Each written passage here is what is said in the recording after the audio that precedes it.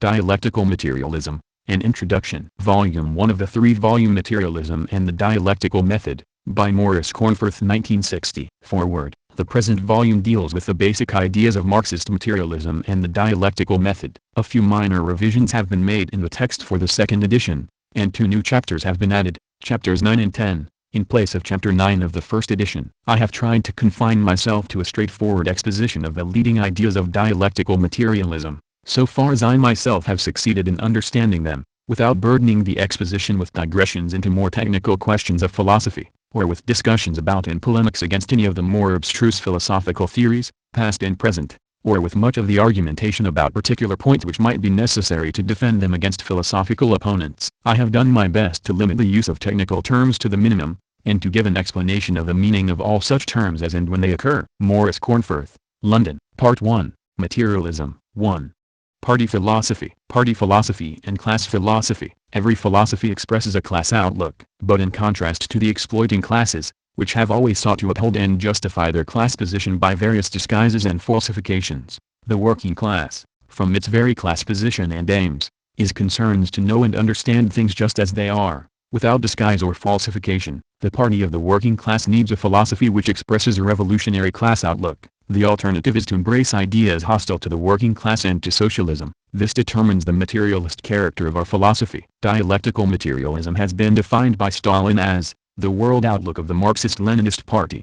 5.1. This definition must appear a strange one, both to many politicians and to many philosophers. But we will not begin to understand dialectical materialism unless we can grasp the thought which lies behind this definition. Let us ask, first of all, what conception of philosophy lies behind the idea expressed in this definition of party, or, since a party is always the political representative of a class, class philosophy. By philosophy is usually meant our most general account of the nature of the world and of mankind's place and destiny in it, our world outlook. That being understood, it is evident that everybody has some kind of philosophy, even though he has never learned to discuss it. Everybody is influenced by philosophical views, even though he has not thought them out for himself and cannot formulate them. Some people, for example, think that this world is nothing but a vale of tears and that our life in it is the preparation for a better life in another and better world. They accordingly believe that we should suffer whatever befalls us with fortitude, not struggling against it, but trying to do whatever good we can to our fellow creatures. This is one kind of philosophy, one kind of world outlook. Other people think that the world is a place to grow rich in, and that each should look out for himself. This is another kind of philosophy. But granted that our philosophy is our world outlook, the task arises of working out this world outlook systematically and in detail, turning it into a well-formulated and coherent theory, turning vaguely held popular beliefs and attitudes into more or less systematic doctrines. This is what the philosophers do. By the time the philosophers have worked out their theories, they have often produced something very complicated, very abstract and very hard to understand. But even though only a comparatively few people may read and digest the actual productions of philosophers, these productions may and do have a very wide influence. For the fact that philosophers have systematized certain beliefs reinforces those beliefs, and helps to impose them upon wide masses of ordinary people. Hence, everyone is influenced in one way or another by philosophers, even though they have never read the works of those philosophers. And if this is the case, then we cannot regard the systems of the philosophers as being wholly original, as being wholly the products of the brain work of the individual philosophers. Of course, the formulation of views, the peculiar ways in which they are worked out and written down, is the work of the particular philosopher. But the views themselves, in their most general aspect, have a social basis in ideas which reflect the social activities and social relations of the time, and which, therefore, do not spring ready-made out of the heads of philosophers. From this we may proceed a step further. When society is divided into classes, and society always has been divided into classes ever since the dissolution of the primitive communes, that is to say, throughout the entire historical period to which the history of philosophy belongs, then the various views which are current in society always express the outlooks of various classes. We may conclude, therefore, that the various systems of the philosophers also always express a class outlook. They are, in fact, nothing but the systematic working out in theoretical formulation of a class outlook, or, if you prefer, of the ideology of definite classes. Philosophy is and always has been class philosophy. Philosophers may pretend it is not, but that does not alter the fact, for people do not and cannot think in isolation from society, and therefore from the class interests and class struggles which pervade society, any more than they can live and act in such isolation. A philosophy is a world outlook, an attempt to understand the world, mankind and man's place in the world. Such an outlook cannot be anything but the outlook of a class, and the philosopher functions as the thinking representative of a class. How can it be otherwise? Philosophies are not imported from some other planet, but are produced here on Earth, by people involved, whether they like it or not, in existing class relations and class struggles. Therefore, whatever philosophers say about themselves, there is no philosophy which does not embody a class outlook, or which is impartial, as opposed to partisan, in relation to class struggles. Search as we may, we shall not find any impartial, non-partisan, non-class philosophy. Bearing this in mind, then, we shall find that the philosophies of the past have all, in one way or another, expressed the outlook of the so-called educated classes, that is to say, of the exploiting classes. In general, it is the leaders of society who express and propagate their ideas in the form of systematic philosophies. And up to the appearance of the modern working class, which is the peculiar product of capitalism, these leaders have always been the exploiting classes. It is their outlook which has dominated philosophy, just as they have dominated society. We can only conclude from this that the working class, if today it intends to take over leadership of society, needs to express its own class outlook in philosophical form, and to oppose this philosophy to the philosophies which express the outlook and defend the interests of the exploiters. The services rendered by Marx and Engels to the working class may be expressed in a few words thus: they taught the working class to know itself and be conscious of itself, and they substituted science for dreams, wrote Lenin. It is the great and historic merit of Marx and Engels that they proved by scientific analysis the inevitability of the collapse of capitalism and its transition to communism, under which there will be no more exploitation of man by man. That they indicated to the proletarians of all countries their role, their task, their mission, namely, to be the first to rally around themselves in this struggle all the toilers and exploited, teaching the working class to know itself and be conscious of itself, and to rally around itself all the toilers and exploited. Marx and Engels founded and established the revolutionary theory of working class struggle, which illumines the road by which the working class can throw off capitalist exploitation, can take the leadership of all the masses of the people, and so free the whole of society once and for all of all oppression and exploitation of man by man. Marx and Engels wrote in the period when capitalism was still in the ascendant and when the forces of the working class were first being rallied and organized. Their theory was further continued by Lenin, in the period when capitalism had reached its final stage of monopoly capitalism or imperialism, and when the proletarian socialist revolution had begun. It was further continued by Stalin. Marx and Engels taught that, without its own party, the working class certainly could not win victory over capitalism, could not lead the whole of society forward to the abolition of capitalism and the establishment of socialism. The working class must have its own party, independent of all bourgeois parties. Further developing the Marxist teachings about the party, Lenin showed that the party must act as the vanguard of its class, the most conscious section of its class, and that it is the instrument for winning and wielding political power. To fulfill such a role, the party must evidently have knowledge, understanding and vision. In other words, it must be equipped with revolutionary theory, on which its policies are based and by which its activities are guided. This theory is the theory of Marxism-Leninism, and it is not just an economic theory,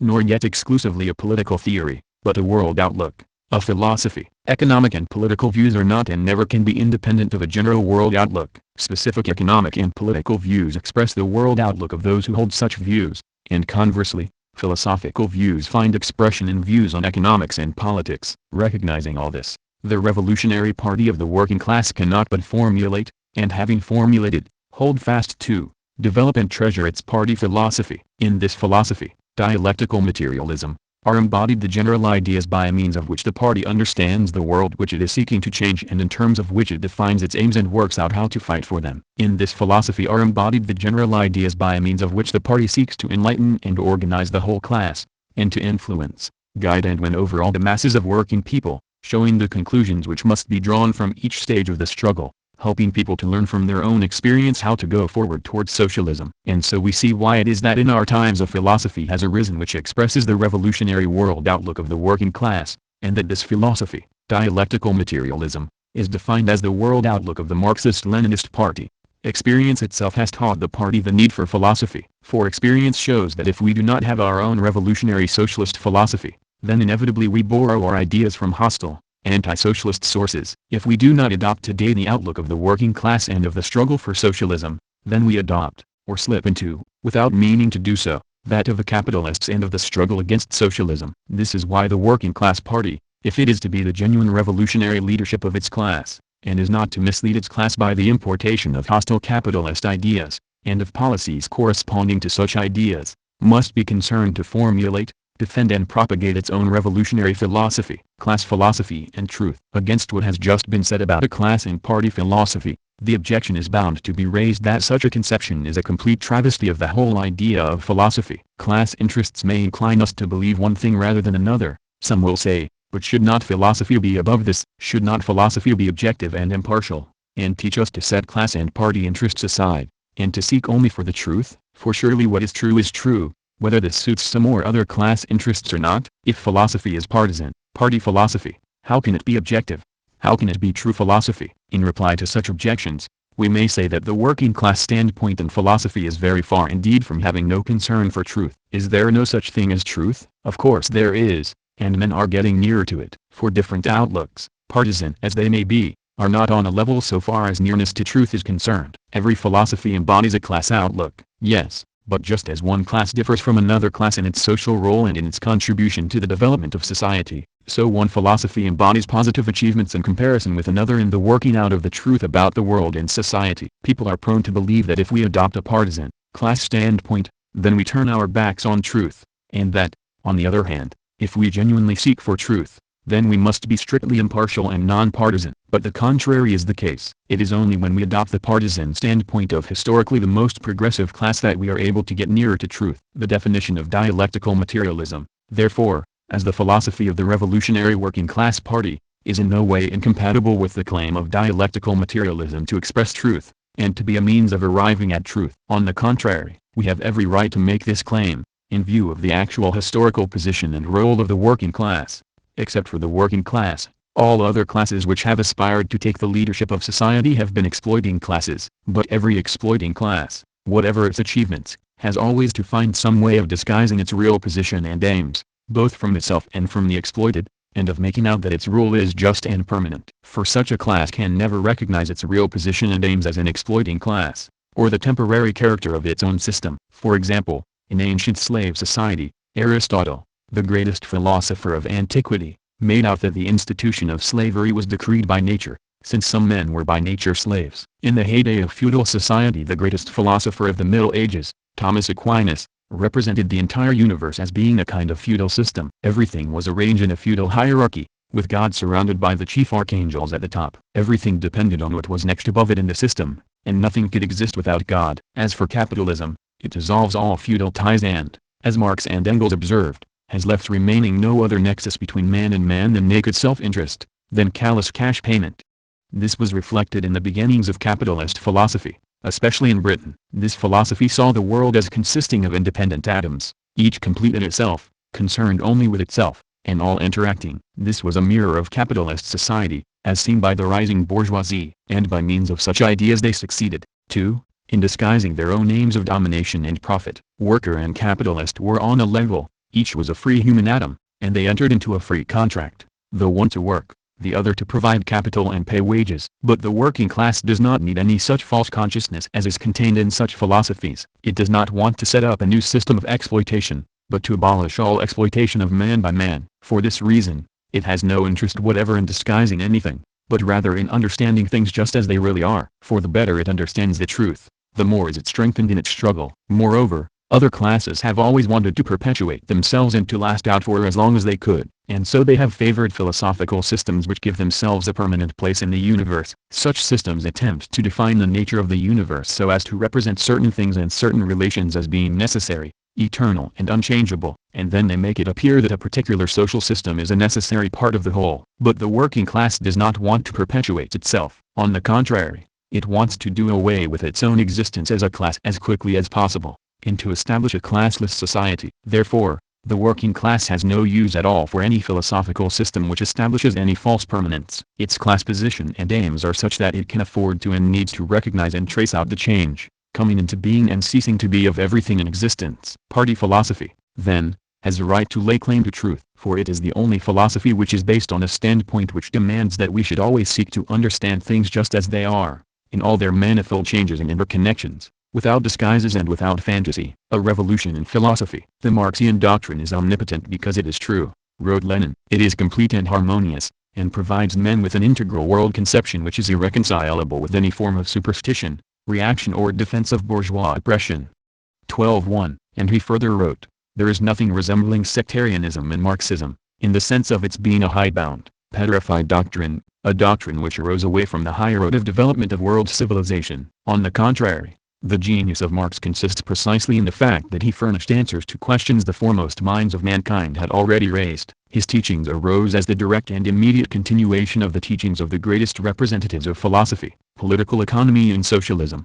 12.2. Marxism is a revolution in philosophy. This revolution appears as the culmination of a whole great development of philosophical thought, in which the problems of philosophy were posed and took shape in the course of a series of revolutions, the highest point being reached in the classical German philosophy of the early 19th century. Marxism is thus the continuation and culmination of the past achievements of philosophy, and it is a continuation which puts an end to an epoch and constitutes a new point of departure. In comparison with past philosophies, it launches out on new lines. It puts an end to the systems of the past, and is a philosophy of an entirely new kind. Marxism-Leninism is no longer a philosophy which expresses the world outlook of an exploiting class, of a minority, striving to impose its rule and its ideas upon the masses of the people, in order to keep them in subjection, but it is a philosophy which serves the common people in their struggle to throw off all exploitation and to build a classless society. Marxism-Leninism is a philosophy which seeks to understand the world in order to change it. The philosophers have only interpreted the world in various ways, wrote Marx. The point, however, is to change it.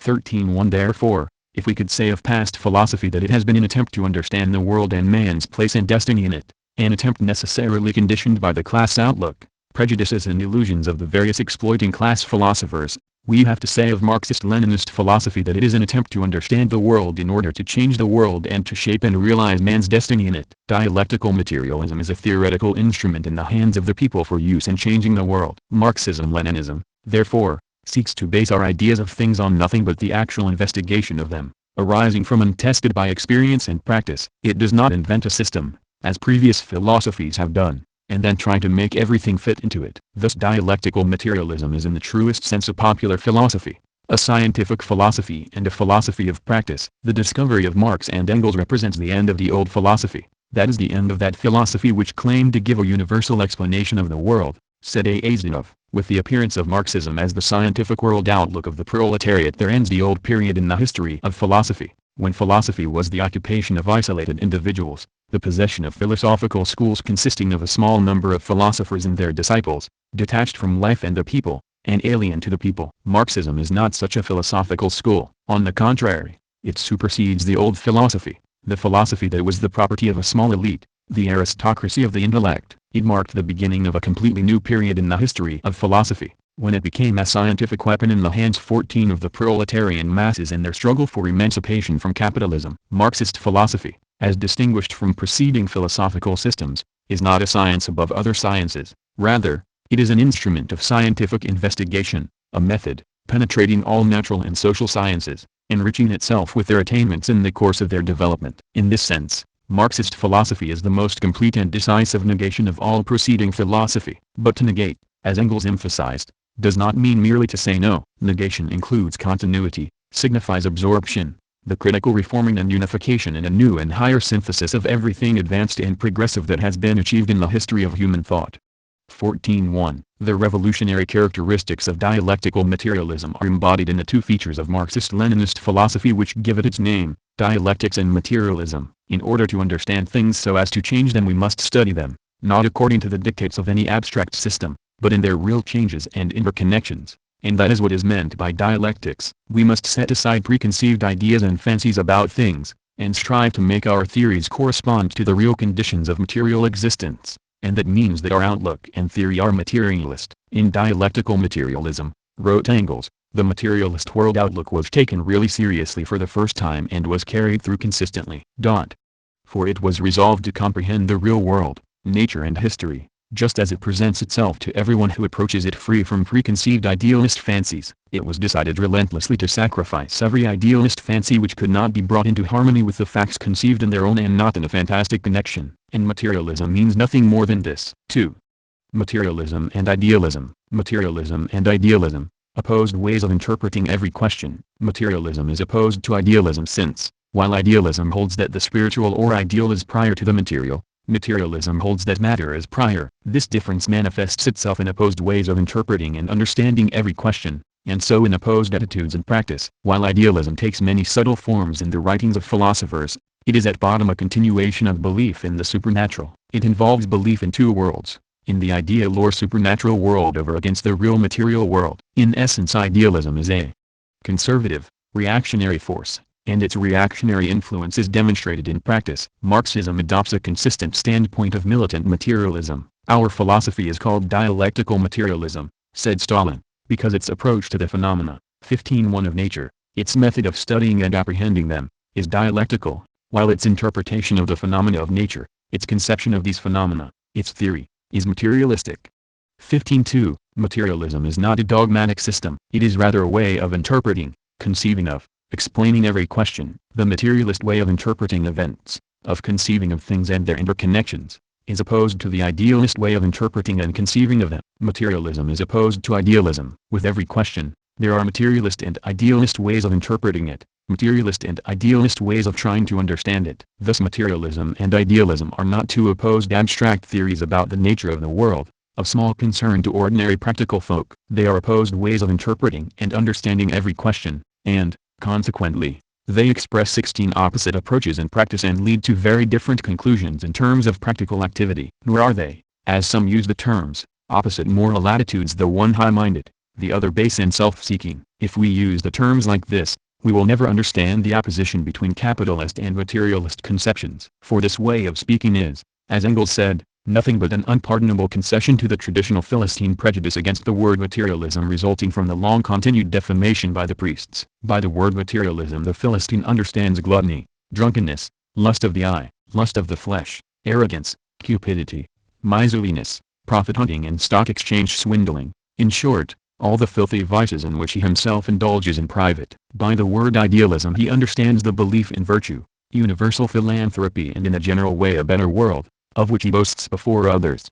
16.1 Before trying to define materialism and idealism in general terms, let us consider how these two ways of understanding things are expressed in relation to certain simple and familiar questions. This will help us to grasp the significance of the distinction between a materialist and an idealist interpretation. First let us consider a very familiar natural phenomenon, a thunderstorm. What causes thunderstorms? An idealist way of answering this question is to say that thunderstorms are due to the anger of God. Being angry, he arranges for lightning and thunderbolts to descend upon mankind. The materialist way of understanding thunderstorms is opposed to this. The materialist will try to explain and understand thunderstorms as being solely due to what we call natural forces. For example, ancient materialists suggested that far from thunderstorms being due to the anger of the gods, they were caused by material particles in the clouds banging against one another. That this particular explanation was wrong, is not the point. The point is that it was an attempt at materialist as opposed to idealist explanation. Nowadays a great deal more is known about thunderstorms arising from the scientific investigation of the natural forces involved. Knowledge remains very incomplete, but at all events enough is known to make it quite clear that the explanation must be on materialist lines, so that the idealist explanation has become thoroughly discredited. It will be seen that while the idealist explanation tries to relate the phenomenon to be explained to some spiritual cause, in this case the anger of God, the materialist explanation relates it to material causes. In this example, most educated people today would agree in accepting the materialist interpretation. This is because they generally accept the scientific explanation of natural phenomena, and every advance of natural science is an advance in the materialist understanding of nature. Let us take a second example, this time one arising out of social life. For instance, why are there rich and poor? This is a question which many people ask, especially poor people. The most straightforward idealist answer to this question is to say simply, it is because God made them so. It is the will of God that some should be rich and others poor. But other less straightforward idealist explanations are more in vogue. For example, it is because some men are careful and far-sighted, and these husband their resources and grow rich, while others are thriftless and stupid, and these remain poor. Those who favor this type of explanation say that it is all due to eternal human nature. The nature of man and of society is such that the distinction of rich and poor necessarily arises. Just as in the case of the thunderstorm, so in the case of the rich and poor, the idealist seeks for some spiritual cause, if not in the will of God, the divine mind, then in certain innate characteristics of the human mind. The materialist, on the other hand, seeks the reason in the material, economic conditions of social life.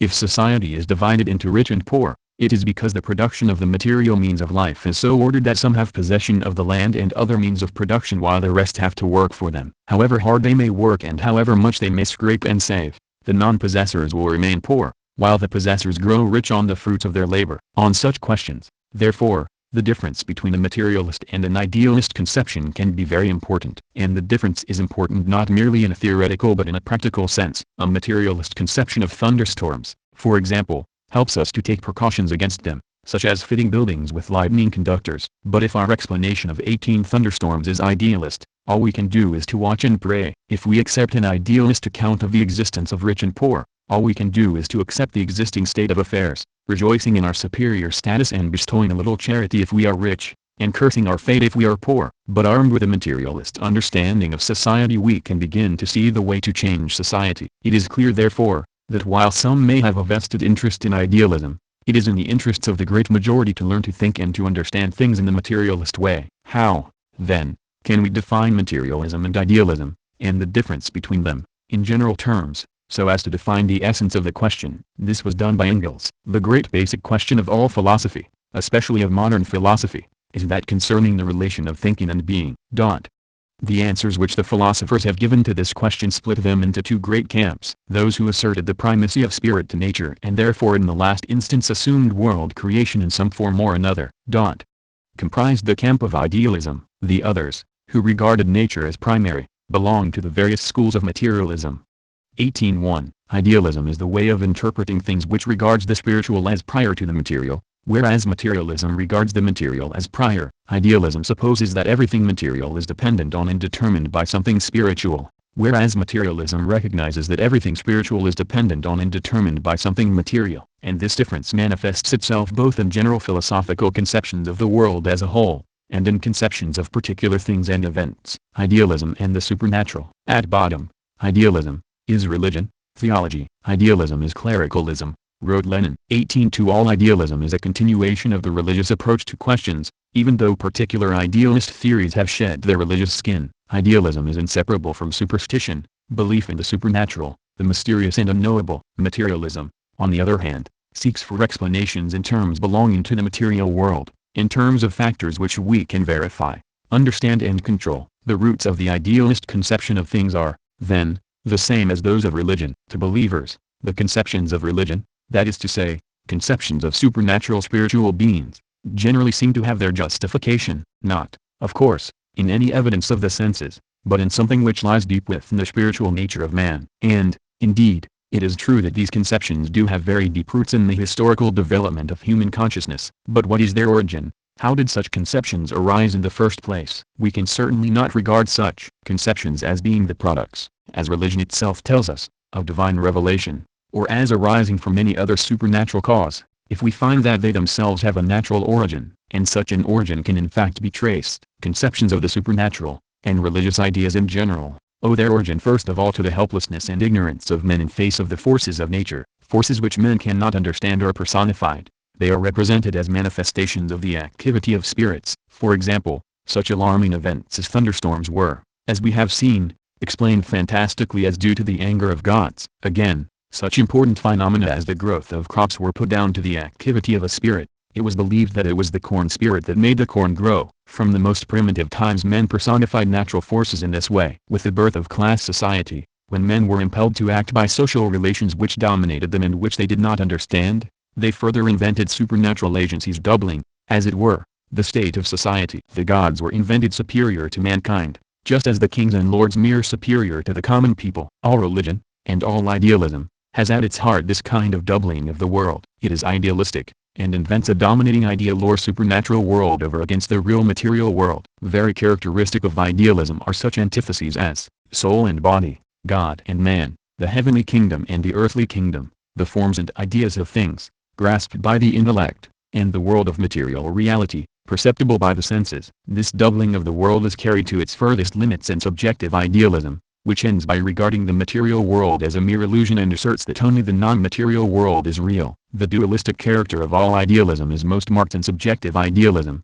which posits a complete antithesis between the mechanistic system of the illusory material world and the freedom of the higher, non-material reality. This antithesis, disguised as it often is behind allegedly scientific and empiricist theorizing, characterizes all subjective idealist philosophies, from Berkeley to John Dewey. For idealism, there is always a higher, more real, non-material world, which is prior to the material world, is its ultimate source and cause. and to which the material world is subject. For materialism, on the other hand, there is one world, the material world. By idealism in philosophy we mean any doctrine which says that beyond material reality there is a higher, spiritual reality, in terms of which the material reality is in the last analysis to be explained. Some varieties of present-day idealist philosophy. At this point a few observations may be useful concerning some characteristic doctrines of modern bourgeois philosophy. For nearly 300 years there has been put forward a variety of philosophy known as subjective idealism. This teaches that the material world does not exist at all. Nothing exists but the sensations and ideas in our minds,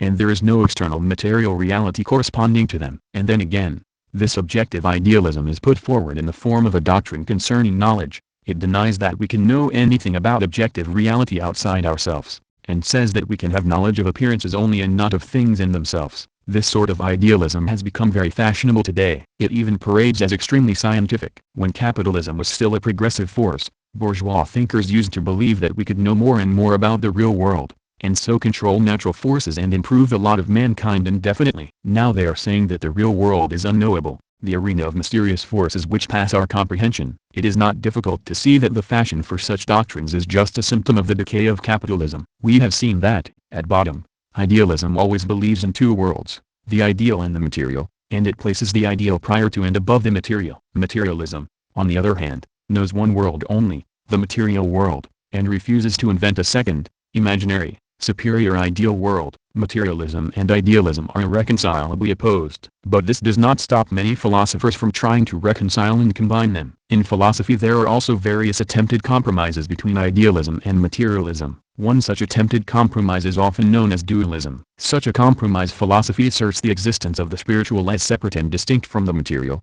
but it tries to place the two on a level. Thus it treats the world of non-living matter in a thoroughly materialist way. This, it says, is the sphere of activity of natural forces, and spiritual factors do not enter into it and have nothing to do with it in any way. But when it comes to mind and society, here, says this philosophy, is the sphere of activity of spirit. Here, it maintains, we must seek explanations in idealist and not in materialist terms. Such a compromise between materialism and idealism, therefore, amounts to this, that with regard to all the most important questions concerning men, society and history we are to continue to adopt idealist conceptions and to oppose materialism. Another compromise philosophy is known as realism. In its modern form, this philosophy has arisen in opposition to subjective idealism. The realist philosophers say that the external material world really exists independent of our perceptions and is in no way reflected by our perceptions. In this the realists agree with the materialists in opposition to subjective idealism. Indeed, you cannot be a materialist unless you are a thoroughgoing realist on the question of the real existence of the material world. But merely to assert that the external world exists independent of our perceiving it,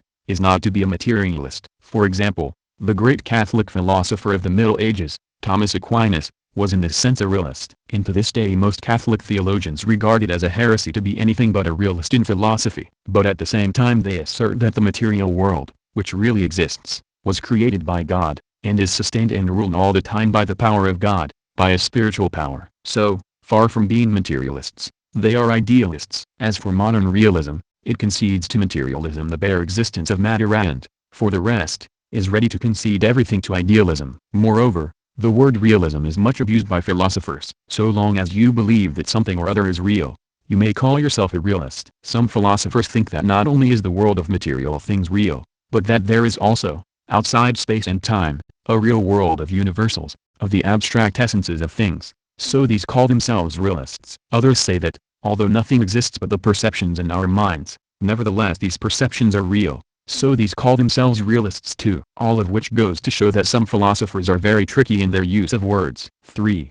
Mechanistic materialism, the changing world and how to understand it. The type of materialism produced in the past by the revolutionary bourgeoisie was mechanistic materialism. This took over the ancient materialist conception that the world consisted of unchanging material particles, atoms, whose interactions produced all the phenomena of nature, and further strove to understand the workings of nature on the model of the workings of a machine. It was in its time a progressive and revolutionary doctrine. But it has three grave weaknesses. 1. It requires the conception of a supreme being who started the world up. 2. It seeks to reduce all processes to the same cycle of mechanistic interactions and so cannot account for development, for the emergence of new qualities, new types of processes in nature. 3. It cannot account for social development, can give no account of human social activity and leads to an abstract conception of human nature. Before Marx, materialism was predominantly mechanistic. We often hear people complain that the materialists seek to reduce everything in the world, including life and mind, to a system of soulless mechanism, to a mere mechanical interaction of bodies. This refers to mechanistic materialism. Marxist materialism is, however, not mechanistic but dialectical. To understand what this means we need first to understand something about mechanistic materialism itself. We can approach this problem by asking how materialists have sought to understand the various processes of change which are observed everywhere in the world. The world is full of change. Night follows day and day night. The seasons succeed each other. People are born, grow old and die. Every philosophy recognizes that change is an omnipresent fact. The question is, how are we to understand the change which we observe everywhere? Change may be understood, in the first place, in an idealist way or in a materialist way. Idealism traces back all change to some idea or intention, if not human, then divine. Thus for idealism, changes in the material world are, in the last analysis, initiated and brought about by something outside matter, not material, not subject to the laws of the material world. But materialism traces back all change to material causes. In other words, it seeks to explain what happens in the material world from the material world itself. But while the occurrence of change has been recognized by everyone, since none can ignore it, philosophers have nevertheless sought to find something which does not change, something permanent, something changeless, behind or within the change. This is generally an essential part of the ideology of an exploiting class. They are afraid of change, because they are afraid that they, too, may be swept away. So they always seek for something fixed and stable, not subject to change. They try to hitch themselves onto this, as it were. The earlier materialists,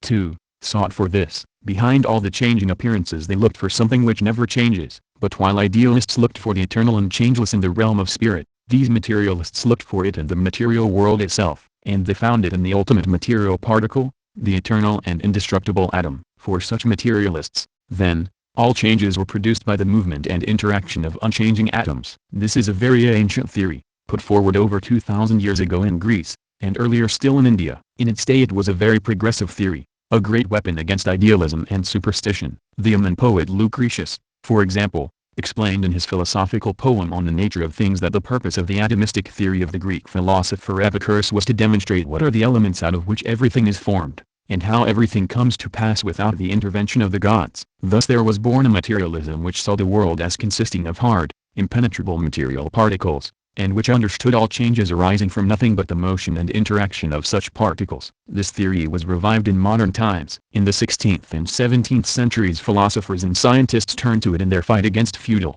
Catholic philosophy. But this modern materialism proved to be much richer in content than the ancient, for it tried to work out what were the laws of interaction of material particles, and so to present a picture of how all phenomena, from merely physical changes to the life of man, resulted from the motion and interaction of the separate parts of matter. In this way, by the 18th century, there had appeared the characteristic modern theories of mechanistic materialism. Mechanistic materialism was in essence an ideology, a mode of theorizing, of the rising bourgeoisie. In order to understand it we must understand, first of all, that it arose and developed in opposition to feudal ideology, that its critical edge was directed against feudal ideas, that it was in fact the most radical of all bourgeois forms of opposition against the feudal outlook. In the period of the rise of the bourgeoisie, the feudal social relations were shattered, and so were the feudal ideas, embodied in the Catholic philosophy, in which those social relations were enshrined. The feudal system, whose economic basis lay in the exploitation of the serfs by the feudal proprietors, involved complex social relationships of dependence, subordination and allegiance. All this was reflected, not only in social and political philosophy, but also in the philosophy of nature. It was typical of the natural philosophy of the feudal period that everything in nature was explained in terms of its proper place in the system of the universe, in terms of its supposed position of dependence and subordination in that system, and of the end or purpose which it existed to serve. The bourgeois philosophers and scientists destroyed these feudal ideas about nature. They regarded nature as a system of bodies and interaction, and, rejecting all the feudal dogmas, they called for the investigation of nature in order to discover how nature really worked. The investigation of nature advanced hand in hand with the 31 geographical discoveries, the development of trade and transport, the improvement of machinery and manufactures. The greatest strides were made in the mechanical sciences, closely connected as they were with the needs of technology. So it came about that materialist theory was enriched as the result of the scientific investigation of nature, and in particular by the mechanical sciences. This determined at once the strength and the weakness, the achievement and the limitation,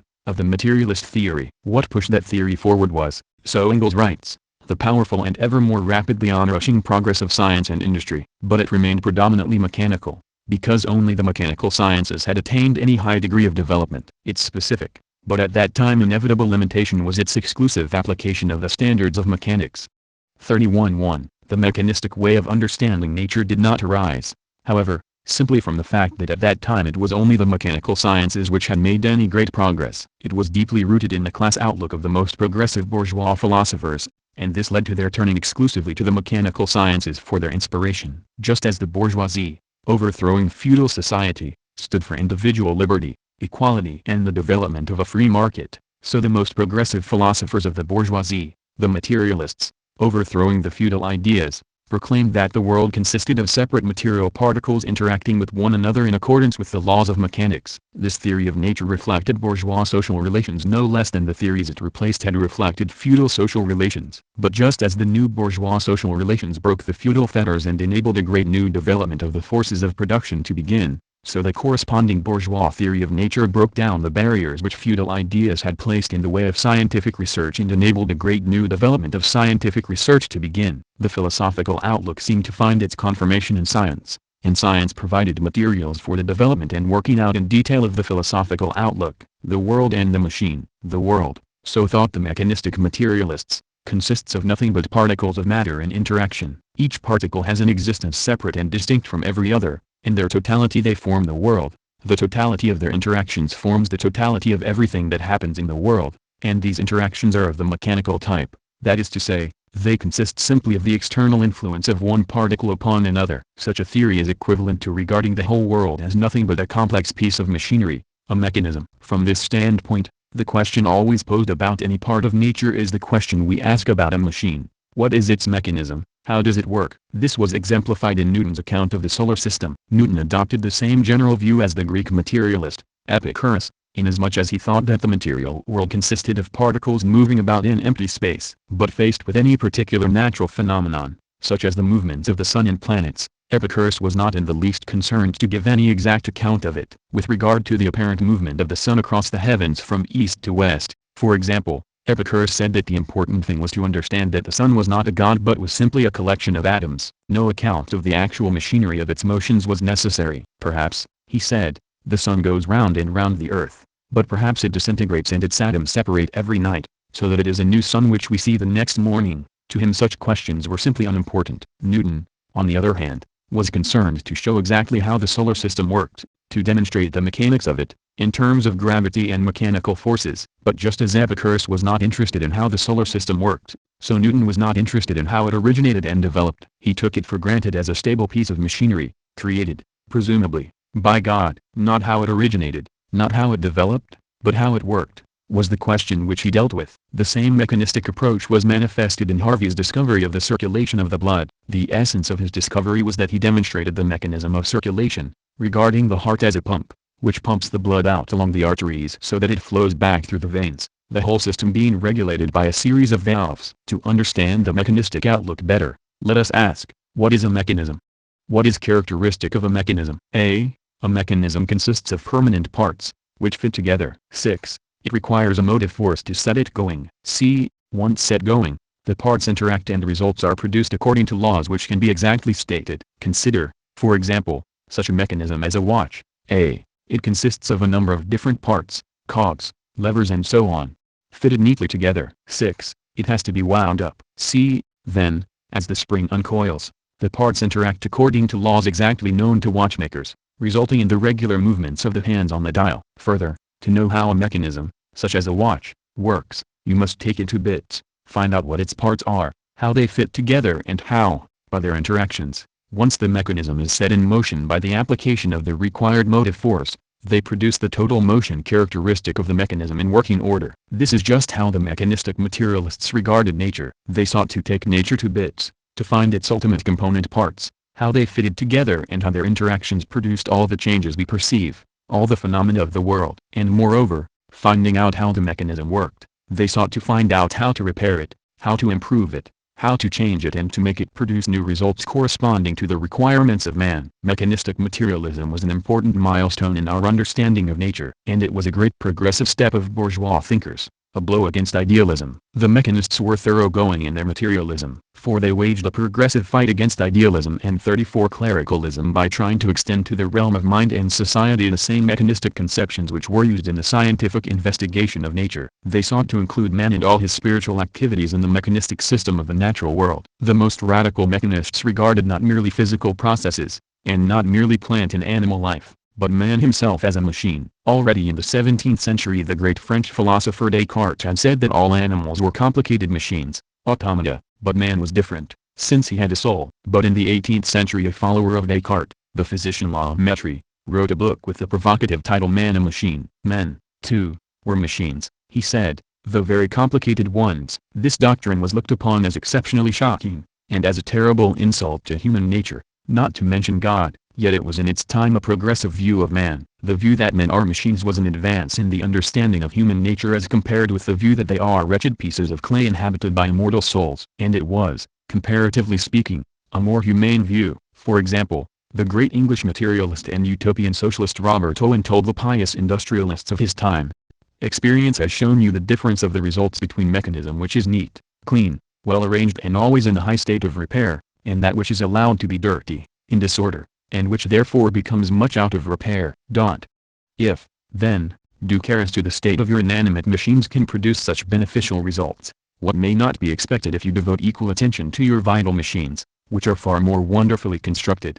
34.1. This humanitarianism was, however, at the best bourgeois humanitarianism. Like all mechanistic materialism, it was rooted in the class outlook of the bourgeoisie. The view that man is a machine is rooted in the view that in production man is a mere appendage of the machine. And if on the one hand this implies that the human machine ought to be well tended and kept in good condition, on the other hand it equally implies that no more should be expended for this purpose than is strictly necessary to keep the human machine in bare working order. The weakness and limitations of mechanistic materialism. Mechanistic materialism had grave weaknesses. 1. It could not sustain the materialist standpoint consistently and all the way. For if the world is like a machine, who made it, who started it up? There was necessary, in any system of mechanistic materialism, a supreme being, outside the material world, even if he no longer continuously interfered in the world and kept things moving, but did no more than start things up and then watch what happened. Such a supreme being was postulated by nearly all the mechanistic materialists, for example, by Voltaire and Tom Paine. But this opens the door to idealism. 2. Mechanistic materialism sees change everywhere, yet because it always tries to reduce all phenomena to the same system of mechanical interactions,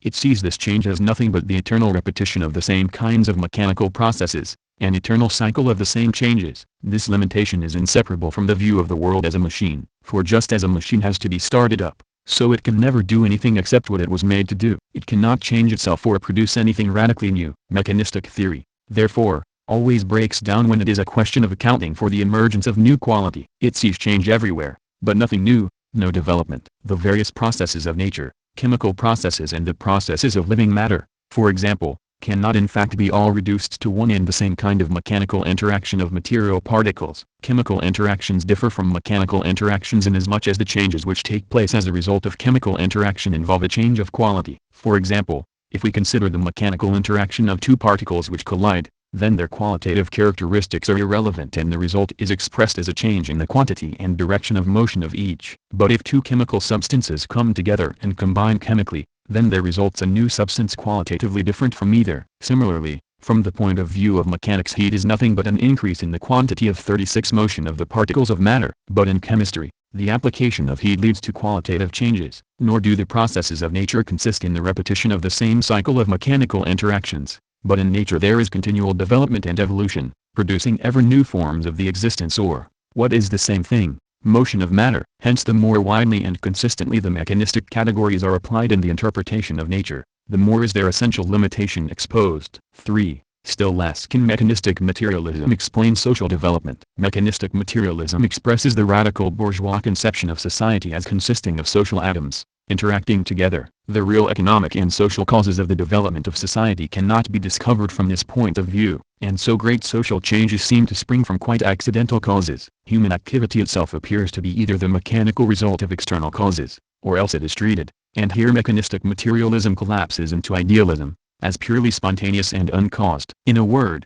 mechanistic materialism cannot give an account of men's social activity. Mechanistic materialism and utopian socialism. The mechanistic view treated men quite abstractly, each man being regarded as a social atom endowed by nature with certain inherent properties, attributes and rights. This was expressed in the bourgeois conception of the rights of man, and in the bourgeois revolutionary slogan, "All men are equal." But the conception of human rights cannot be deduced from the abstract nature of man, but is determined by the stage of society in which men are living. Nor are men what they are by nature, but they become what they are, and change, as a result of their social activity. Nor are all men by nature equal. In opposition to the bourgeois conception of abstract equality, which amounted to mere formal equality of rights as citizens, equality before the law, Marx and Engels declared, the real content of the proletarian demand for equality is 37. The demand for the abolition of classes. Any demand for equality which goes beyond that of necessity passes into absurdity.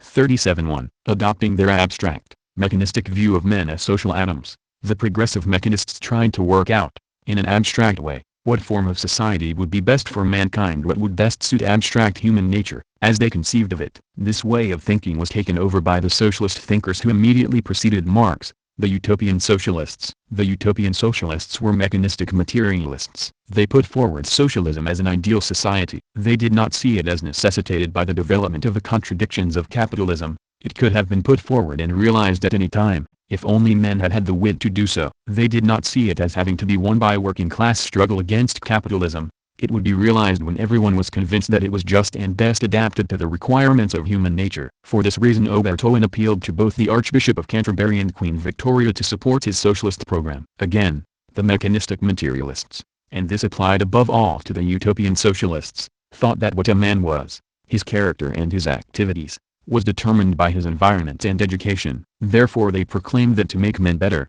happier and more rational it was simply necessary to place them in better conditions and to give them a better education. But to this Marx replied, the materialist doctrine that men are products of circumstances and upbringing, and that, therefore, changed men are produced by changed circumstances and changed upbringing, forgets that circumstances are changed precisely by men and that the educator must himself be educated.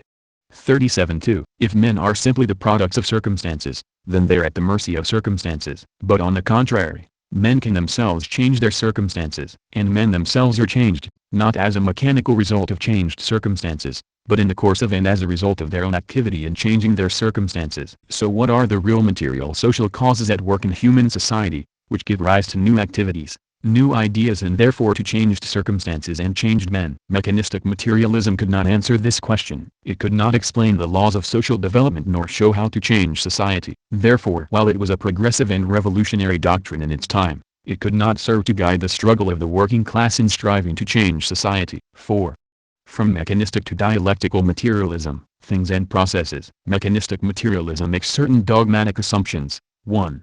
That the world consists of permanent and stable things or particles, with definite, fixed properties. 2. That the particles of matter are by nature inert and no change ever happens except by the action of some external cause. 3.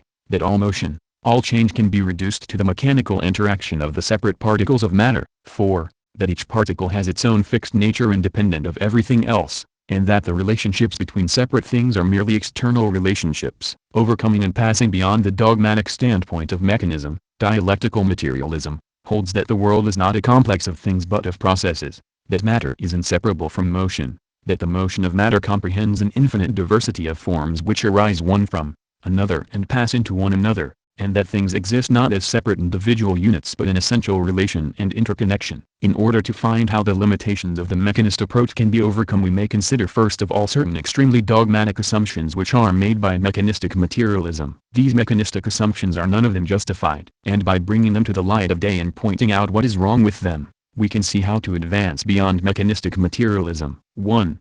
Mechanism sees all change as having at its basis permanent and stable things with definite, fixed properties. Thus for the mechanists the world consists of indivisible, indestructible material particles, which in their interaction manifest such properties as position, mass, velocity. According to mechanism, if you could state the position, mass, force and velocity of every particle at a given instant of time, then you would have said everything that could be said about the world at that time, and could, by applying the laws of mechanics, predict everything that was going to happen afterwards. This is the first dogmatic assumption of mechanism. But we need to reject it. For the world does not consist of things but of processes, in which things come into being and pass away. The world is not to be comprehended as a complex of ready-made things, rote angles, but as a complex of processes, in which things apparently stable, no less than their mind images in our heads, the concepts, go through an uninterrupted change of coming into being and passing away.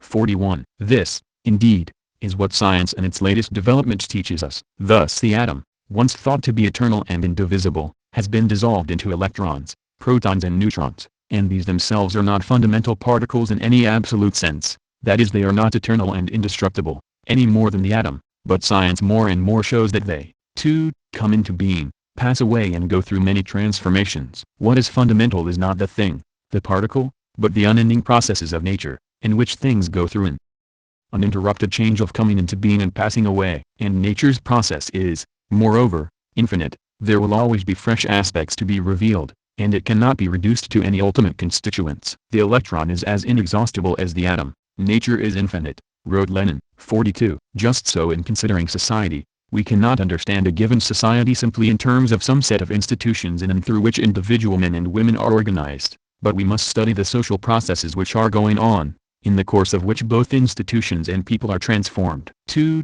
The second dogmatic assumption of mechanism is the assumption that no change can ever happen except by the action of some external cause. Just as no part of a machine moves unless another part acts 41 on it and makes it move, so mechanism sees matter as being inert, without motion, or rather without self-motion. For mechanism, nothing ever moves unless something else pushes or pulls it. It never changes unless something else interferes with it. No wonder that, regarding matter in this way, the mechanists had to believe in a supreme being to give the initial impulse. But we need to reject this lifeless, dead theory about matter. This theory separates matter and motion. It thinks of matter as just a dead mass, so that motion always has to be impressed on matter from outside. But, on the contrary, you cannot separate matter and motion. Motion, said Engels, is the mode of existence of matter. Motion is the mode of existence of matter. Never anywhere has there been matter without motion, nor can there be motion in cosmic space. Mechanical motion of smaller masses on the various celestial bodies, the motion of molecules as heat or as electrical or magnetic currents, chemical combination or disintegration, organic life. At each given moment each individual atom of matter in the world is in one or other of these forms of motion, or in several forms of them at once. All rest, all equilibrium is only relative, and only has meaning in relation to one or other definite form of motion. A body, for example, may be on the ground in mechanical equilibrium, may be mechanically at rest, but this in no way prevents it from participating in the motion of the Earth and in that of the whole solar system, just as little as it prevents its most minute parts from carrying out the oscillations determined by its temperature, or its atoms from passing through a chemical process. Matter without motion is just as unthinkable as motion without matter. 41.1. Far from being dead, lifeless, inert, it is the very nature of matter to be in process of continual change, of motion. Once we realize this, then there is an end of appeal to the initial impulse. Motion, like matter, never had a beginning. The conception of the inseparability of matter and motion, the understanding that motion is the mode of existence of matter, provides the way to answering a number of perplexing questions which usually haunt people's minds when they think about materialism and which lead them to desert materialism and to run to the priests for an explanation of the ultimate truth about the universe. Was the world created by a supreme being? What was the origin of matter? What was the origin of motion? What was the very beginning of everything? What was the first cause? These are the sort of questions which puzzle people. It is possible to answer these questions. No, the world was not created by a supreme being. Any particular organization of matter, any particular process of matter in motion, has an origin and a beginning. It originated out of some previous organization of matter, out of some previous process of matter in motion. But matter in motion had no origin,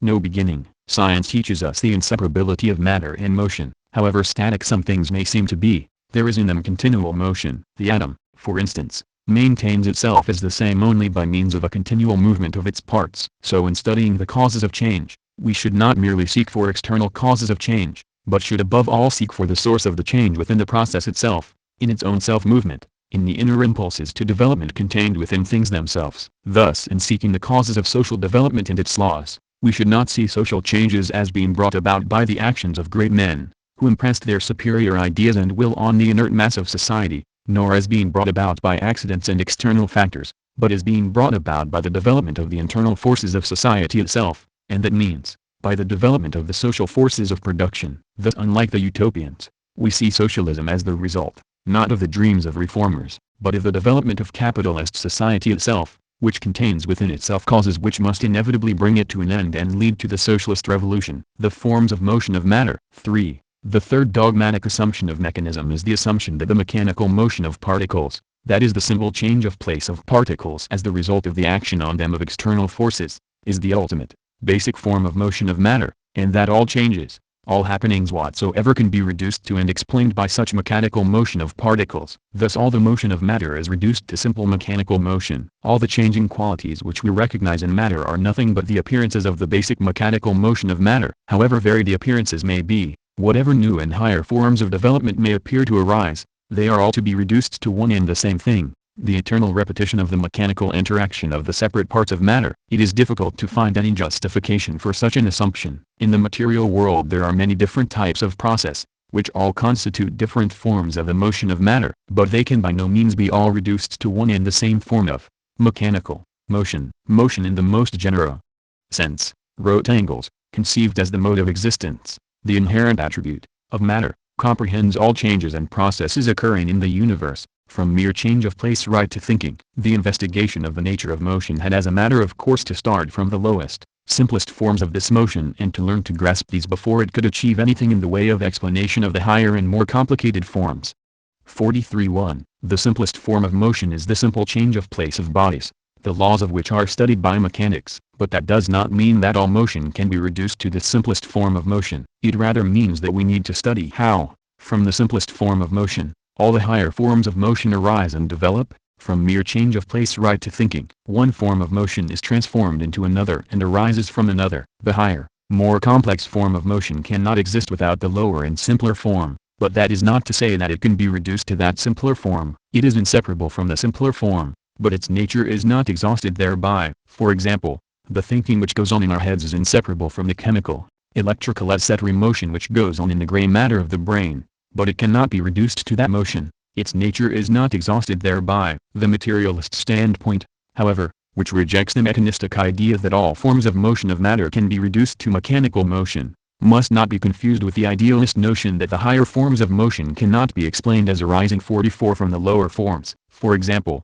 idealists assert that life, as a form of motion of matter, cannot possibly be derived from any processes characteristic of non-living matter. For them, life can only arise through the introduction into a material system of a mysterious something from outside, a vital force. But to say that a higher form of motion cannot be reduced to a lower form is not to say that it cannot be derived from the lower form in the course of the latter's development. Thus materialists will always affirm that life, for example, appears at a certain stage in the development of more complex forms of non-living matter, and arises as a result of that development, not as a result of the introduction into non-living matter of a mysterious vital force. The task of science in this sphere remains to demonstrate experimentally how the transition from non-living to living matter takes place. Thus the mechanistic program of reducing all the motion of matter to simple, mechanical motion must be rejected. We need rather to study all the infinitely various forms of motion of matter, and their transformations one into another, and as they arise one from another, the complex from the simple, the higher from the lower. In the case of society,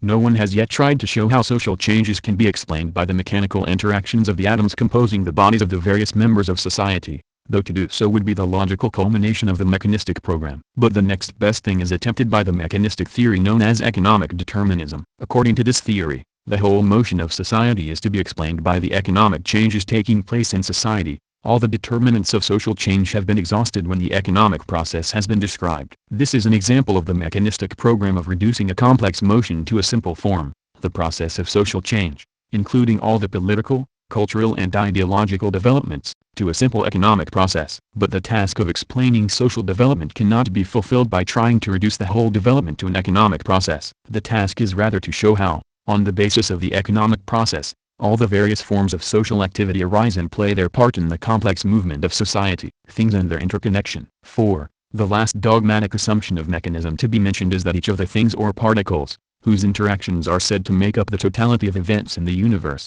has its own fixed nature quite independent of everything else. In other words, each thing can be considered as existing in separation from other things, as an independent unit. Proceeding on this assumption, it follows that all relations between things are merely external relations. That is to say, things enter into various relationships one with another, but these relationships are accidental and make no difference to the nature of the things related. In regarding each thing as a separate unit entering into external relations with other things, it further follows that mechanism regards the whole as no more than the sum of its separate parts. According to this view, the properties and laws of development of the whole are uniquely determined by the properties of all its parts. Not one of these assumptions is correct. Nothing exists or can exist in splendid isolation, separate from its conditions of existence, independent of its relationships with other things. Things come into being, exist and cease to exist, not each independent of all other things, but each in its relationship with other things. The very nature of a thing is modified and transformed by its relationships with other things. When things enter into such relationships that they become parts of a whole, the whole cannot be regarded as nothing more than the sum total of the parts. True, the whole is nothing apart from and independent of its parts, but the mutual relations which the parts enter into in constituting the whole modify their own properties, so that while it may be said that the whole is determined by the parts, it may equally be said that the parts are determined by the whole. Once again, the development of science itself shows the inadmissibility of the old mechanistic assumptions. These assumptions have force only in the very limited sphere of the study of the mechanical interactions of discrete particles. In physics they were already shattered with the development of the study of the electromagnetic field. Still less are they admissible in biology, in the study of living matter, and still less are they admissible in the study of men and society. We cannot understand social processes, as mechanists always try to do, as resulting simply from a set of fixed characteristics of human nature, for human nature is always conditioned by and in various respects changes with changes in men's social relations. The correction of mechanistic materialism. When we bring into the open and reject these assumptions of mechanistic materialism, then we begin to see the need for a materialist doctrine of a new type, a materialism which overcomes the weaknesses and narrow, dogmatic assumptions of mechanism. This is dialectical materialism. Dialectical materialism understands the world, not as a complex of ready-made things, but as a complex of processes, in which all things go through an uninterrupted change of coming into being and passing away. Dialectical materialism considers that matter is always in motion, that motion is the mode of existence of matter, so that there can no more be matter without motion than motion without matter. Motion does not have to be impressed upon matter by some outside force, but above all it is necessary to look for the inner impulses of development, the self-motion, inherent in all processes. Dialectical materialism understands the motion of matter as comprehending all changes and processes in the universe, from mere change of place right to thinking. It recognizes, therefore, the infinite diversity of the forms of motion of matter, the transformation of one form into another, the development of the forms of motion of matter from the simple to the complex, from the lower to the higher. Dialectical materialism considers that, in the manifold processes taking place in the universe, things come into being, change and pass out of being, not as separate individual units, but in essential relation and interconnection, so that they cannot be understood each separately and by itself but only in their relation and interconnection. In dialectical materialism, therefore, there is established a materialist conception far richer in content and more, greater than comprehensive than the former mechanistic materialism. 5. The dialectical conception of development, the idea of evolution. Whereas the older philosophies considered that the universe always remained much the same, a perpetual cycle of the same processes, science has demonstrated the fact of evolution. But while recognizing the fact of evolutionary development, bourgeois thinkers have tried to understand and explain it in fantastic, idealist terms. And they have conceived of development as being always a smooth, continuous process, not recognizing the occurrence of abrupt breaks in continuity, the leap from one stage to another. Following up the ideas of Hegel by taking up the revolutionary side of his philosophy while freeing it of its idealist trammels, Marx and Engels established the dialectical materialist conception of development. The key to understanding development in nature and society and the leaps and breaks in continuity which characterize all real development, lies in the recognition of the inner contradictions and opposite conflicting tendencies which are in operation in all processes. This discovery by Marx and Engels was a revolution in philosophy and made of it a revolutionary weapon of the working people, a method for understanding the world so as to change it. We have seen that the corrections of the mechanistic standpoint made by dialectical materialism are fully justified by and have a basis in the advance of science. Indeed, the advance of science itself has shattered the whole conception of the universe held by the older, mechanistic materialists. According to that conception, the universe always remained much the same. It was a huge machine which always did the same things, kept grinding out the same products, went on and on in a perpetual cycle of the same processes. Thus it used to be thought that the stars and the solar system always remained the same, and that the earth, with its 48 continents and oceans and the plants and animals inhabiting them, likewise always remained the same. But this conception has given way to the conception of evolution, which has invaded all spheres of investigation without exception. Science, however, does not advance in isolation from society as a whole, and the widespread application of the idea of evolution was due not simply to its verification in scientific theory but also to its popularity with the new, rising forces of industrial capitalism, themselves the patrons of science. The bourgeoisie cannot exist without constantly revolutionizing the instruments of production, and thereby the relations of production, and with them the whole relations of society. Conservation of the old modes of production in unaltered form was, on the contrary, the first condition of existence of all earlier industrial classes. Constant revolutionizing of production, uninterrupted disturbance of all social conditions, everlasting uncertainty and agitation, distinguished the bourgeois epoch from all earlier ones. 48.1. The industrial capitalists saw themselves as the bearers of progress, and as they thought progress was the law of capitalism, so they saw it as the law of the whole universe. So there was made possible a great advance in the scientific picture of the universe. We find developing a picture of the universe, not as static, as always the same, but as in continual progressive development. The stars did not always exist, they were formed out of masses of dispersed gas. Once formed, the whole stellar system, with all the stars in it, goes through an evolutionary process, stage by stage. Some stars, like our sun, acquire planets, a solar system. Thus the Earth was born. As its surface cooled, so chemical compounds were formed, impossible in the high temperatures of the stars. Thus matter began to manifest new properties, non-existent before, the properties of chemical combination. Then organic compounds were formed out of the complex linking of carbon atoms, and from organic matter the first bodies arose which began to manifest the properties of life, of living matter. Still new properties of matter emerged,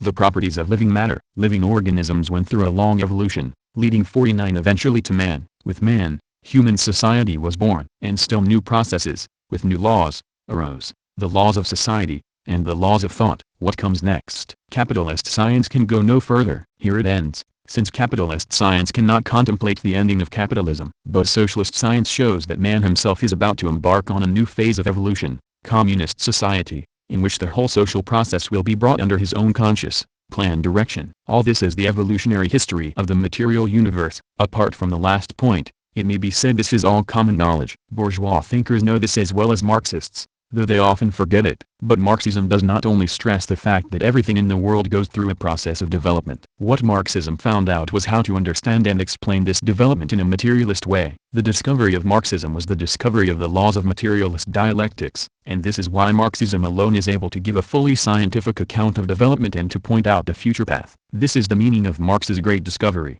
how to understand change and development in a materialist way, and therefore how to become masters of the future. Idealist conceptions of change and development. How did bourgeois thinkers try to account for the universal change and development which they discovered? Let us consider what some of them have had to say over a period of more than a century. Hegel said that the whole process of development taking place in history was due to the absolute idea realizing itself in history. Herbert Spencer said that all development was a process of increasing integration of matter, and he put this down to what he called an incomprehensible and omnipresent power. Henri Bergson said that everything was in process of evolution, due to the activity of the life force. Fairly recently, a school of British philosophers has coined the phrase emergent evolution. They pointed out that in the course of development new qualities of matter are continually emerging, one after the other.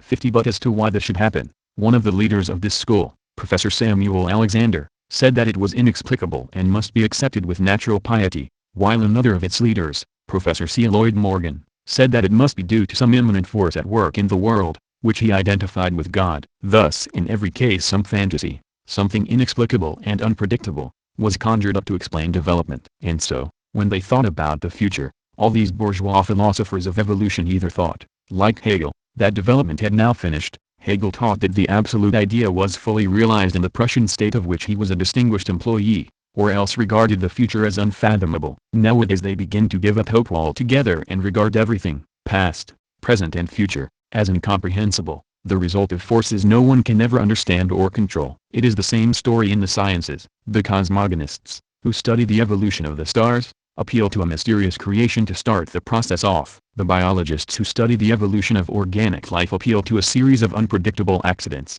the random mutations of genes, as the basis for the whole process. Such ideas are, however, unscientific. Why? Because they assert that the processes they are supposed to be investigating take place without any cause. True, the assertion is often made under a cloak of scientific objectivity and humility. It is not positively stated that no cause exists, but only that we have at present no clue as to what the cause, if any, may be. But, such reservations do not materially alter the nature of the theories in question, for the fact remains that to say that matter was created, to say that mutations occur spontaneously, is to say that something happens for no reason, without any discoverable cause. Such statements do not deserve to be called even provisional scientific hypotheses but are simply idealist inventions, fantasies. Science may not yet know why something happens, but to say that it happens for no reason is to abandon science. A second defect in the evolutionary ideas of most bourgeois thinkers is that they regard the process of evolution as a smooth, continuous and unbroken process. They see the process of transition from one evolutionary stage to another as taking place through a series of gradations,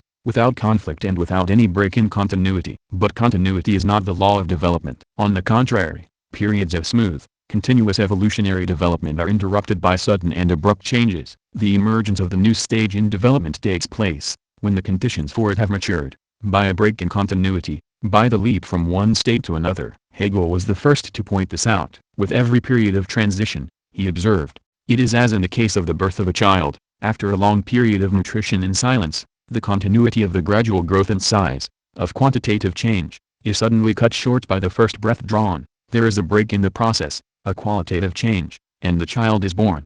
51.1. But Marx alone followed up this profound observation of Hegel. As for the ensuing bourgeois thinkers, although the investigations of science, and common experience itself, clearly demonstrate that development cannot take place without discontinuity, without abrupt transitions and the leap from one state to another, they have nevertheless in their general theories tried to make unbroken continuity the law of evolution. This prejudice in favor of a smooth line of evolution has gone hand in hand with the liberal belief that capitalist society will evolve smoothly, through orderly bourgeois progress broadening down from precedent to precedent, as Tennyson once expressed it. To have thought differently about evolution in general would have implied that we would have to think differently about social evolution in particular. The dialectical materialist conception of development. The problem of understanding and explaining development in a materialist way, that is, in harmony with the facts conceived in their own and not in a fantastic connection, is answered by dialectical materialism. Dialectical materialism considers the universe, not as static, not as unchanging, but as a continual process of development. It considers this development,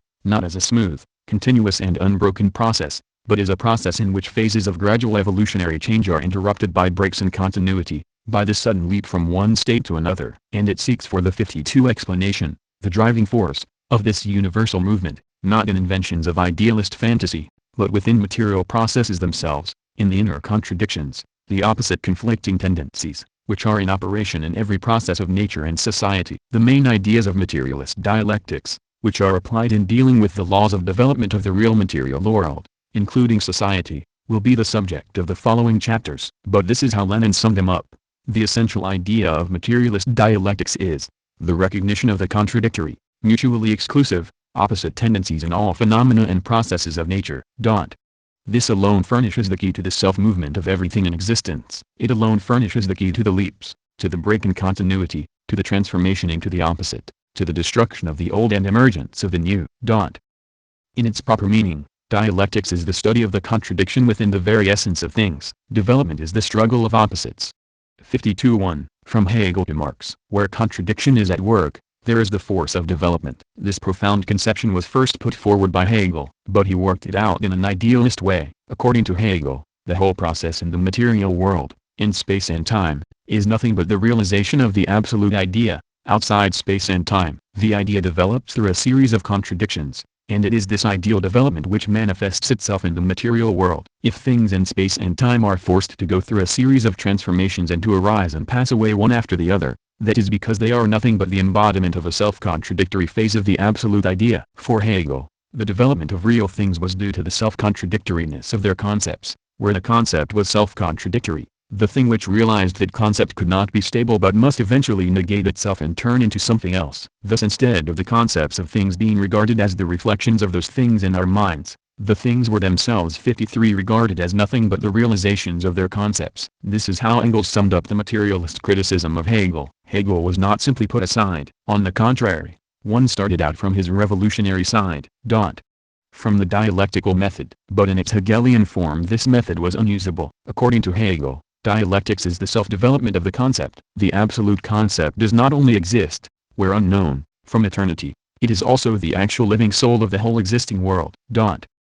According to Hegel, therefore, the dialectical development apparent in nature and history, that is the causal interconnection of the progressive movement from the lower to the higher, which asserts itself through all zigzag movements and temporary setbacks, is only a miserable copy of the self-movement of the concept going on from eternity, no one knows where, but at all events independently of any thinking human brain. This ideological reversal had to be done away with. We comprehended the concepts in our heads once more materialistically, as images of real things instead of regarding the real things as images of this or that stage of development of the absolute concept. Thus dialectics reduced itself to the science of the general laws of motion, both of the external world and of human thought, two sets of laws which are identical in substance, but differ in their expression insofar as the human mind can apply them consciously, while in nature and also up to now for the most part in human history, these laws assert themselves unconsciously in the form of external necessity in the midst of an endless series of seeming accidents. Thereby the dialectic of the concept itself became merely the conscious reflection of the dialectical motion of the real world, and the dialectic of Hegel was placed upon its head,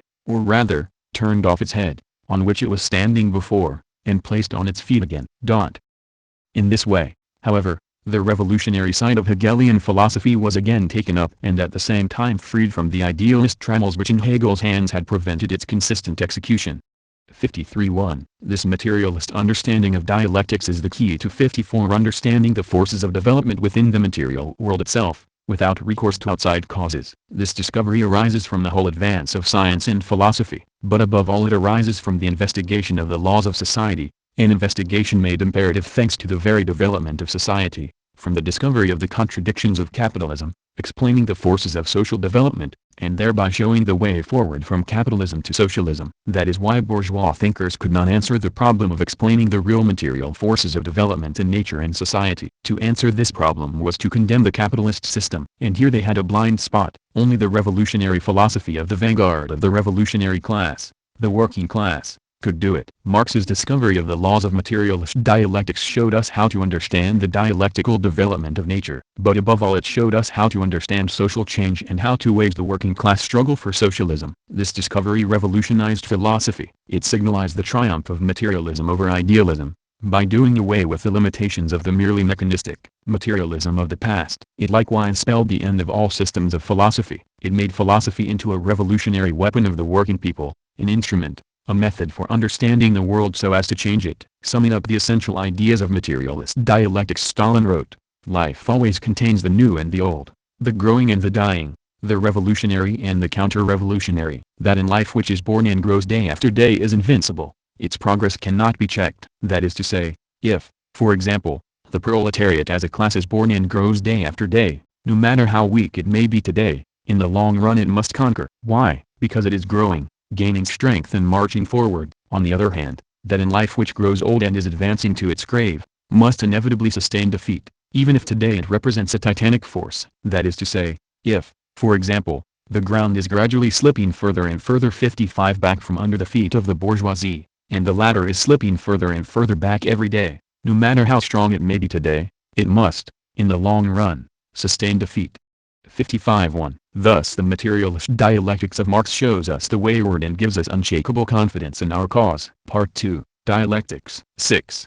Dialectics and Metaphysics. Introduction. Dialectics, as a method of investigation, a method of thinking, is opposed to metaphysics. The metaphysical way of thinking deals with abstractions. It considers things each by itself, in abstraction from their real conditions of existence and interconnections, and it considers things as fixed and frozen, in abstraction from their real change and development. Consequently it invents rigid formulas and is always posing hard and fast antitheses, either or. It fails to comprehend the unity and struggle of opposite processes and tendencies manifested in all phenomena of nature and society. In contrast to metaphysics, the aim of dialectics is to trace the real changes and interconnection in the world and to think of things always in their real motion and interconnection. Dialectical materialism, the world outlook of the Marxist-Leninist Party, is materialist in its theory, its interpretation and explanation of everything, dialectical in its method. We have seen how materialist explanation is opposed to idealist explanation, and then we saw how materialists formally interpreted things in a mechanist way, but how mechanistic materialism proved inadequate to explain real processes of change and development. For this we need materialist dialectics. We need to study and understand things dialectically. The dialectical method is, indeed, nothing but the method of studying and understanding things in their real change and development. As such, it stands opposed to metaphysics. What is metaphysics? Or more exactly, What is the metaphysical way of thinking, which is opposed by the dialectical way of thinking? Metaphysics is essentially an abstract way of thinking. In a sense, all thinking is abstract, since it works with general concepts and cannot but disregard a great deal of particular and unessential detail. For example, if we say that men have two legs, we are thinking of the two-leggedness of men in abstraction from their other properties, such as having a head, two arms and so on, and similarly we are thinking of all men in general, disregarding the individuality of particular men, of Peter, Paul and so on. But there is abstraction and abstraction. Metaphysics is distinguished by the fact that it makes false, misleading abstractions. As Engels once pointed out, the art of working with concepts is not inborn, but requires real thought. 57.1 The art of right thinking involves learning how to avoid metaphysical abstraction. Suppose, for example, we are thinking about men, about human nature. Then we should think about human nature in such a way that we recognize that men live in society and that their human nature cannot be independent of their living in society but develops and changes with the development of society. We shall then form ideas about human nature which correspond to the actual conditions of men's existence and to their change and development. But yet people often think about human nature in a very different way, as though there were such a thing as human nature which manifested itself quite independent of the actual conditions of human existence and which was always and everywhere exactly the same. To think in such a way is obviously to make a false, misleading abstraction, and it is just such an abstract way of thinking that we call metaphysics. The concept of fixed, unchanging human nature is an example of metaphysical abstraction, of the metaphysical way of thinking. The metaphysician does not think in terms of real men, but of man in the abstract. Metaphysics, or the metaphysical way of thinking, is, then, that way of thinking which thinks of things, 1. in abstraction from their conditions of existence, and,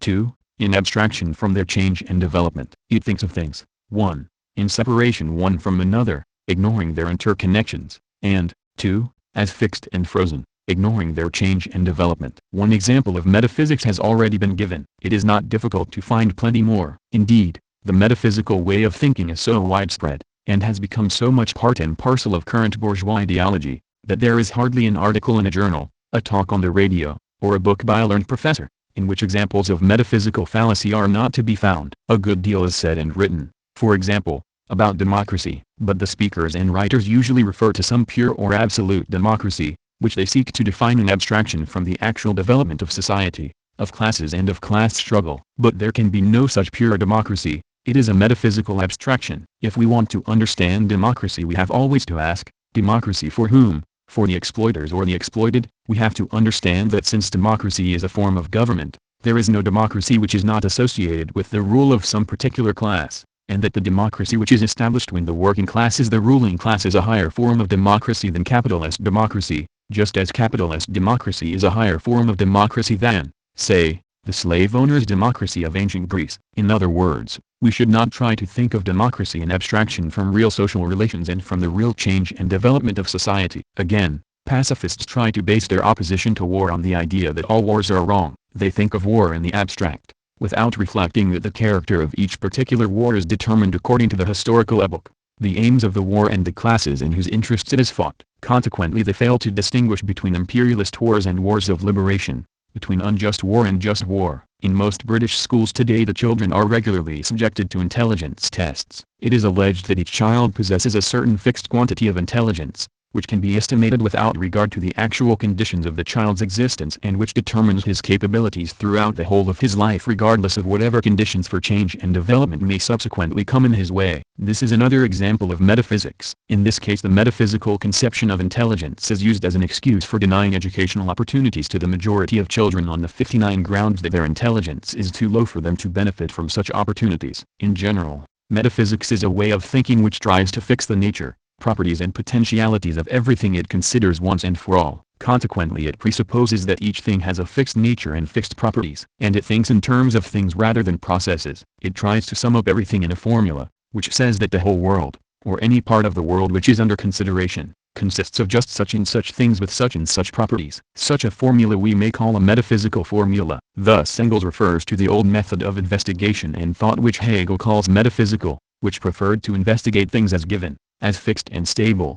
59.1 In philosophy, metaphysics often means the search for the ultimate constituents of the universe. Thus the materialists who said that the ultimate constituents were small, solid, Material particles were just as much metaphysicians as the idealists who said that the ultimate constituents were spirits. All such philosophers thought they could sum up the ultimate nature of the universe in some formula. Some have held this formula, some that, but all have been metaphysicians. Yet it has been a hopeless quest. We cannot sum up the whole infinite changing universe in any such formula, and the more we find out about it, the more is this evident. It should now be clear that the mechanistic materialism which we discussed in the preceding chapters can equally well be called metaphysical materialism. We may also note, in passing, that certain philosophers today, the so-called positivists, 59-2 claim to be against metaphysics because they claim to reject any philosophy which seeks for the ultimate constituents of the universe. For them, metaphysics means any theory which deals with ultimates not verifiable in sense experience. By using the term in this way, they conceal the fact that they themselves are,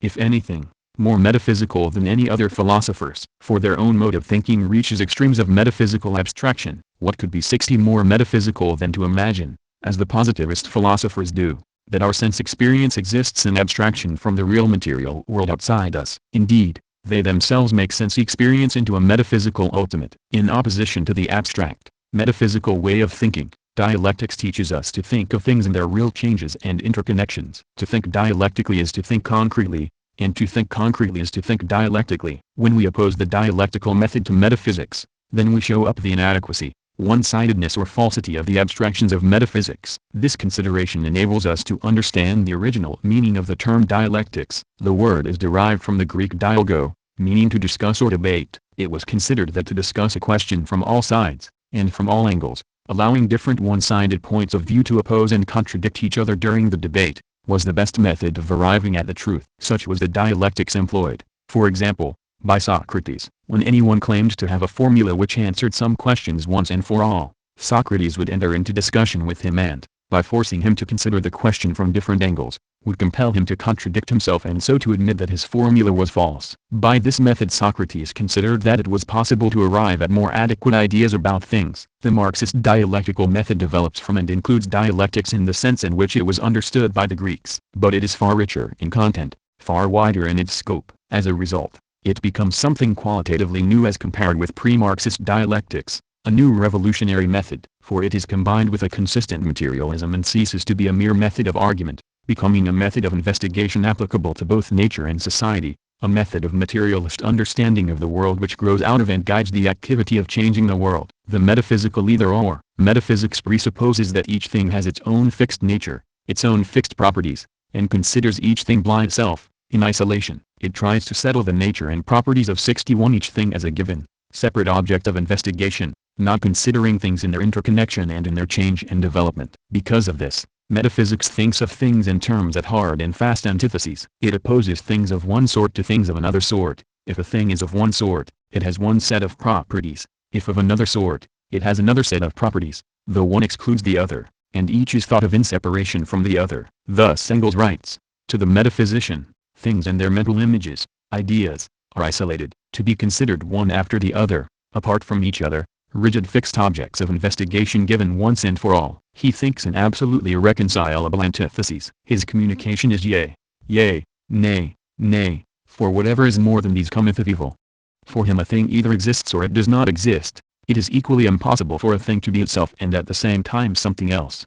61.1. Philosophers have expressed the essence of this metaphysical way of thinking in the formula, each thing is what it is, and not another thing. This may sound no more than plain common sense, but that only shows that so-called common sense itself conceals misleading ideas which need to be brought into the open. This way of thinking prevents us from studying things in their real changes and interconnections, in all their contradictory aspects and relationships, in their process of changing from one thing into another thing. It is not only philosophers who are metaphysicians. There are left-wing trade unionists, for example, who are as metaphysical as any school of philosophers. For them everyone at their trade union local meeting is either a class-conscious militant or else he is a right-wing opportunist. Everyone must fit into one or other category, and once he is down as right-wing he is finished so far as they are concerned. That some worker who has been their opponent in the past and on some issues may yet prove an ally in the future and on other issues is not allowed for in their metaphysical outlook on life. In one of Molière's plays there is a man who learns for the first time about prose. When they explain to him what prose is,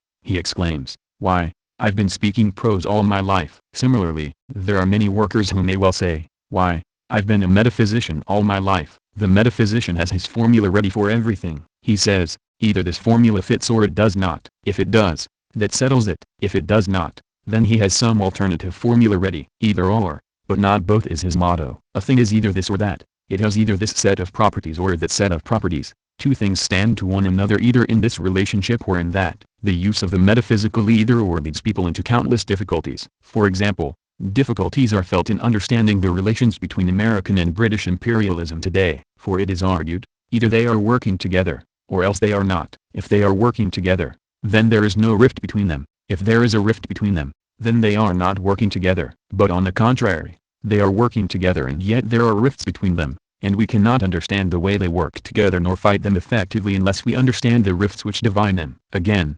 difficulties are felt in understanding the possibility of the peaceful coexistence of capitalist and socialist states, for it is argued, either they can coexist peacefully, in which case antagonism between capitalism and socialism must cease, or else the antagonism remains, in which case they cannot coexist peacefully. But on the contrary, the antagonism remains, and yet the striving of the socialist states and of millions of people in all countries for peace can prevent a war between capitalist and socialist states. It is often difficult to avoid a metaphysical way of thinking, and this is because, misleading as it is, it yet has its roots in something very necessary and useful. It is necessary for us to classify things, to have some system of classifying them and assigning their properties and relations. That is a prerequisite of clear thinking. We have to work out what different kinds of things there are in the world, to say that these have these properties as distinct from those which have those other properties, and to say what are their relations. But when we go on to consider these things and properties and relations each in isolation, as fixed constants, as mutually exclusive terms, then we begin to go wrong. For everything in 63 the world has many different and indeed contradictory aspects, exists in intimate relationship with other things and not in isolation, and is subject to change. And so it frequently happens that when we classify something as A and not B, then this formula is upset by its changing from A into B, or by its being A in some relationships and B in others, or by its having a contradictory nature, part A and part B. For example, we all know the difference between birds and mammals, and that while birds lay eggs mammals, in general, produce their young alive and suckle them. Naturalists used to believe that mammals were rigidly distinguished from birds because, among other things, mammals do not lay eggs. But this formula was completely upset when an animal called the platypus was discovered, for while the platypus is undoubtedly a mammal, it is a mammal which lays eggs. What is the explanation of this irregular behavior of the platypus? It is to be found in the evolutionary relationship of birds and mammals, which are both descended from original egg-laying animals. The birds have continued to lay eggs while the mammals stopped doing so, except for a few conservative animals like the platypus. If we think of animals in their evolution, their development, this appears very natural. But if we try, as the older naturalists tried, to make them fit into some rigid, fixed scheme of classification, then the products of evolution upset that classification. Again, an idea or a theory which was progressive in one set of circumstances, when it first arose, cannot for that reason be labeled progressive in an absolute sense, since it may later become reactionary in new circumstances. For instance, mechanistic materialism when it first arose was a progressive theory, but we cannot say that it is still progressive today. On the contrary, under the new circumstances which have arisen, mechanistic theory has become retrograde, reactionary. Mechanism, which was progressive in the rising phase of capitalism, goes hand in hand with idealism as part of the ideology of capitalism in decay. Common sense, too, recognizes the limitation of the metaphysical way of thinking. For example, when is a man bald? Common sense recognizes that though we can distinguish bald men from non-bald men, nevertheless baldness develops through a process of losing one's hair, and therefore men in the midst of this process enter into 64 a phase in which we cannot say absolutely either that they are bald or that they are not. They are in process of becoming bald. The metaphysical either or breaks down. In all these examples we are confronted with the distinction between an objective process, in which something undergoes change, and the concepts in terms of which we try to sum up the characteristics of the things involved in the process. Such concepts never do and never can always and in all respects correspond to their objects, precisely because the objects are undergoing change. Thus Engels writes, are the concepts that prevail in natural science fictions because they by no means always coincide with reality. From the moment we accept the theory of evolution, all our concepts of organic life correspond only approximately to reality, otherwise there would be no change. On the day that concept and reality absolutely coincide in the organic world, development is at an end. 64.1. And he pointed out that similar considerations apply to all concepts without exception. When we think of the properties of things, their relationships, their modes of action and interaction, the processes into which they enter, then we find that, generally speaking, all these properties, relationships, interactions and processes divide into fundamental opposites. For example, if we think of the simplest ways in which two bodies can act on one another, then we find that this action is either repulsion or attraction. If we consider the electrical properties of bodies, then there is positive and negative electricity. In organic life, there is the building up of organic compounds and the breaking down of them. Again, in mathematics, there is addition and subtraction, plus and minus. And in general, whatever sphere of inquiry we may be considering, we find that it involves such fundamental opposites. We 65 find ourselves considering, not just a number of different things, different properties, different relations, different processes, but pairs of opposites, fundamental oppositions. As Hegel put it, in opposition, the different is not confronted by any other, but by its other. 65.1. Thus if we think of the forces acting between two bodies, there are not just a number of different forces, but they divide into attractive and repulsive forces. If we think of electric charges, there are not just a number of different charges, but they divide into positive and negative, and so on. Attraction stands opposed to repulsion, positive electricity to negative electricity. Such fundamental oppositions are not understood by the metaphysical way of thinking. In the first place, the metaphysical way of thinking tries to ignore and discount opposition. It seeks to understand a given subject matter simply in terms of a whole number of different properties and different relations of things, ignoring the fundamental oppositions which are manifested in these properties and relations. Thus those who think in metaphysical terms about class-divided societies, for example, try to understand society as consisting merely of a large number of different individuals connected together by all kinds of different social relations, but they ignore the fundamental opposition of exploiters and exploited, manifested in all those social relations. In the second place, when the metaphysical way of thinking does nevertheless come upon the fundamental oppositions and cannot ignore them, then, true to its habit of thinking of each thing in isolation, as a fixed constant, it considers these opposites each in isolation from the other, understands them separately and as each excluding the other. Thus, for example, the older physicists used to think of positive and negative electricity just simply as two different electrical fluids. But contrary to metaphysics, not only are fundamental opposites involved in every subject matter, but these opposites mutually imply each other, are inseparably connected together, and, far from being exclusive, neither can exist or be understood except in relation to the other. This characteristic of opposition is known as polarity. Fundamental opposites are polar opposites. A magnet, for example, 66 has two poles, a north pole and a south pole. But these poles, opposite and distinct, cannot exist in separation. If the magnet is cut in two, there is not a north pole in one half and a south pole in the other, but north and south poles recur in each half. The north pole exists only as the opposite of the south, and vice versa. The one can be then only as the opposite of the other. In general,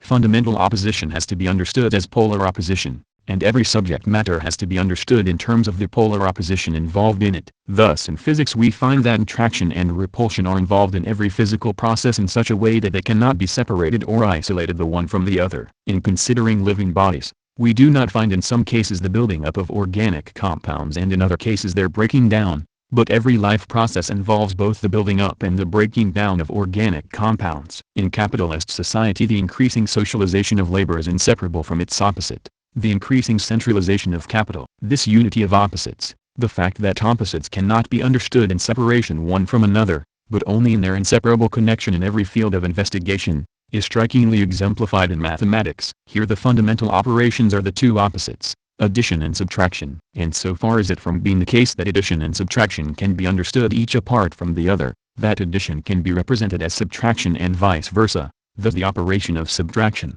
A, B, can be represented as an addition, B plus A. Similarly a division A, B can be represented as a multiplication X, 1/B. 66.1. The unity of opposites, their inseparable connection, is by no means to be understood as a harmonious and stable relationship, as a state of equilibrium. On the contrary, the unity of opposites is conditional, temporary, transitory, relative. The struggle of mutually exclusive opposites is absolute, just as development and motion are absolute. 66.2. The existence of fundamental polar oppositions, manifesting themselves in every department of nature and society, expresses itself in the conflict and struggle of opposed tendencies, which, despite phases of temporary equilibrium, lead to continual motion and development, to a perpetual coming into being and passing 67 away of everything in existence, to sharp changes of state and transformations. Thus, for example, the equilibrium of attractive and repulsive forces in the physical world is never more than conditional and temporary. The conflict and struggle of attraction and repulsion always asserts itself, issuing in physical changes and transformations, whether transformations on an atomic scale, chemical changes or, on a grand scale, in the explosion of stars. Dialectics and metaphysics. To sum up, metaphysics thinks in terms of ready-made things, whose properties and potentialities it seeks to fix and determine once and for all. It considers each thing by itself, in isolation from every other, in terms of irreconcilable antitheses, either or. It contrasts one thing to another, one property to another, one relationship to another, not considering things in their real movement and interconnection, and not considering that every subject matter represents a unity of opposites, opposed but inseparably connected together. Contrary to metaphysics, dialectics refuses to think of things each by itself, as having a fixed nature and fixed properties, either or, but it recognizes that things come into being, exist and cease to be, in a process of unending change and development, in a process of complicated and ever-changing interrelationship, in which each thing exists only in its connection with other things and goes through a series of transformations, and in which is always manifested the unity, inseparable interconnection and struggle of the opposite properties, aspects, tendencies characteristic of every phenomenon of nature and society. Contrary to metaphysics, the aim of dialectics is to trace the real changes and interconnections in the world and to think of things always in their motion and interconnection. Thus Engels writes, "The world is not to be comprehended as a complex of ready-made things but as a complex of processes." One no longer permits oneself to be imposed upon by the antitheses insuperable for the old metaphysics. 67.1. The old rigid antitheses, the sharp impassable dividing lines 68 are more and more disappearing. The recognition that these antagonisms and distinctions are in fact to be found in nature but only with relative validity, and that on the other hand their imagined rigidity and absoluteness have been introduced into nature only by our minds, this recognition is the kernel of the dialectical conception of nature. 68.1. Dialectics. Grasps things and their images, ideas, essentially in their interconnection, in their sequence, their movement, their birth and death. 68.2. Lenin wrote that the understanding of the contradictory parts of every phenomenon was the essence of dialectics. It consists in the recognition, discovery, of the contradictory, mutually exclusive, opposite tendencies in all phenomena and processes of nature, including mind and society. 68.3. Lastly, Marx wrote that, dialectic, in its rational form is a scandal and abomination to bourgeoisdom and its doctrinaire professors, because it includes in its comprehension and affirmative recognition of the existing state of things, at the same time also, the recognition of the negation of that state, of its inevitable breaking up, because it regards every historically developed social form as in fluid movement, and therefore takes into account its transient nature not less than its momentary existence, because it lets nothing impose upon it, and is in its essence critical and revolutionary. 68.4. 7. Change and interconnection. Four principal features of the Marxist dialectical method. The Marxist dialectical method demands that we must always consider things, not in isolation, but in their interconnection with other things, in relation to the actual conditions and circumstances of each case, and that we must consider things in their change and movement, their coming into being and going out of being, always taking particularly into account what is new, what is rising and developing. It follows that the Marxist dialectical method forbids the employment of ready-made schemes and abstract formulas, but demands the thorough, detailed analysis of a process in all its concreteness, basing its conclusions only on such an analysis. In his Dialectical and Historical Materialism, Stalin said that there are four principal features of the Marxist dialectical method. 1. Contrary to metaphysics, dialectics does not regard nature as just an agglomeration of things, each existing independently of the others, but it considers things as connected with, dependent on and determined by each other. Hence it considers that nothing can be understood taken by itself, in isolation, but must always be understood in its inseparable connection with other things, and as conditioned by them. 2. Contrary to metaphysics, dialectics considers everything as in a state of continuous movement and change, of renewal and development, where something is always arising and developing and something always disintegrating and dying away. Hence it considers things not only from the standpoint of their interconnection and interdependence, but also from the standpoint of their movement, their change, their development, their coming into being and going out of being. 3. Contrary to metaphysics, dialectics does not regard the 70 process of development as a simple process of growth, but as a development which passes from quantitative changes to open, fundamental changes, to qualitative changes, which occur abruptly, taking the form of a leap from one state to another. Hence it considers development as an onward and upward movement, as a transition from an old qualitative state to a new qualitative state, as a development from the simple to the complex, from the lower to the higher. 4. Contrary to metaphysics, dialectics holds that the process of development from the lower to the higher takes place as a disclosure of the contradictions inherent in things, as a struggle of opposite tendencies which operate on the basis of these contradictions. We shall postpone until the next chapter consideration of the latter two features, which concern the process of development from one qualitative state to another, from the lower to the higher. In this chapter we shall consider the first two features of the dialectical method, namely, that it considers things always in their interconnection and in their movement and change. Considering things in their interconnection and circumstances, the dialectical method demands, first, that we should consider things, not each by itself, but always in their interconnection with other things. This sounds obvious. Nevertheless, it is an obvious principle which is very often ignored and is extremely important to remember. We have already considered it and some examples of its application in discussing metaphysics, since the very essence of metaphysics is to think of things in an abstract way, isolated from their relations with other things and from the concrete circumstances in which they exist. The principle of considering things in relation to actual conditions and circumstances, and not apart from those actual conditions and circumstances, is always of fundamental importance for the working class movement in deciding the most elementary questions of policy. For example, there was a time when the British workers were fighting for a 10-hour day. They were right at that time not to make their immediate demand an 8-hour day, since this was 71 not yet a realizable demand. They were equally right, when they got a 10-hour day, not to be satisfied with it. There are times when it is correct for a section of workers to come out on strike, and there are times when it is not correct. Such matters have to be judged according to the actual circumstances of the case. Similarly, there are times when it is correct to go on prolonging and extending a strike, and there are times when it is correct to call it off. No working class leader can be of very much value if he tries to decide questions of policy in terms of general principle alone, without taking into account the actual circumstances in relation to which policy has to be operated, without understanding that the same policy can be right in one case and wrong in another, depending on the concrete circumstances of each case. Thus Lenin wrote, of course, in politics, in which sometimes extremely complicated, national and international, relationships between classes and parties have to be dealt with, it would be absurd to concoct a recipe, or general rule, that would serve in all cases. One must have the brains to analyze the situation in each separate case. 71.1. This readiness on the part of Marxists to adapt policy to circumstances and to change policy with circumstances is sometimes called communist opportunism. But it is nothing of the kind, or rather, it is the very opposite. It is the application and practice of the science of the strategy and tactics of working class struggle. Indeed, what is meant by opportunism in relation to working class policy? It means subordinating the long-term interests of the working class as a whole to the temporary interests of a section, sacrificing the interests of the class to defense of the temporary privileges of some particular group. Communists are guided by Marx's principle that they always and everywhere represent the interests of the movement as a whole.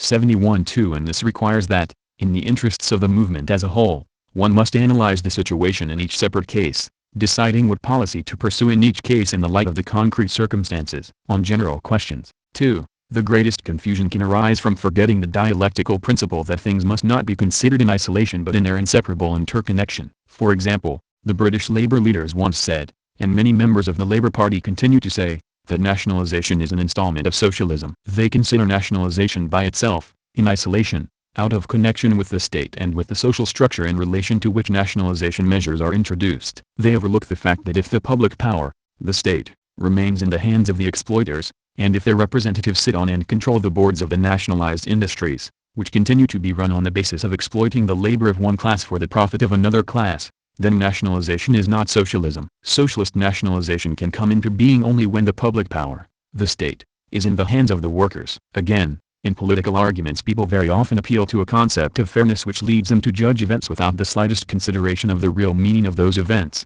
of the circumstances in which they occur. What's sauce for the goose is sauce for the gander. That is the principle employed in such arguments. Thus it is argued that if we defend the democratic right of the workers in a capitalist country to agitate for the ending of capitalism and the introduction of socialism, then we cannot deny to others in a socialist country the right to agitate for the ending of socialism and the reintroduction of capitalism. Those who argue like this throw up their hands in horror when they find that counter-revolutionary groupings in the USSR, who sought to restore capitalism in that country, were deprived of the possibility of carrying out their aims. Why, they exclaim, this is undemocratic, this is tyranny. Such an argument overlooks the difference between fighting in the interests of the vast majority of the people to end exploitation, and fighting in the interests of a small section to preserve or reintroduce exploitation. It overlooks the difference between defending the right of the vast majority to run their affairs in their own interests, and defending the right of a small minority to keep the majority in bondage. In other words, it overlooks the difference between moving forward and backward, between putting the clock ahead and putting it back,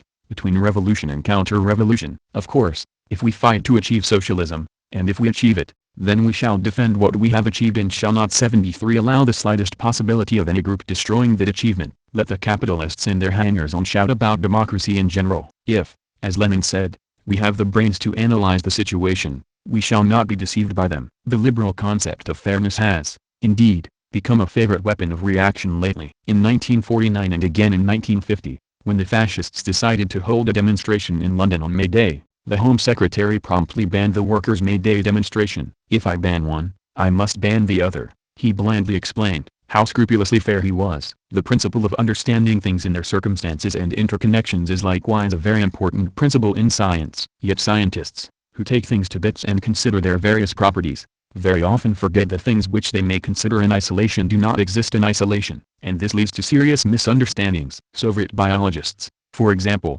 guided by this first principle of dialectics, have stressed the unity of the organism and its environment. They have pointed out that you cannot consider the organism as having a nature of its own, isolated from its environment. That is metaphysics. Thus there is no such thing as a plant, for instance, isolated from its environment. Such a plant is a mere museum piece, a dead plant artificially preserved. Living plants grow in a soil, in a climate, in an environment, and they grow and develop by assimilating that environment. Thus Lenin defined the heredity, or nature, of an organism as its requirement of certain conditions for its life and development, and its responding to various conditions in a certain way. This understanding of the unity of organism and environment had important consequences, for it led to the expectation that by compelling an organism to adapt itself to and assimilate changing conditions, its nature could be changed, and this expectation has been verified in practice. The biologists of the Mendel-Morgan school, on the other hand, treat the organism abstractly, metaphysically, as isolated from its real conditions of life. They conceive of the nature of the organism as quite independent of its conditions of life. Hence they conclude,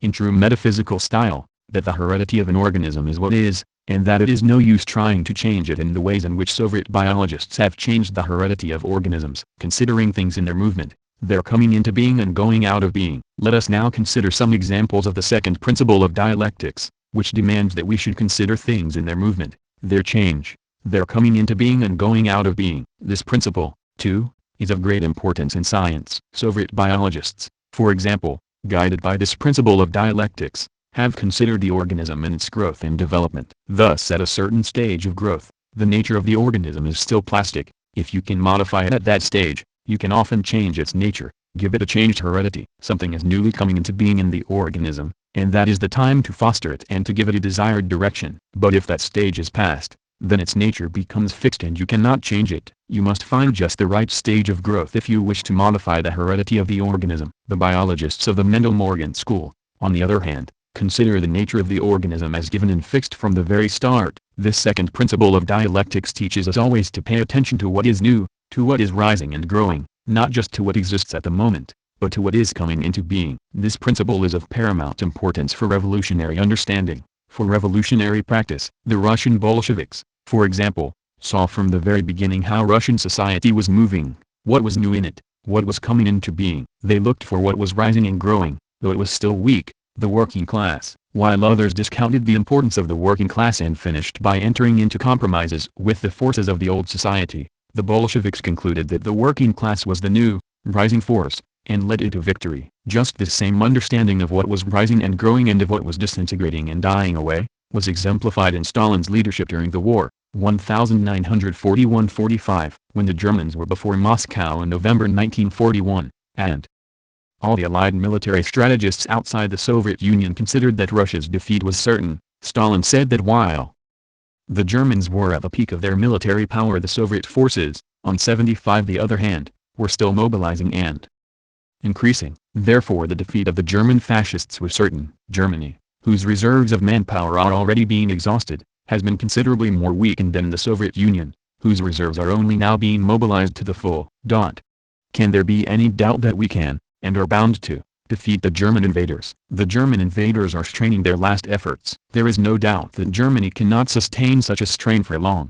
75-1. Similarly today, when press and radio are full of the boasts and threats of the American imperialists and their henchmen, we stress that which is rising and growing all over the world, the People's Camp of Peace, which is bound to continue to grow and to overwhelm the imperialists in shameful disaster. Again, In the fight for unity of the working class movement, in relation to the British Labour Party and the affiliated trade unions, we pay attention above all to that which is arising and growing in the movement. Therefore we see a great deal more than the policy of the right-wing leaders and their influence. The right wing has its basis in the past, though it is still strong and dominant. But there are arising the forces of the future, determined to fight against capitalism and war. Similarly, in relation to individual people, we should foster and build on what is coming to birth in them, what is rising and moving ahead. This is what a good secretary or organizer does. Such examples as these show that the basis of the dialectical method, its most essential principle, is to study and understand things in their concrete interconnection and movement. Against ready-made schemes, truth is always concrete. Sometimes people imagine that dialectics is a preconceived scheme, into the pattern of which everything is supposed to fit. This is the very opposite of the truth about dialectics. The employment of the Marxist dialectical method does not mean that we apply a preconceived scheme and try to make everything fit into it. No, it means that we study things as they really are, in their real interconnection and movement. The most essential thing in Marxism, Lenin wrote, is the concrete analysis of concrete conditions. 76.1. This is something which Lenin insisted on again and again. Indeed, he proclaimed it as the fundamental thesis of dialectics. Genuine dialectics, Lenin wrote, proceeds by means of a thorough, detailed analysis of a process in all its concreteness. The fundamental thesis of dialectics is, there is no such thing as abstract truth, truth is always concrete. 76.2. What did he mean by truth is always concrete? Just that we will not get at the truth about things, about either nature or society, by thinking up some general scheme, some abstract formula, but only by trying to work out as regards each process just what are the forces at work, how they are related, which are rising and growing and which are decaying and dying away, and on this basis reaching an estimate of the process as a whole. So Engels said, there could be no question of building the laws of dialectics into nature, but of discovering them in it and evolving them from it. Nature is the test of dialectics. 76.3. As regards the study of society, and the estimate we make of real social changes on which we base our political strategy, Lenin ridiculed those who took some abstract, preconceived scheme as their guide. According to some authorities, the Marxist dialectics laid it down that all development must proceed through triads, thesis, antithesis, synthesis. Lenin ridiculed this. It is clear to everybody that the main burden of Engels' argument is that materialists must depict the historical process correctly and accurately, and that insistence on selection of examples which demonstrate the correctness of the triad is nothing but a relic of Hegelianism. And, indeed, once it has been categorically declared that to attempt to prove anything by triads is absurd, what significance can examples of dialectical process have? Anyone who reads the definition and description of the dialectical method given by Engels will see that the Hegelian triads are not even mentioned, and that it all amounts to regarding social evolution as a natural historical process of development.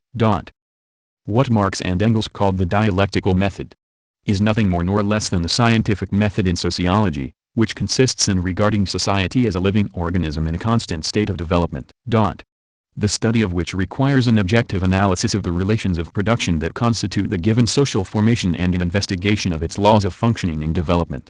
77.1. Let us consider some examples of what the analysis of a process in all its concreteness and the principle that truth is always concrete mean, in contrast to the method of trying to lay down some preconceived scheme of social development and of appealing to such a scheme as a basis for policy. In Zarathustra the Mensheviks used to say, we must have capitalism before socialism. First capitalism must go through its full development, then socialism will follow. That was their scheme. Consequently they supported the liberals in politics and enjoined the workers to do no more than fight for better conditions in the capitalist factories. Lenin repudiated this silly scheme. He showed that the liberals, frightened by the workers, would compromise with the Tsar, but that the alliance of workers with peasants could take the lead from them, overthrow the Tsar, and then go on to overthrow the capitalists and build socialism before ever capitalism was able to develop fully. After the proletarian revolution was successful, another scheme was propounded, this time by Trotsky. You can't build socialism in one country. Unless the revolution takes place in the advanced capitalist countries, socialism cannot come in Russia. Lenin and Stalin showed that this scheme,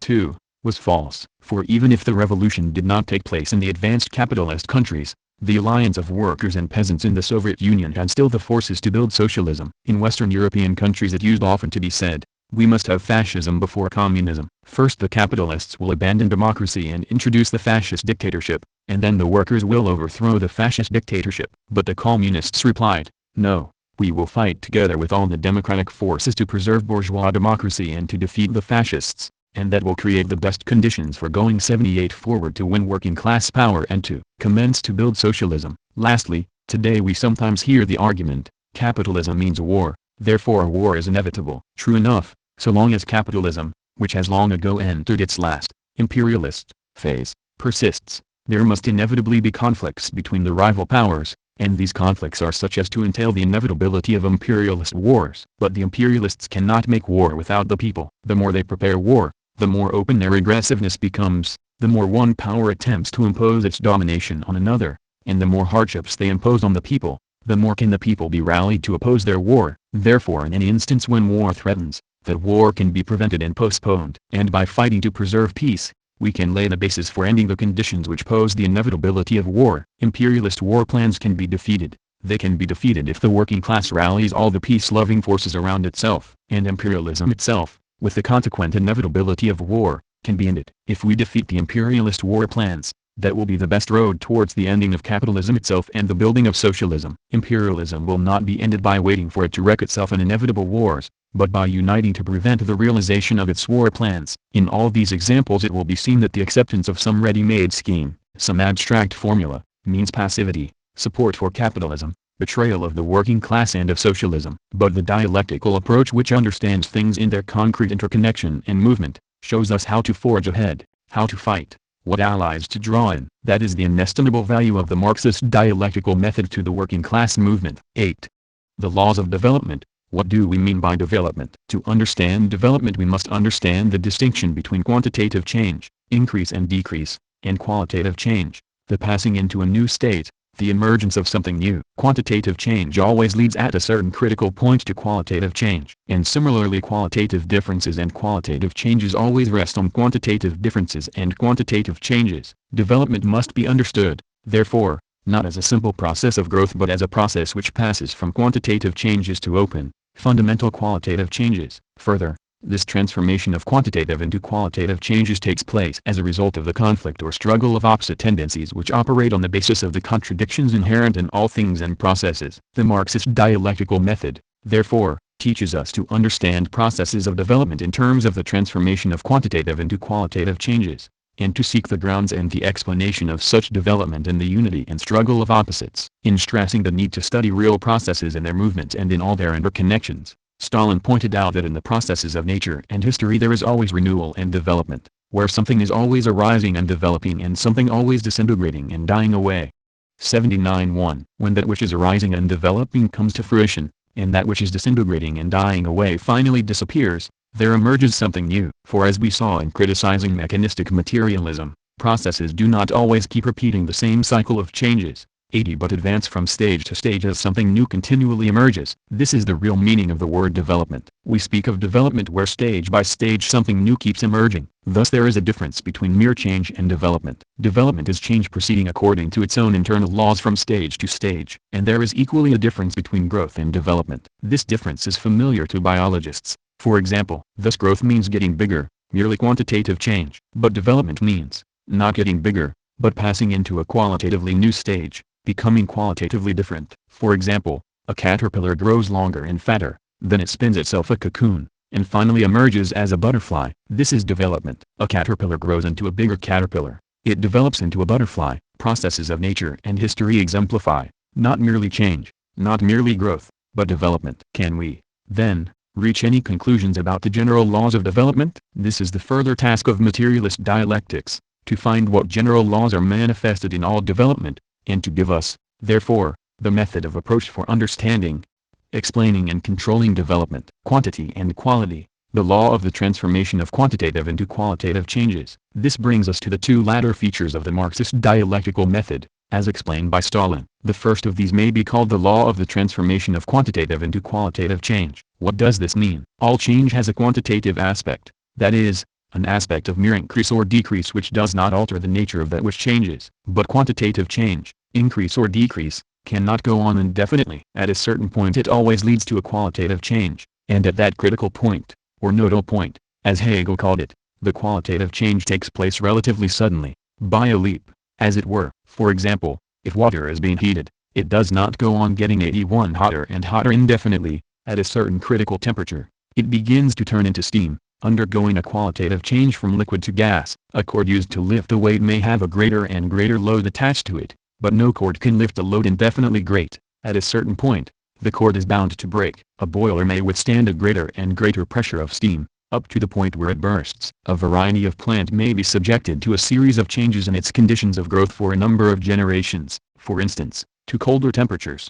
The variety continues unchanged, until a point is reached when suddenly a qualitative change is induced, a change in the heredity of the plant. In this way spring wheats have been transformed into winter wheats, and vice versa, as a result of the accumulation of a series of quantitative changes. This law of the transformation of quantitative into qualitative change is also met with in society. Thus, before the system of industrial capitalism comes into being, there takes place a process of the accumulation of wealth and money formed in a few private hands, largely by colonial plunder, and of the formation of a propertyless proletariat, by enclosures and the driving of peasants off the land. At a certain point in this process, when enough money is accumulated to provide capital for industrial undertakings, when enough people have been proletarianized to provide the labor required, the conditions have matured for the development of industrial capitalism. At this point, an accumulation of quantitative changes gives rise to a new qualitative stage in the development of society. In general, qualitative changes happen with relative suddenness. By a leap, something new is suddenly born, though its potentiality was already contained in the gradual evolutionary process of continuous quantitative change which went before. We find that continuous, gradual quantitative change leads at a certain point to discontinuous, sudden qualitative change. We have already remarked in an earlier chapter that most of those who have considered the laws of development in nature and society have conceived of this development only in its continuous aspect. This means that they have considered it only from the aspect of a process of growth, of quantitative change, and have not considered its qualitative aspect. The fact that at a certain point in the gradual process of growth a new quality suddenly arises, a transformation takes place. Yet this is what always happens. If you are boiling a kettle, the water suddenly begins to boil when boiling point is reached. If you are scrambling eggs, the mixture in the pan suddenly scrambles. And it is the same if you are engaged in changing society. We will only change capitalist society into socialist society when the rule of one class is replaced by the rule of another class, and this is a radical transformation, a leap to a new state of society, a revolution. If, on the other hand, we consider quality itself, then qualitative change always arises as a result of an accumulation of quantitative changes, and differences in quality have their basis in differences of quantity. Thus, just as quantitative change must at a certain point give rise to qualitative change, so if we wish to bring about qualitative change we must study its quantitative basis, and know what must be increased and what diminished if the required change is to be brought about. Natural science teaches us how purely quantitative difference, addition or subtraction, makes a qualitative difference in nature. For example, the addition of one proton in the nucleus of an atom makes the transition from one element to another. 80-1 The atoms of all the elements are formed out of combinations of the same protons and electrons, but a purely quantitative difference between the numbers combined in the atom gives different kinds of atoms, atoms of different elements with different chemical properties. Thus an atom consisting of one proton and one electron is a hydrogen atom, but if another proton and another electron are added it is an atom of helium, and so on. Similarly in chemical compounds, the addition of one atom to a molecule makes the difference between substances with different chemical properties. In general, different qualities have their basis in quantitative difference. As Engels put it, in nature, in a manner exactly fixed for each individual case, qualitative changes can only occur by the quantitative addition or subtraction of matter or motion. All qualitative differences in nature rest on differences of chemical composition or on different quantities or forms of motion or, as is almost always the case, on both. Hence it is impossible to alter the quality of a body without addition or subtraction of matter or motion, that is without quantitative alteration of the body concerned. 83-1 This feature of the dialectical law connecting quality and quantity is familiar to readers of the popular literature about atomic bombs. To make a uranium bomb it is necessary to have the isotope, uranium-235.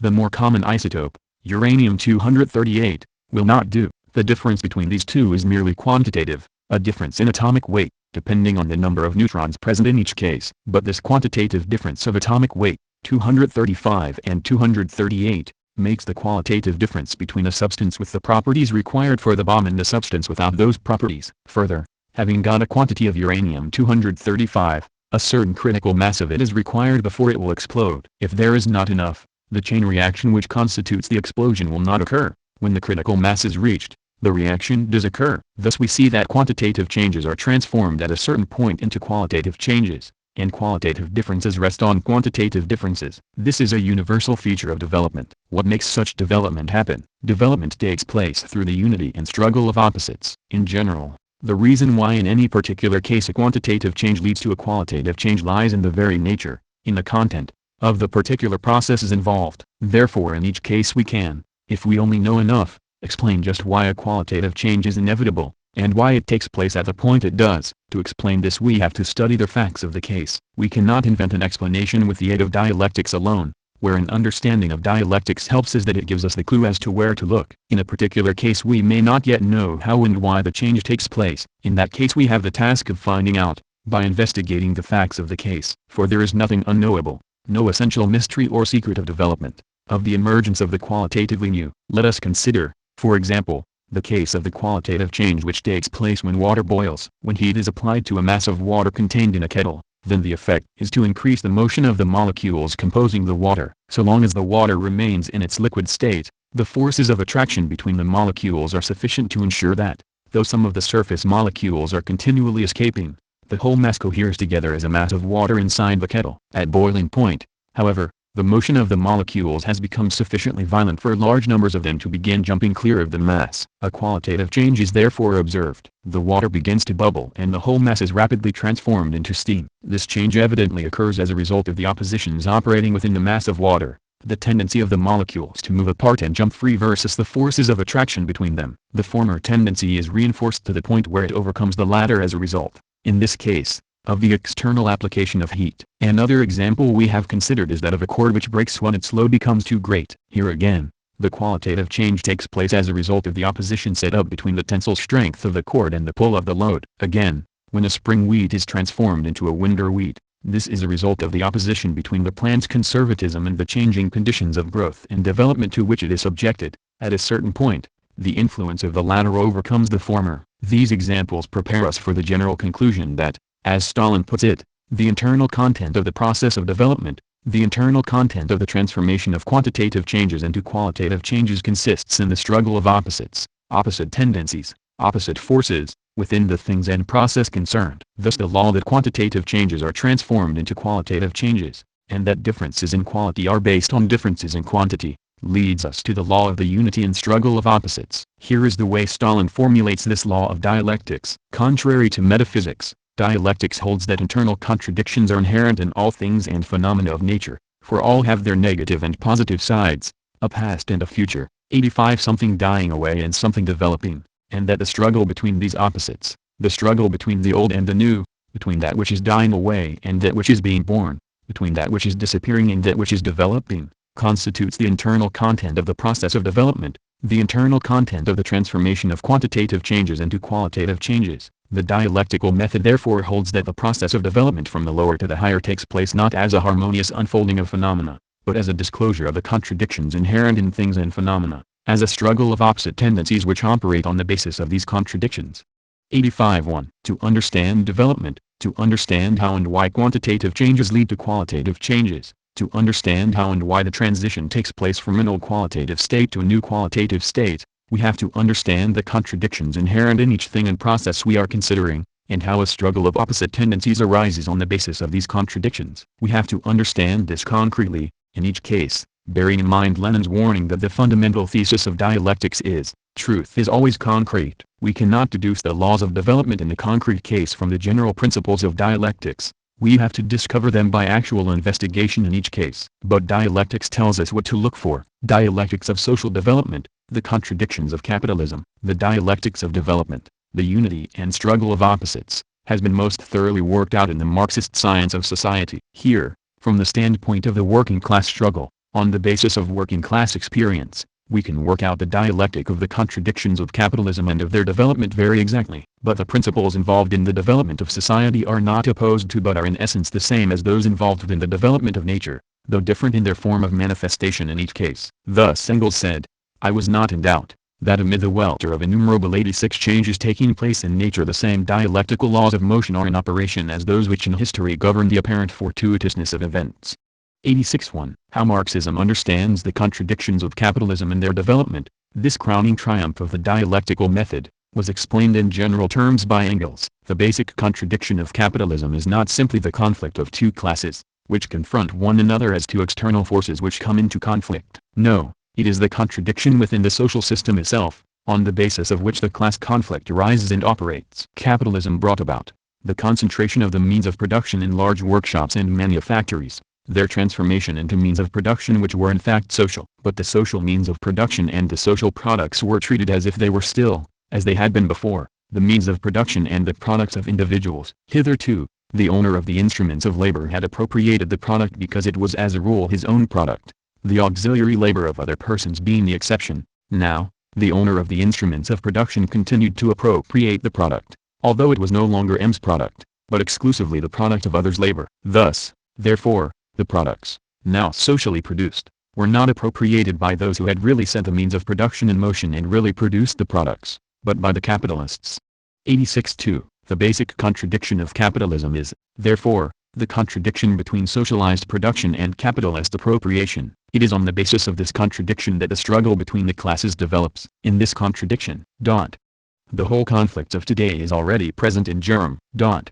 The contradiction between social production and capitalist appropriation became manifest as the antagonism between proletariat and bourgeoisie.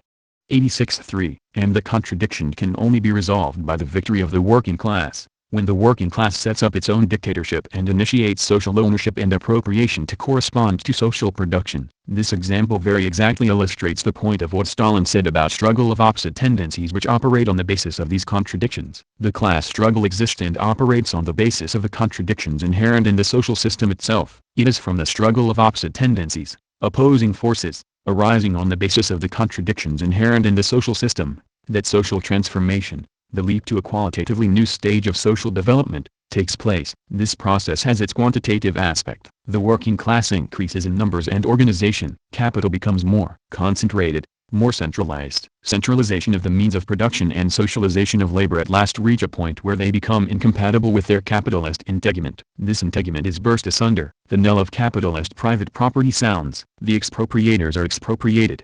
87.1. In this way the laws of dialectical development, summarized in the principles of the transformation of quantitative into qualitative change and of the unity and struggle of opposites, are found at work in the development of society. To carry into effect the socialist transformation of society, therefore, the working class must learn to understand the social situation in the light of the laws of dialectics. Guided by that understanding, it must base the tactics and strategy of its class struggle on the concrete analysis of the actual situation at each stage of the struggle. 9. Contradictions inherent in processes. Within every process there is a unity and struggle of opposed tendencies. This contradiction between opposed tendencies is inherent in processes and does not appear merely as the result of accidental or external causes. The working out of the contradictions inherent in the processes of nature and society leads to qualitative change and is the driving force of such change. Contradiction is universal in all the processes of the world, but the laws of each kind of process can be understood only by studying the particular contradictions essential to each kind of process and the specific forms which they take in specific instances. In the last chapter we considered how qualitative change is brought about by the struggle of opposed forces. This was exemplified equally in the change of state of a body from liquid to solid or gas, and in the change of society from capitalism to socialism. In each case there are opposite tendencies at work, whose struggle eventuates in some fundamental transformation, a qualitative change. This struggle is not external and accidental. It is not adequately understood if we suppose that it is a question of forces or tendencies arising quite independently the one of the other, which happen to meet, to bump up against each other and come into conflict. The struggle is internal and necessary, for it arises and follows from the nature of the process as a whole. The opposite tendencies are not independent the one of the other, but are inseparably connected as parts or aspects of a single whole, and they operate and come into conflict on the basis of the contradiction inherent in the process as a whole. Movement and change result from causes inherent in things and processes, from internal contradictions. Thus, for example, the old mechanist conception of movement was that it only happened when one body bumped into another. There were no internal causes of movement, that is, no self-movement, but only external causes. But on the contrary, the opposed tendencies which operate in the course of the change of state of a body operate on the basis of the contradictory unity of attractive and repulsive forces inherent in all physical phenomena. Again, the class struggle in capitalist society arises on the basis of the contradictory unity of socialized labor and private appropriation inherent in that society. It does not arise as a result of external causes, but as a result of the contradictions within the very essence of the capitalist system. On the other hand, Tory and right-wing labor theoreticians make out that the class struggle is stirred up by external interference, by communist agitators and Soviet agents. And they believe that if only this external interference could be stopped, the system could get along very well as it is. The internal necessity of the struggle of opposed forces, and of its outcome, based on the contradictions inherent in the process as a whole, is no mere refinement of philosophical analysis. It is of very great practical importance. Bourgeois theorists, for example, are well able to recognize the fact of class conflicts in capitalist society. What they do not recognize is the necessity of this conflict, that it is based on contradictions inherent in the very nature of the capitalist system, and that, therefore, the struggle can only culminate in and end with the destruction of the system itself and its replacement by a new, higher system of society. So they seek to mitigate the class conflict, to tone it down and reconcile the opposing classes, or to stamp it out, and so to preserve the system intact. Precisely this bourgeois view of the class conflict is brought into the labor movement by social democracy. It was in opposition to such a shallow, metaphysical way of understanding class conflict that Lenin pointed out. It is often said and written that the core of Marx's theory is the class struggle, but it is not true. To limit Marxism to the theory of the class struggle means curtailing Marxism, distorting it, reducing it to something which is acceptable to the bourgeoisie. A Marxist is one who extends the acceptance of the class struggle to the acceptance of the dictatorship of the 90 proletariat. This is where the profound difference lies between a Marxist and an ordinary petty, or even big, bourgeois. This is the touchstone on which the real understanding and acceptance of Marxism should be tested.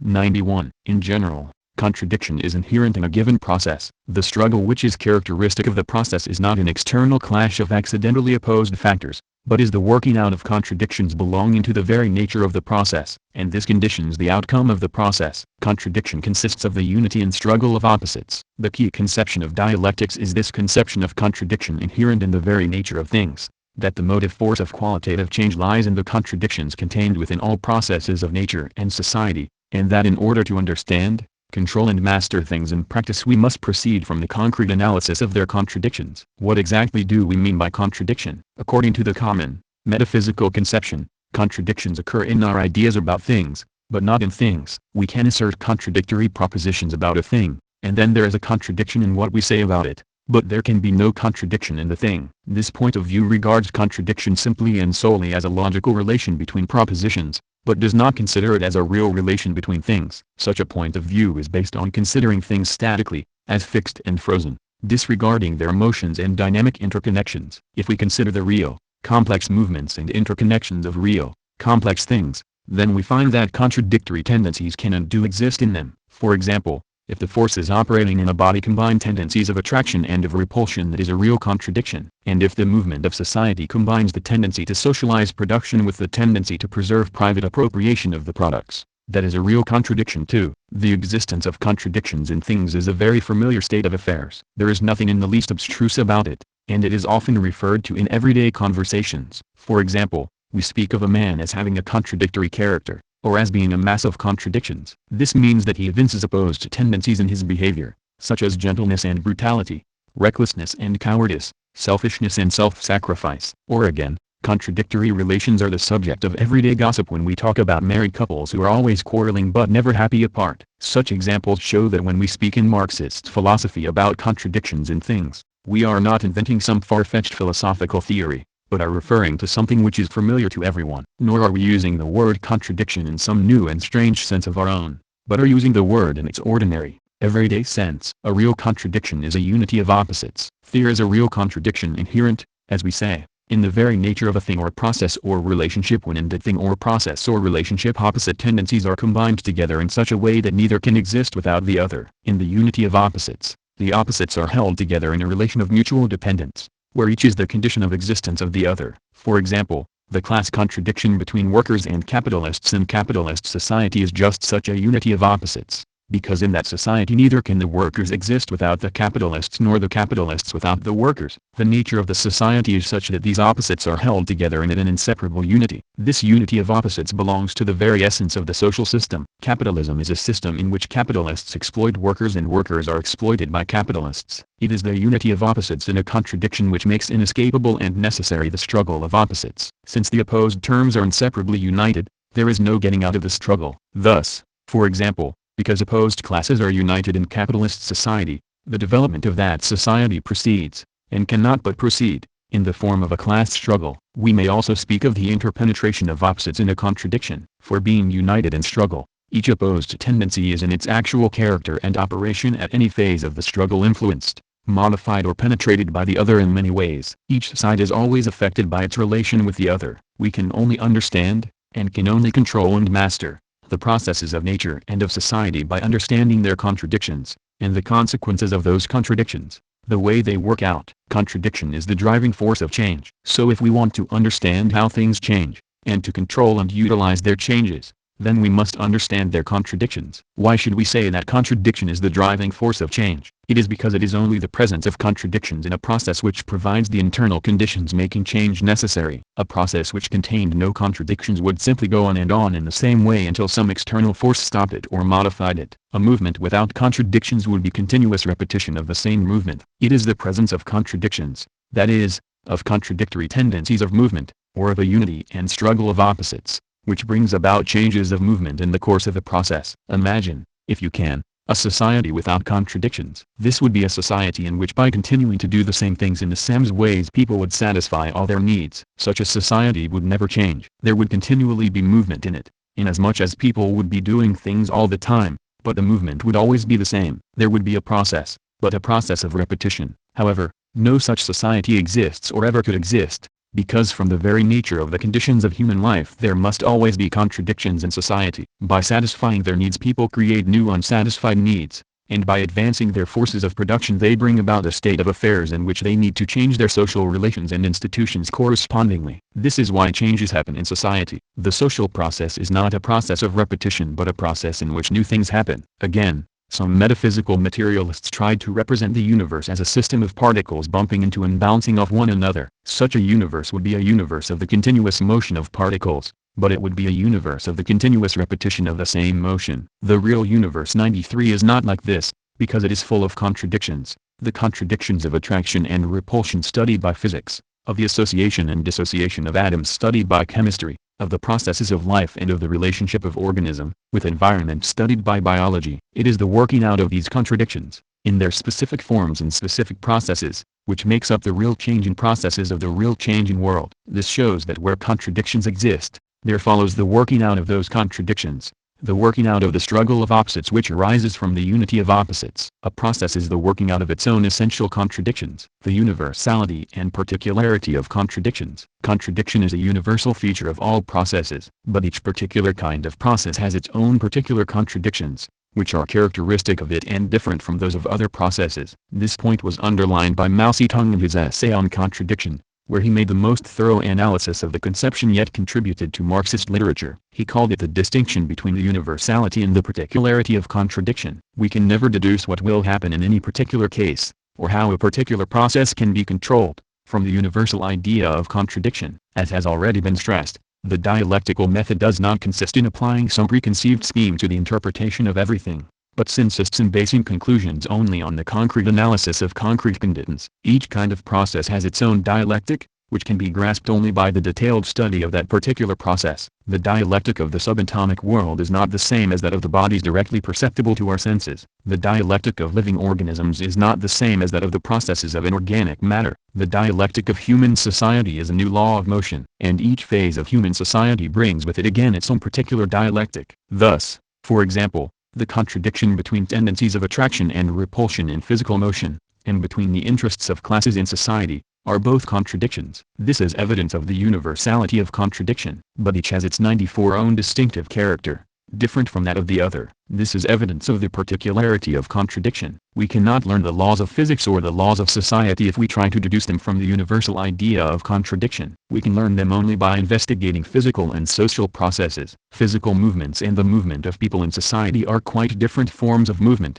and so the contradictions studied by social science are different, and work out in a different way, from those studied by physics. Social and physical processes are similar in that each contains contradictions, but dissimilar in the contradictions each contains. The contradiction characteristic of each kind of process may be called the essential contradictions of that kind of process. For instance, contradictions between attractive and repulsive forces are essential contradictions of physical processes, and contradictions between forces of production and relations of production are essential contradictions of social processes. If we further consider the essential contradictions characteristic of different kinds of process, then we can further say that these are manifested in specific ways in specific instances of processes of a given kind. For example, the essential contradictions of social processes are manifested in specific ways in each specific social formation. The contradiction between forces of production and relations of production takes specific forms in different formations of society. Thus in capitalist society it takes the specific capitalist form of the contradiction between the increasingly social character of production and the retention of private appropriation. Again, the relations between any species of living organism and its environment are contradictory. The organism lives only by means of its environment, and at the same time its environment contains threats to its life which it has continually to overcome. In the case of man, this contradiction takes the form of the specific contradictory relation between man and nature, and this relation itself takes even more specific forms with each stage of man's social development. Man is a part of nature and lives by means of nature, and man lives by opposing himself to nature and subduing nature to his will. This contradictory relation itself develops, and takes specific forms, as man develops. It is present in both primitive communism and in 95 communism, for example, but presents a different aspect in the latter from the former. In order to understand a process, then, and to learn how to control and master it, we must get to know its essential contradictions and investigate the specific forms they take in specific instances. 10. The old and the new. The outcome of contradictions. Qualitative change comes about when an old unity of opposites, in which one side was dominant, is replaced by a new, in which the relation of dominance is altered. The nature of this change is determined by the nature of the internal contradictions of which it is the outcome, though it may often be occasioned, and is always conditioned, by external causes. The appearance of new quality is always sudden while the completion of qualitative change, the supplanting of old quality by new, is a gradual process taking a longer or shorter time according to the nature of the forces at work and the circumstances in which they operate. The struggle through which change comes about takes different forms and, in society, a distinction arises between antagonistic and non-antagonistic forms of struggle within a contradiction. A forward movement of development takes place when the working out of a series of contradictions in a process carries that process forward from one stage to another. Such development proceeds by the stage-by-stage overcoming and supplanting of the old by the new. To understand it we must understand the basic contradiction of the process at each stage, and also what is the principal force for working out the basic contradiction and carrying the process forward to the next stage. Forward development can only proceed by the negation of the old by the new, and not by its preservation. The unity of opposites in a contradiction is characterized by a definite relation of superiority-inferiority, or of domination, between the opposites. For example, in a physical unity of attraction and repulsion, certain elements of attraction or repulsion may be dominant in relation to others. The unity is such that one side dominates the other, or, in certain cases, they may be equal. Any qualitative state of a process corresponds to a definite relation of domination. Thus, the solid, liquid and gaseous states of bodies correspond to different domination relationships in the unity of attraction and repulsion characteristic of the 97 molecules of bodies. Similarly, in the contradictions of capitalist society, the element of private appropriation plays a dominant role in relation to its opposite, social production, and the capitalist class dominates over the working class. If these domination relationships become reversed,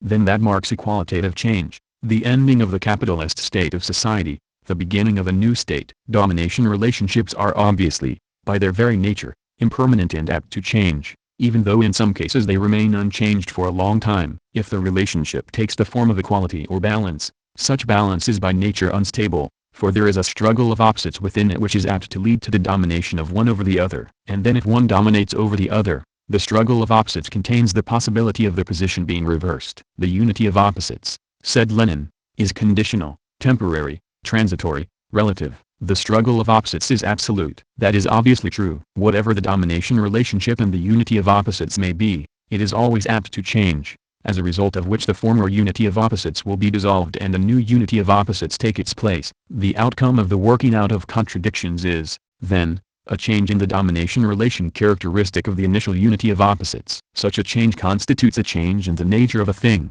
a change from one state to another, a change from one thing to another, a change entailing not merely some external alteration but a change in the internal character and laws of motion of a thing. It is precisely such a change that we mean by a qualitative change. For instance, if a piece of iron is painted black and instead we paint it red, that is merely an external alteration, affecting the way it reflects light and so its appearance to a seeing eye. but it is not a qualitative change in the sense we are here defining. On the other hand, if the iron is heated to melting point, then this is such a qualitative change. And it comes about precisely as a change in the attraction-repulsion relationship characteristic of the internal molecular state of the metal. The metal passes from the solid to liquid state, its internal character and laws of motion become different in certain ways.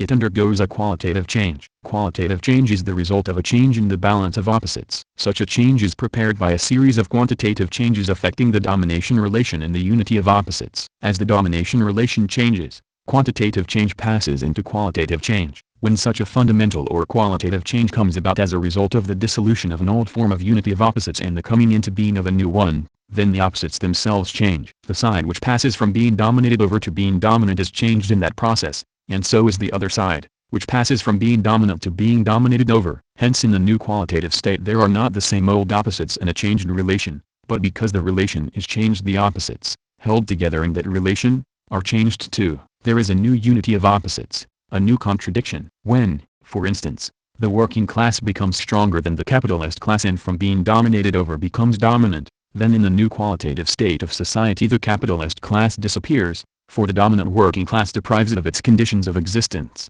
and the working class, existing in completely new conditions, becomes virtually a new class. The contradictions of society therefore change, the particular contradictions of the old state disappear and new contradictions are born. The struggle between the working class and the capitalists comes to an end, and new kinds of struggle begin. External and internal causes of qualitative change. How far is the passage from quantitative to qualitative change determined by the working out of the contradiction inherent in the process itself, or by internal causes, and how far is it determined by external or accidental causes? It is determined by both, but in different ways. Both in nature and society different things are always interacting and influencing each other. Hence external causes must always play a part in the changes which happen to things. At the same time, the character of the changes always depends on internal causes. This problem was discussed by Mao Zedong in his essay on contradiction. He concluded, contradiction within a thing is the basic cause of its development, while the relationship of a thing with other things, their interconnection and interaction, is a secondary cause. External causes are the condition of change and internal causes the basis of change, external causes becoming operative through internal causes. Consider, for example, such an event as the hatching of a chicken. The chicken does not develop inside the egg unless heat is applied from outside. But what develops in the egg, what hatches out, depends on what is inside the egg. As Mao remarks, in a suitable temperature an egg changes into a chicken, but there is no temperature which can change a stone into a chicken, the fundamentals of the two things being different. Again, water does not boil unless it is heated. But the boiling process resulting from the application of heat comes about on the basis of the internal contradiction of attraction and repulsion characteristic of the molecules of water. Similarly in society, a revolution does not proceed without the intervention of external causes, but its character and outcome, and indeed the fact that it happens at all, depend on internal causes. Thus the basis of the Russian evolution lay in the contradictions within Russian society. These made the revolution inevitable and determined its character. But what actually set off the revolution in 1917 was something external, the conditions brought about by the imperialist war. In general, if we consider qualitative changes, then their qualitative character can be explained only by the operation of internal causes. The particular contradictions on which the old quality was based determine what new quality emerges. The external causes affect only the quantitative changes of things, the times and places of their beginning, and the rate at which they proceed. Purely external causes can only lead to changes in size and quantity, but cannot explain why things are qualitatively different in 1001 ways and why things change into one another.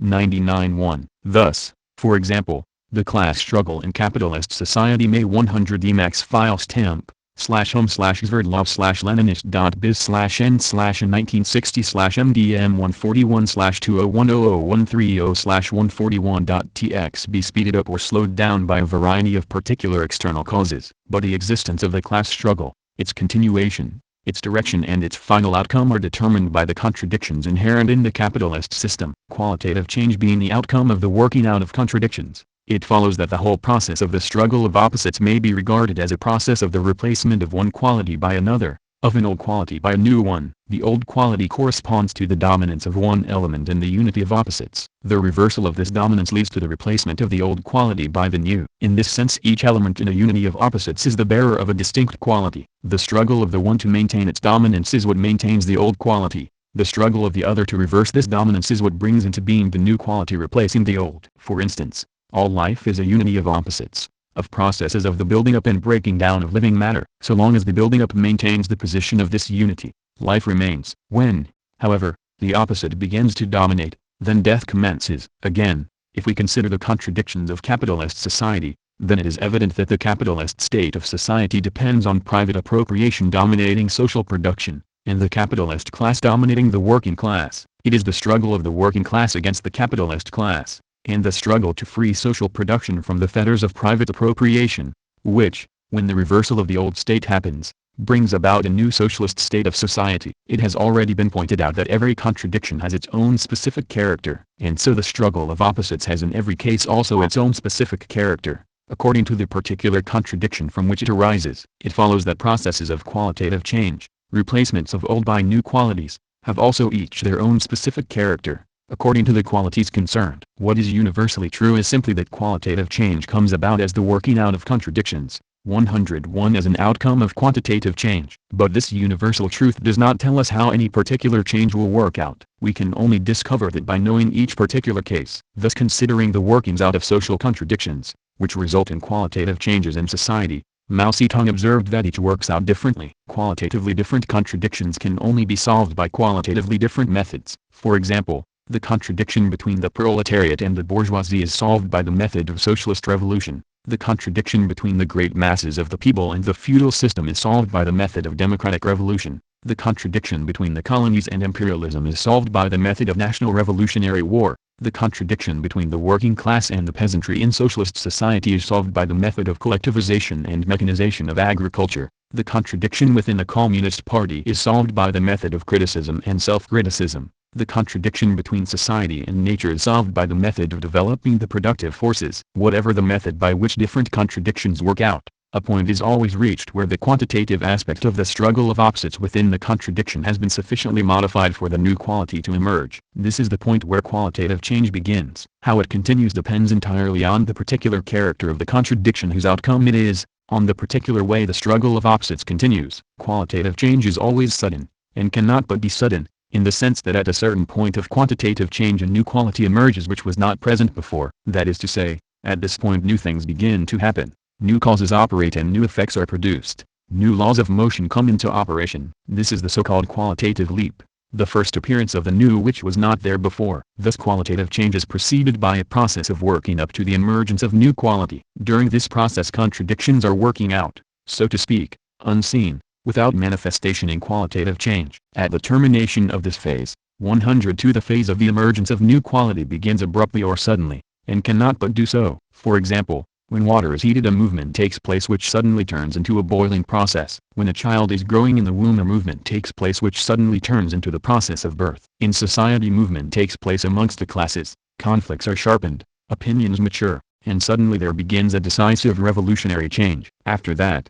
how qualitative change proceeds, the swiftness or slowness and, in general, the manner of its completion, depends entirely on the circumstances of particular cases. Once a new quality emerges, once it has leaped into being, then a process of new qualitative character begins, in which the new quality gradually supplants the old. While, therefore, qualitative change begins suddenly, it continues gradually. How quickly or how slowly the new supplants the old depends on the nature of the process and the conditions under which it occurs. For instance, physical changes of state, such as water coming to the boil, are sudden, because a point is suddenly reached when a new thing, steam, begins to be formed, but the conversion of water into steam is a gradual process. It is the same with chemical changes, and it is the same again with qualitative changes in society. A point is reached in the working out of social contradictions where the qualitative change begins, the change from the power of one class to the power of another class, from one system of production relations to another. After that, this change may take a longer or shorter time to be completed. Take, for example, the political aspect of social revolutions, that is, the conquest of state power. In the Russian Socialist Revolution this took place by a single blow, which means, comparatively quickly, in a few days all the decisive positions of power passed into the hands of the working class. In the next round of socialist revolutions, those in the present people's democracies, it took place over a longer period, by a series of steps in which the first one and then another position of power was conquered. If we look back to the revolution through which the bourgeoisie formerly won power from the feudal lords, then these took place over a longer period still, often extending over many years. Or if we consider economic changes, these tend to be comparatively slow, taking place through a series of steps. For instance, capitalist relations, once they emerged in feudal society, extended their scope step by step over a long period. Again, the displacement of capitalism by socialism, once begun, is another gradual process, though it takes place more rapidly than the displacement of feudalism by capitalism. It takes place more rapidly for a definite reason, namely, that socialism cannot begin to displace capitalism until after the working class has won state power, and then the power of the state operates to direct and speed up economic change. The change from feudalism to capitalism, on the one hand, generally begins long before state power passes into the hands of the capitalist class, and meanwhile the feudal state acts rather to slow down than to speed up the change. These examples show that there is a quantitative side to qualitative change, namely, the power and speed with which it completes itself, and naturally, under certain unfavorable circumstances it may never be completed at all. In certain cases it is possible for the change to begin, and then be turned back again and disappear. The dialectical materialist conception of contradiction includes both the suddenness and gradualness of qualitative change. The difference between this conception of change and that of many other philosophies is not that dialectical materialism lays it down that all qualitative changes are sudden, whereas the others say they are gradual. It is that dialectical materialism understands change as coming from the struggle of opposites, from the working out of contradictions,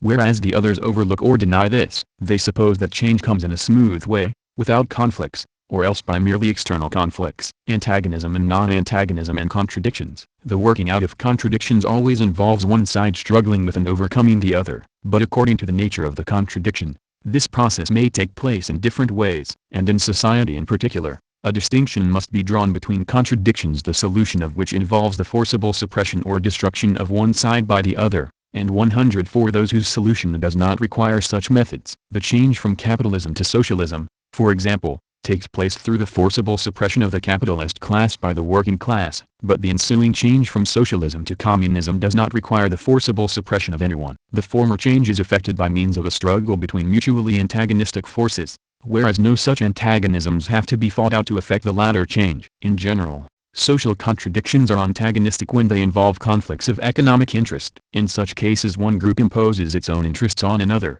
and one group suppresses another by forcible methods. But when conflicts of economic interest are not involved, there is no antagonism and therefore no need for the forcible suppression of any group by any other. Once class antagonisms are done away with in socialist society, all social questions can be settled by discussion and argument, by criticism and self-criticism, by persuasion, conviction and agreement. Antagonism, therefore, is not the same thing as contradiction, nor is it the same thing as the struggle of opposites within a contradiction. The struggle of opposites is a universal, necessary feature of every contradiction, and it may take an antagonistic form or it may not, depending on the particular nature of the particular contradiction. So Lenin remarked that antagonism and contradiction are utterly different. Under socialism antagonism disappears, but contradiction remains.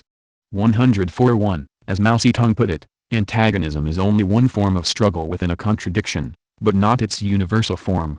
104.2. The distinction between antagonism and non-antagonism in the contradictions of society is of great practical importance. There are many contradictions in society, and it is practically important to distinguish which are antagonistic and which are not, in order to find the right method of dealing with them. If a contradiction of the one kind is mistaken for a contradiction of the other kind, then wrong action is taken which cannot lead to the desired results. For example, reformist socialists think there is no need for 105 the working class to take power and use it to suppress the capitalist class, whereas Marxists recognize that capitalism can be ended and socialism achieved by no other method. But when socialism is established, classes and class antagonisms disappear, and so methods of struggle right for the fighting out of class antagonisms are wrong for the ensuing struggle to pass from socialism to communism. Contradictions remain, but since they no longer take the form of antagonism of interest, they do not require for their solution forcible measures to impose the interests of one section upon another. The distinction between antagonism and non-antagonism in contradictions within society is a distinction between those contradictions which can work out only by the use of material force by one side against the other, and those which can work out entirely as a result of discussions among the members of society and agreed decisions taken after such discussion. Contradictions of this last kind are a special kind of contradiction which can arise only among rational human beings, and among them, only when they are united in cooperation for a common interest and not divided by antagonistic interests. In such contradictions there appears the new element of the rational, purposive, consciously controlled working out of contradictions, as opposed to the blind working out of contradictions in nature. the new element of human freedom as opposed to natural necessity. The forward movement of development. In many processes the working out of their contradictions results in a directed or forward movement, in which, as Engels put it, in spite of all seeming accidents and all temporary retrogression, a progressive development asserts itself in the end. 105.1 The process moves forward from stage to stage, each stage being an advance to something new, not a falling back to some stage already past. Other processes, however, are not characterized by such a forward movement. For instance, water when cooled or heated undergoes a qualitative change,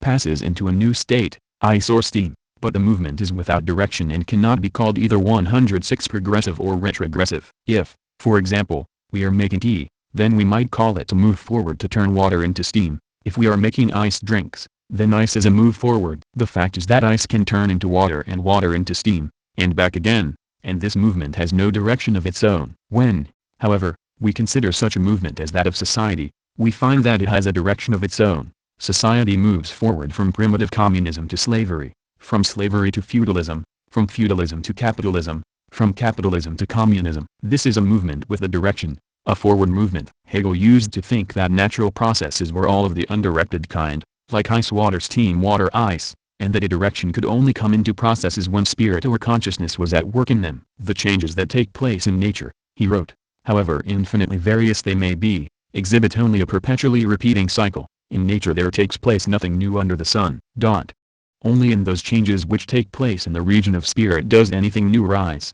106.1 But the distinction does not in fact depend on any difference between nature and spirit. A movement can have a direction without any consciousness being present to direct it. Spirit or consciousness itself is a product of nature. Biological changes, leading up to man, have a direction, so have geological changes, so have processes in the evolution of stars, and so on. In general, direction in processes has a natural explanation. If some processes have direction and others have not, this depends solely on the particular character of the processes themselves and of the conditions under which they happen. In general, since qualitative change in a process is always consequent upon quantitative change, it has a direction when those quantitative changes arise from conditions permanently operating within the process itself, and otherwise it has no direction. A movement is undirected when it only occurs on condition that external causes set it off. It has a direction when, however conditioned by external factors, it is impelled forward by internal causes. In that case the direction it takes is its own just because it arises from internal causes. What, then,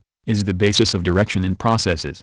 Of the 107 internal causes of a forward movement of development, it is to be found in the existence and long-term operation in those processes of essential contradictions which work out by taking a series of specific forms. This is what gives rise to a directed series of stages, a long-term process of development in a definite direction. Thus, for example, if social development has a direction, this arises because man exists in a permanent contradictory relationship with nature. The permanent existence of this contradiction gives rise to a permanent tendency of man to improve his forces of production, and as this tendency operates, so stage by stage contradictions arise between the social forces of production and their relations of production. The direction of man's social evolution is the direction of man's mastery over nature, and the movement of society takes this direction simply because of the natural conditions of human life. The impulses to change and development which people experience because of the necessity to satisfy their needs. Similarly, if such things as stars pass through a series of evolutionary stages, this is because the contradictory conditions of their existence give rise to continuous processes,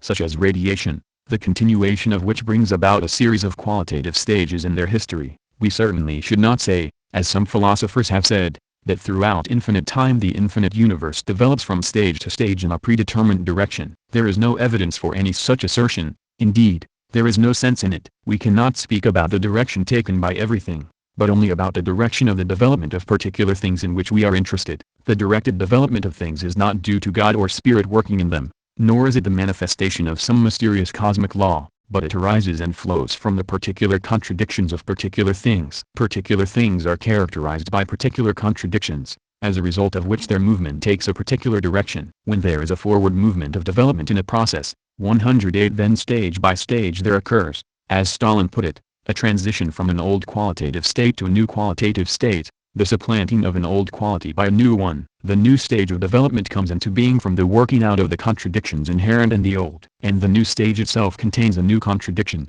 since it comes into being containing something of the past from which it springs and of the future to which it leads. It has, therefore, its negative and positive sides, a past and a future, something dying away and something developing. On this basis there once again arises within it the struggle between the old and the new, between that which is dying away and that which is being born, between that which is disappearing and that which is developing. Thus the forward movement of development is the continuous working out of a series of contradictions. Development continually drives forward to new development. The whole process at each stage is in essence the struggle between the old and the new, that which is dying and that which is being born. To understand the laws of development of anything we must therefore understand its contradictions and how they work out. A process usually contains not one but many contradictions. It is a knot of contradictions. And so to understand the course of a process we must take into account all its contradictions and understand their interrelationship. This generally means, first of all, that we must grasp the basic contradiction of a process, in its general character and in the specific form it takes at each stage. The basic contradiction is the contradiction inherent in the very nature of the process which determines its direction. Thus in society, for instance, the basic contradiction is that between the forces of production and the relations of production, and this takes a specific form at each stage of society. In capitalist society it is the contradiction between social production and private appropriation. This basic contradiction is what determines the direction of development, namely, from capitalism to social appropriation to match social production. Given the basic contradiction, then a process is characterized by a number of big and small consequential contradictions, the character and effects of which are conditioned by the basic contradiction. The operation and working out of these constitutes the total process of the working out of the basic contradiction. 109 Towards the emergence of a new stage of the process, a new quality. The basic contradiction works out by the instrumentality of all the struggle arising from all the consequential contradictions. In this, however, one particular contradiction generally plays the key or principal role. In other words, of all the elements, tendencies or forces entering into various forms of struggle in a knot of contradictions, there is generally one which plays the principal role in working out the basic contradiction to its solution in the realization of a new stage and the supplanting of an old quality by a new one. Within any capitalist country, for example, there are many contradictions. Besides the contradiction between the working class and the capitalist class, there are other contradictions between other classes, the urban petty bourgeoisie, the peasants, the landlords, etc., as well as contradictions within the capitalist class itself. There are also contradictions of an international kind, such as those between a given capitalist country and others, and between imperialists and colonial peoples. But within all this knot of contradictions, it is the struggle of the working class with the capitalist class which, in the given country, plays the key or principal role in carrying society forward from capitalism to socialism. For this is the one contradiction which can work out in such a change from the dominance of one side to that of the other as will bring about a fundamental change in the quality of the whole. Thus, for example, the contradiction between the big capitalists and the petty bourgeoisie always takes the form of domination by the big capitalists, who keep on growing stronger in relation to the petty bourgeoisie who, for their part, keep on being pressed back and growing weaker. Hence the petty bourgeoisie cannot be the principal revolutionary force in a capitalist country,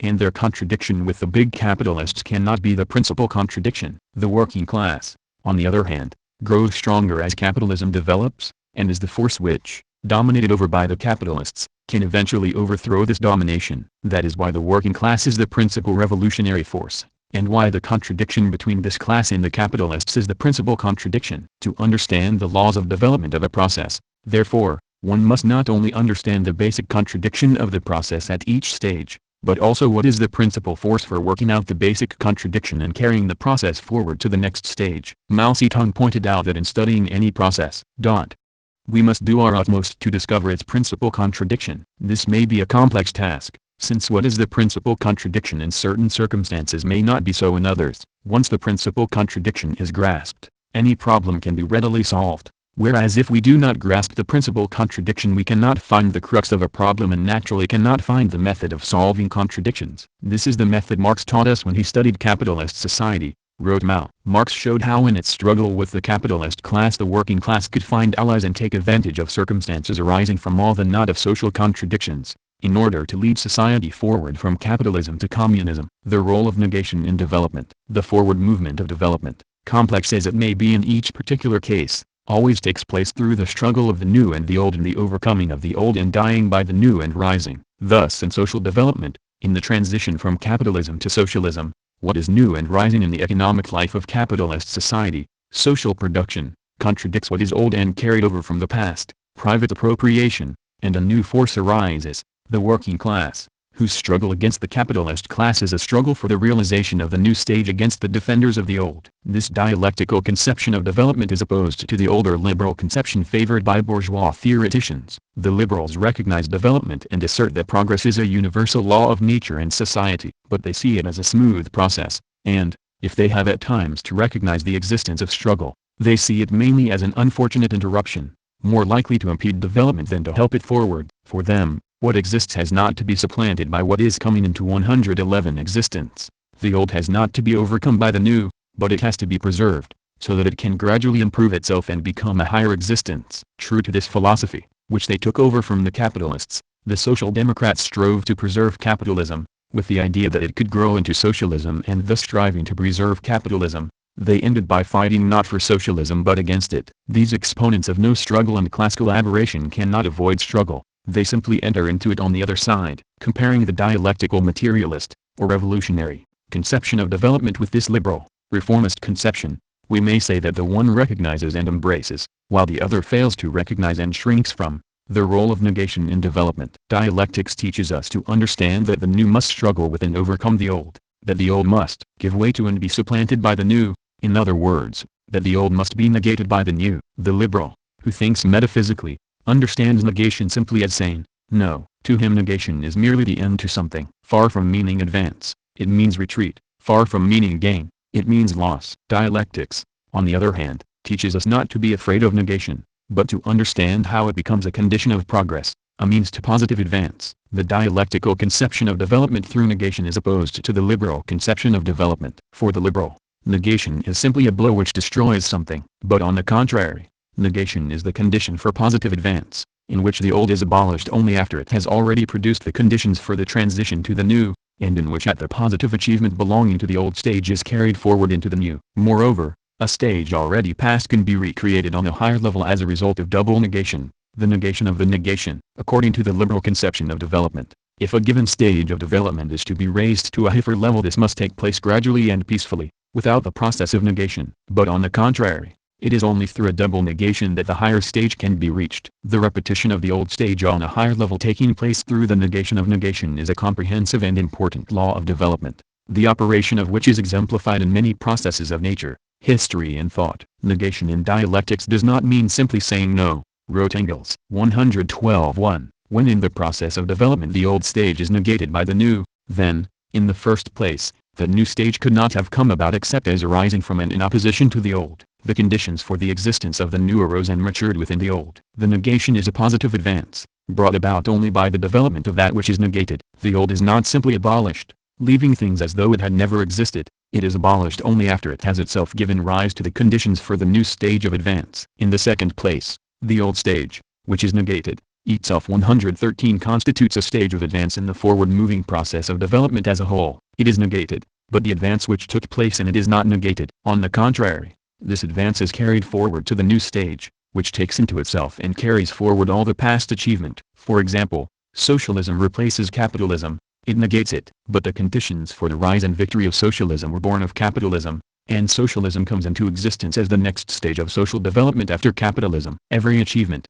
every advance in the forces of production, and likewise every cultural achievement, which took place under capitalism, is not destroyed when capitalism is destroyed, but, on the contrary, is preserved and carried further. This positive content of negation is not understood by liberals, for whom negation is simply saying no. Moreover, they think of negation as coming only from outside, externally. Something is developing very well, and then something else comes from outside and negates it, destroys it. That is their conception, that something by its own development leads to its own negation, and thereby to a higher stage of development, lies outside their comprehension. Thus the liberals conceive of social revolution not only as a catastrophe, as an end to ordered progress, but they believe that such a catastrophe can be brought about only by outside forces. If a revolution threatens to upset the capitalist system, that is not because of the development of the contradictions of that system itself, but is due to agitators. Of course, there is negation which takes the form simply of a blow from outside which destroys something. For instance, if I am walking along the road and am knocked down by a car,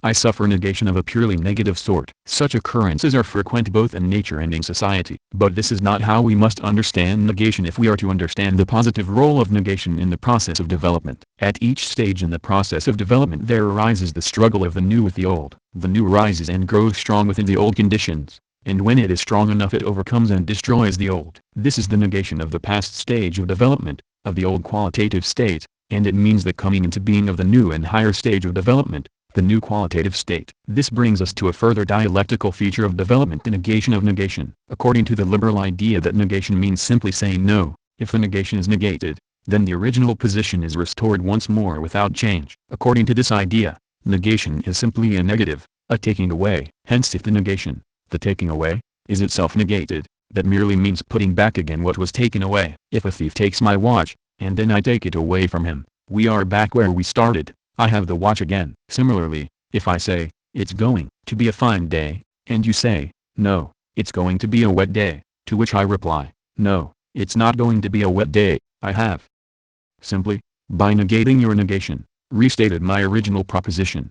This is enshrined in the principle of formal logic, not A equals A. According to this principle, negation of negation is a fruitless proceeding. It just takes you back where you started. Let us, however, consider a real process of development in the dialectical negation which takes place in it. Society develops from primitive communism to the slave system. The next stage is feudalism. The next stage is capitalism. Each stage arises from the previous one, and negates it. So far we have simply a succession of stages, each following as the negation of the other and constituting a higher stage of development. But what comes next? Communism. Here there is a return to the beginning, but at a higher level of development. In place of primitive communism, based on extremely primitive forces of production, comes communism based on extremely advanced forces of production and containing within itself tremendous new potentialities of development. The old, primitive classless society has become the new and higher classless society. It has been raised, as it were, to a higher power, has reappeared on a higher level. But this has happened only because the old classless society was negated by the appearance of classes and the development of class society, and because finally class society, when it had gone through its whole development, was itself negated by the working class taking power, ending exploitation of man by man, and establishing a new classless society on the foundation of all the achievements of the whole previous development. This is the negation of negation. But it does not take us back to the original starting point. It takes us forward to a new starting point, which is the original one raised, through its negation and the negation of the negation, to a higher level. Thus we see that in the course of development, as a result of a double negation, a later stage can repeat an earlier stage, but repeat it on a higher level of development. There is a development that seemingly repeats the stages already passed, but repeats them otherwise, in a new way, on a higher basis. A development, so to speak, in spirals, not in a straight line. 115.1. This is a conception of development, like that of dialectical negation in general, which the liberal outlook cannot stomach. To the liberal outlook development seems to be a smooth, upward course proceeding through a series of small changes. If a given stage of development is to be raised to a higher level, then this must take place gradually and peacefully, through the harmonious unfolding of all the higher potentialities latent in the original stage. But on the contrary, the facts show that it is only through struggle and through negation that the higher stage is won. The development takes place not as a harmonious unfolding but as a disclosure of contradictions, in which the lower stage is negated, destroyed, in which the development which follows its negation is itself negated, and in which the higher stage is reached only as a result of that double negation. As Hegel put it, the higher end of development is reached only through the suffering, the patience and the labor of the negative. 115.2. A comprehensive and important law of development. In discussing the negation of negation we must again stress what was said earlier, namely, that the essence of dialectics is to study a process in all its concreteness, to work out how it actually takes place, and not to impose on it some preconceived scheme and then try to prove the necessity of the real process reproducing the ideal scheme. We do not say in advance that every process will exemplify the negation of negation. Still less do we use this conception to try to prove anything. Referring to Marx's demonstration of the occurrence of the negation in history, Engels said, in characterizing the process as the negation of the negation, therefore, Marx does not dream of attempting to prove by this that the process was historically necessary. On the contrary, after he has proved from history that in fact the process has partially already occurred, and partially must occur in the future, he then also characterizes it as a process which develops in accordance with a definite historical law. That is all. 116.1. Dialectics teaches us that we shall understand the laws of development of each particular process by studying that process itself, in its development. But when we do that, we shall discover the repetition of the old stage on a higher level taking place through the negation of negation. What, therefore, is the negation of the negation? Wrote Engels, an extremely general, and for this reason extremely comprehensive and important, law of development of nature, history and thought. It is obvious that in describing any evolutionary process as the negation of the negation, I do not say anything concerning the particular process of development. When I say that all these processes are the negation of negation, I bring them all together under this one law of motion, and for this very reason I leave out of account the peculiarities of each separate process. Dialectics is nothing more than the science of the general laws of motion and development of nature, human society and thought. 116.2. How extremely comprehensive and important is this law of development can be shown in numerous examples. We have already seen how the negation of the negation occurs in history in the development from primitive communism to communism. It occurs again in the development of individual property. Marx pointed out that the pre-capitalist individual private property founded on the labors of the proprietor is negated, destroyed, by capitalist private property. For capitalist private property arises only on the ruin and expropriation of the pre-capitalist individual producers. The individual producer used to own his instruments of production and his product. Both were taken away from him by the capitalists. But when capitalist private property is itself negated, when the expropriators are expropriated, then the individual property of the 117 producers is restored once more, but in a new form, on a higher level. This does not re-establish private property for the producer, but gives him individual property based on the acquisitions of the capitalist era, that is on cooperation and the possession in common of the land and of the means of production.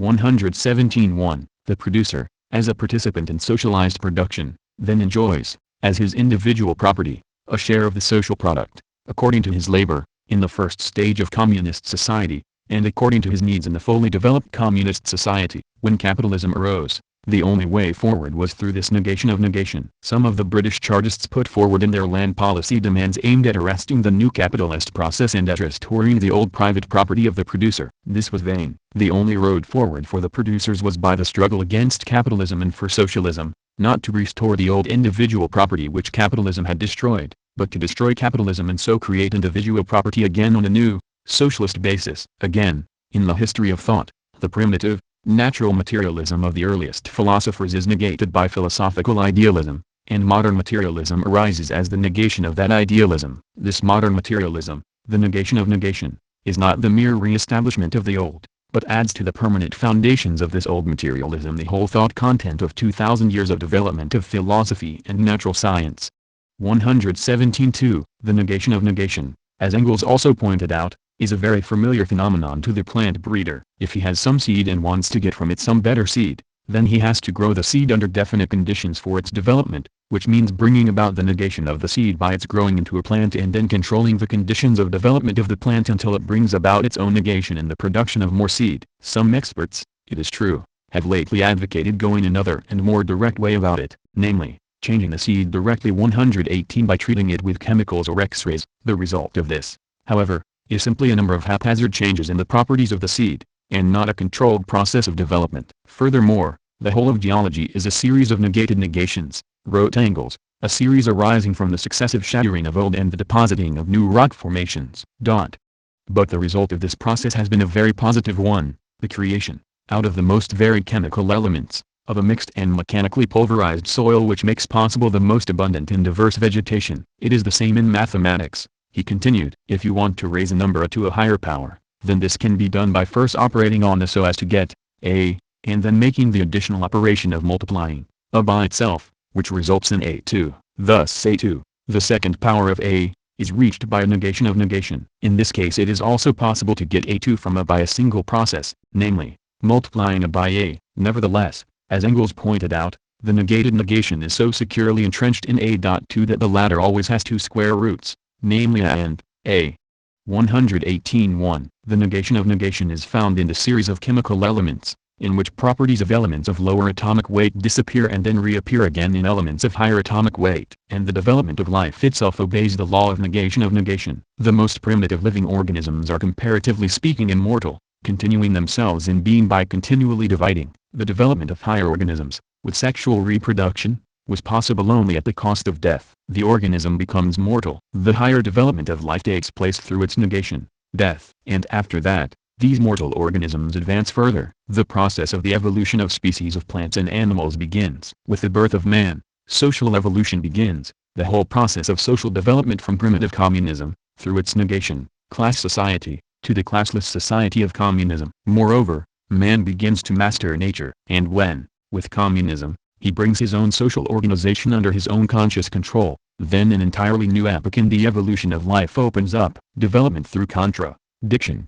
the struggle between the new and the old, will continue to be the rule in the future development of communist society. But with the ending of all exploitation of man by man, this development will no longer take place through violent social conflicts and upheavals but through the rational method of criticism and self-criticism, which will become the new level of development. From the whole discussion of the Marxist dialectical method, the conclusion follows that Marxism is a creative science which must continually advance in application to new conditions of development. Criticism and self-criticism lies at the very heart of the Marxist dialectical method. What, now, of the future development of society, after the stage of communism has been reached? Are we to suppose that the same dialectical laws of development will continue to operate, or that development will cease? Development will not cease. On the contrary, it is only with the achievement of communism that human development in the proper sense, that is to say, a development consciously planned and controlled by men themselves, really begins. All the rest was only the painful preparation for it, the birth pangs of the human race. When all the means of production are brought fully under planned social direction,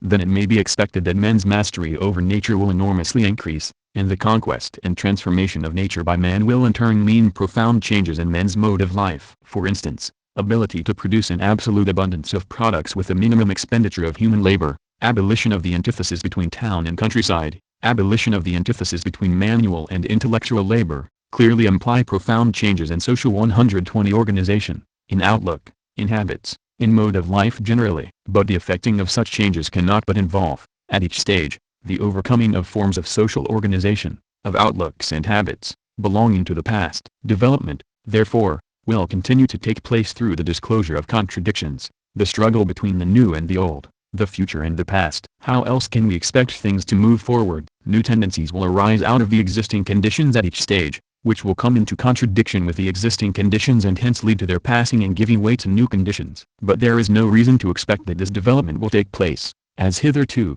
through violent conflicts and social upheavals. On the contrary, with communism there will have taken place, as Engels expressed it, humanity's leap from the realm of necessity into the realm of freedom. And that means that the elemental conflicts characteristic of the realm of necessity will give place to changes controlled and planned. The laws of his own social activity, which have hitherto confronted him as external, dominating laws of nature, will then be applied by man with complete understanding, and hence will be dominated by man. Men's own social organization, which has hitherto stood in opposition to them as if arbitrarily decreed by nature and history, will then become the voluntary act of men themselves. Men with full consciousness will fashion their own history.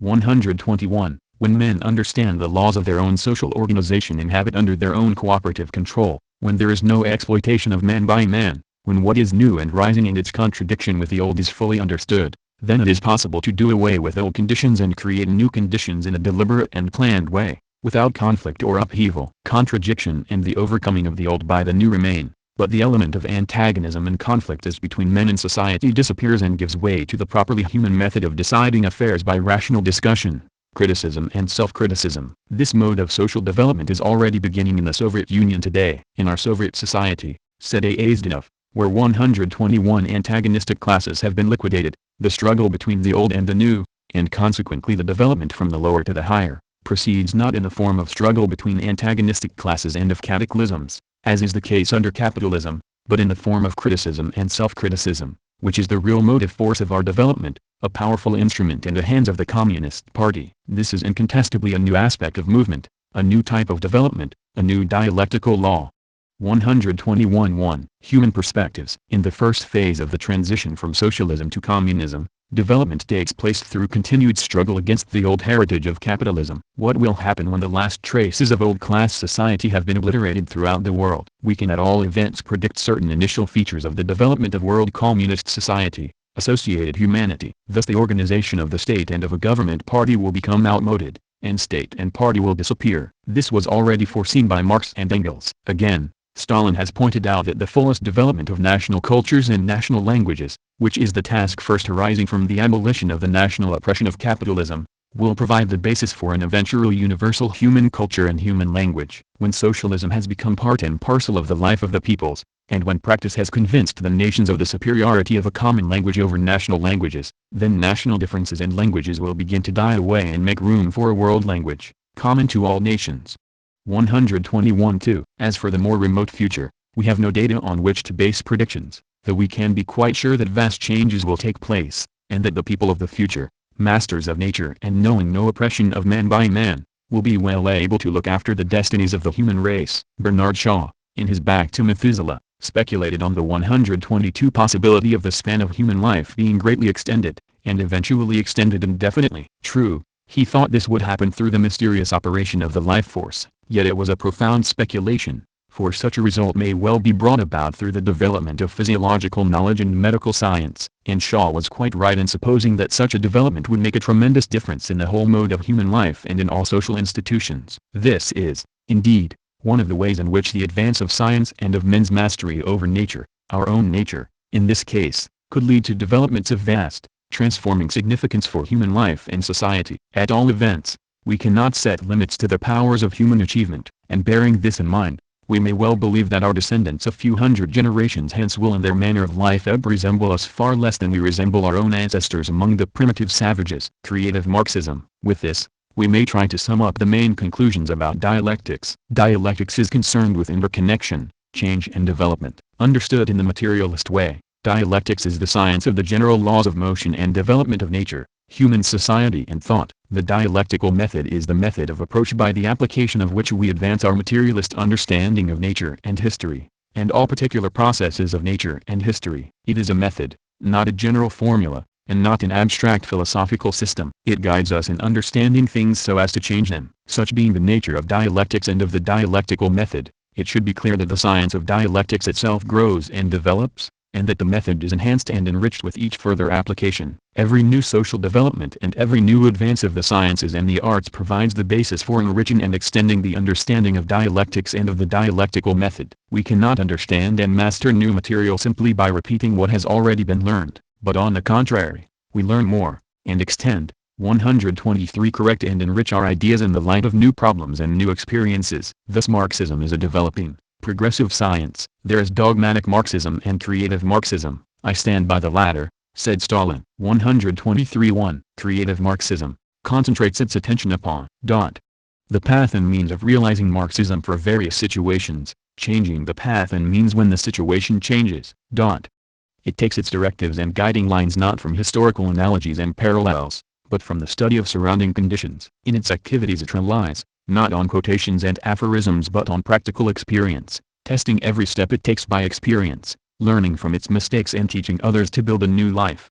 123 Mastering the Marxist-Leninist theory means assimilating the substance of this theory and learning to use it in the solution of the practical problems of the revolutionary movement under the varying conditions of the class struggle of the proletariat. Mastering the Marxist-Leninist theory means being able to enrich this theory with the new experience of the revolutionary movement, with new propositions and conclusions. It means being able to develop it and advance it without hesitating to replace, in accordance with the substance of the theory, such of its propositions and conclusions as have become antiquated by the new ones corresponding to the new historical situation.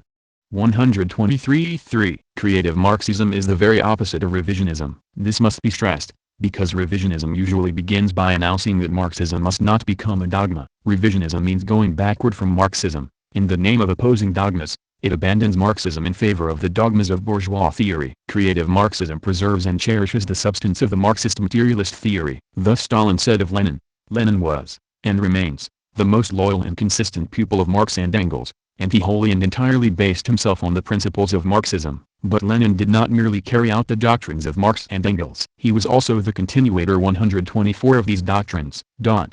He developed the doctrines of Marx and Engels still further in application to the new conditions of development. 124 Criticism and self-criticism, a lever of progress. In order, then, to master the method of Marxism-Leninism, the method of dialectics, we must use it and develop it in use, and this demands criticism and self-criticism in all spheres of theoretical and practical activity. Criticism and self-criticism, which belongs at the very heart of the Marxist dialectical method, means that theory and practice must always be matched up one with the other. Theory must not be allowed to lag behind practice. Theory must keep not only level with practice but in advance of it, so as to serve as a true and reliable guide. Practice must not be allowed to grope in the dark without the light of theory, nor to be distorted by wrong and antiquated theory. And this matching up of theory and practice can only be achieved by constant alertness, by constant readiness to criticize and to learn, by continuous checkup of ideas and actions both from above and from below. by readiness to recognize what is new and to correct or cast aside what is old and no longer applicable, by frank recognition of mistakes. Mistakes are inevitable, but by the checkup which recognizes mistakes in time, by examining critically the roots of those mistakes and correcting them, by learning from mistakes, we advance to new successes. A party is invincible, wrote Stalin, if it does not fear criticism and self-criticism, if it does not gloss over the mistakes and defects in its work, if it teaches and educates its cadres by drawing the lessons from the mistakes in party work, and if it knows how to correct its mistakes in time. 124-2. Mistakes are seldom mere accidental errors of judgment. Most often mistakes arise because we cling to old habits and old formulations which have become antiquated and inapplicable to new conditions and new tasks. When this happens, and when, as a result, things do not turn out as anticipated, then, if we are ready critically to examine what has gone wrong, we learn something new and grow in strength, stature and experience. We are advancing in the process of struggle, in the process of the development of contradictions, in the process of overcoming these contradictions, in the process of bringing these contradictions to light and liquidating them, said Stalin. Something in life is always dying, but that which is dying refuses to die quietly. It fights for its existence, defends its moribund cause. Something new in life is always being born, but that which is being born does not come into the world quietly. It comes in squealing and screaming, defending its right to existence. The struggle between the old and the new, between the dying and the nascent, such is the foundation of development. By failing openly and honestly, as befits Bolsheviks, to point to bring to light, the defects and mistakes in our work, we close our road to progress. But we want to go forward, and precisely because we want to go forward, we must make honest and revolutionary self-criticism of our most important tasks. Without this there is no progress. Without this there is no development. 125-1-13. Dialectical Materialism in Science, a Scientific World Outlook. Dialectical materialism is a scientific world outlook. Its scientific character is manifested especially in that it turns socialism into a science and, by developing the science of society, shows how the whole of science can be developed in the service of mankind. In general, dialectical materialism is a scientific world outlook in that it does not seek to establish any philosophy above science but bases its conception of the world on the discoveries of the sciences. The entire advance of the sciences is an advance of materialism against idealism, and further, science shows that our materialist conception of the world must be dialectical. Such great past discoveries as the law of the transformation of energy, the Darwinian theory of evolution and the theory of the cell have demonstrated the dialectic of nature. Nevertheless, science in the capitalist world has entered into a state of crisis, due primarily to 1. The subjugation of scientific research to the capitalist monopolies and to military purposes, and 2. The conflict between new discoveries and old idealist and metaphysical ideas. Dialectical materialism is not only a generalization of the achievements of science, but a weapon for the self-criticism and for the advancement of science. Dialectical materialism, the world outlook of the Marxist-Leninist Party, is a truly scientific world outlook, for it is based on considering things as they are, without arbitrary, preconceived assumptions, idealist fantasies. It insists that our conceptions of things must be based on actual investigation and experience, and must be constantly tested and retested in the light of practice and further experience. Indeed, dialectical materialism means understanding things just as they are. Materialism, in their actual interconnection and movement, dialectics. The same cannot be said about other philosophies. They all make arbitrary assumptions of one kind or another, and try to erect a system on the basis of those assumptions. But such assumptions are arbitrary only in appearance. In fact, they express the various prejudices and illusions of definite classes. The scientific character of Marxism is manifested especially in this, that it makes socialism into a science. We do not base our socialism, as the utopians did, on a conception of abstract human nature. The utopians worked out schemes for an ideal society, but could not show how to achieve socialism in practice. Marxism made socialism into a science by basing it on an analysis of the actual movement of history, of the economic law of motion of capitalist society in particular, thus showing how socialism arises as the necessary next stage in the evolution of society, and how it can come about only by the waging of the working class struggle, through the defeat of the capitalist class and the institution of the dictatorship of the proletariat. Thus Marxism treats man himself, society and history, scientifically. Socialism, having become a science, demands the same treatment as every other science. It must be studied. The task of the leaders will be to bring understanding, thus acquired and clarified, to the working masses, to spread it with increased enthusiasm, to close the ranks of the party organizations and of the labor unions with even greater energy. 127.1. Scientific study of society shows that human history develops from stage to stage according to definite laws. Men themselves are the active force in this development. By understanding the laws of development of society, therefore, we can guide our own struggles and create our own socialist future. Thus scientific socialism is the greatest and most important of all the sciences. The practitioners of the natural sciences are now getting worried because they feel that governments do not know how to put their discoveries to proper use. They have good cause to worry about this. Science is discovering the secrets of atomic energy, for example, but its discoveries are being used to create weapons of destruction. Many people are even coming to believe that it would be better if we had no science, since its discoveries open up such terrifying possibilities of disaster. How can we ensure that the discoveries of science are put to proper use for the benefit of mankind? It is scientific socialism, Marxism-Leninism, alone which answers this problem. It teaches us what are the forces which make history and thereby shows us how we can make our own history today, change society and determine our own future. It teaches us,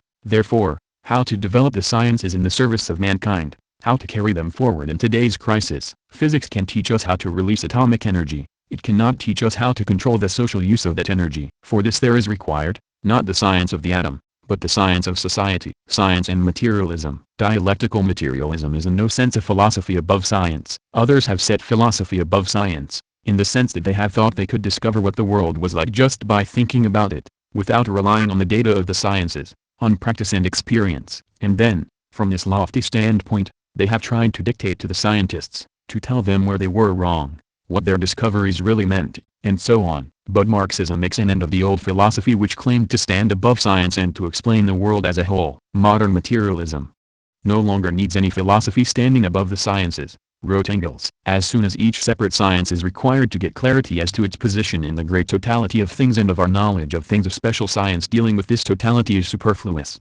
128.1. Dialectical materialism, he further wrote, is in fact no longer a philosophy, but a simple world outlook which has to establish its validity and be applied right in a science of sciences standing apart, but within the positive sciences.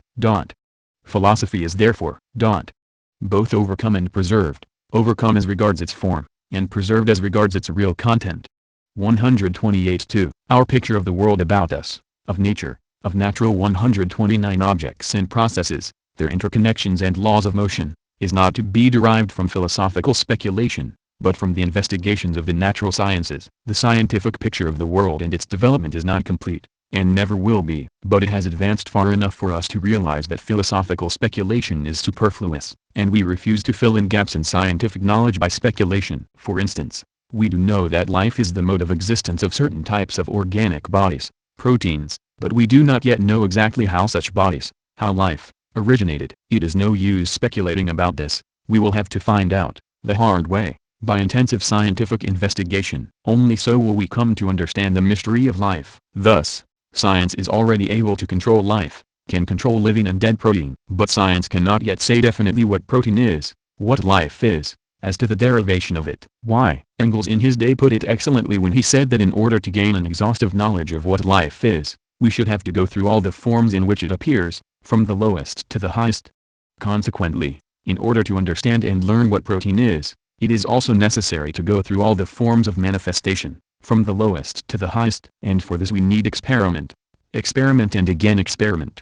129.1. The growing picture of the world which natural science unfolds is a materialistic picture, despite the many efforts of bourgeois philosophers to make out the contrary. For step by step as science advances it shows how the rich variety of things and processes and changes to be found in the real world can be explained and understood in terms of material causes, without bringing in God or spirit or any supernatural agency. Every advance of science is an advance of materialism against idealism, a conquest for materialism. Although when driven out of one position idealism has always taken up another position and manifested itself again in new forms, so that in the past the sciences have never been consistently materialist. For every advance of science means showing the order and development of the material world from the material world itself. Science and dialectics. As science has advanced, not only has this materialist picture of the world become less shadowy, more definite and more convincing, but Engels pointed out, with each epoch making discovery even in the sphere of natural science materialism has to change its form.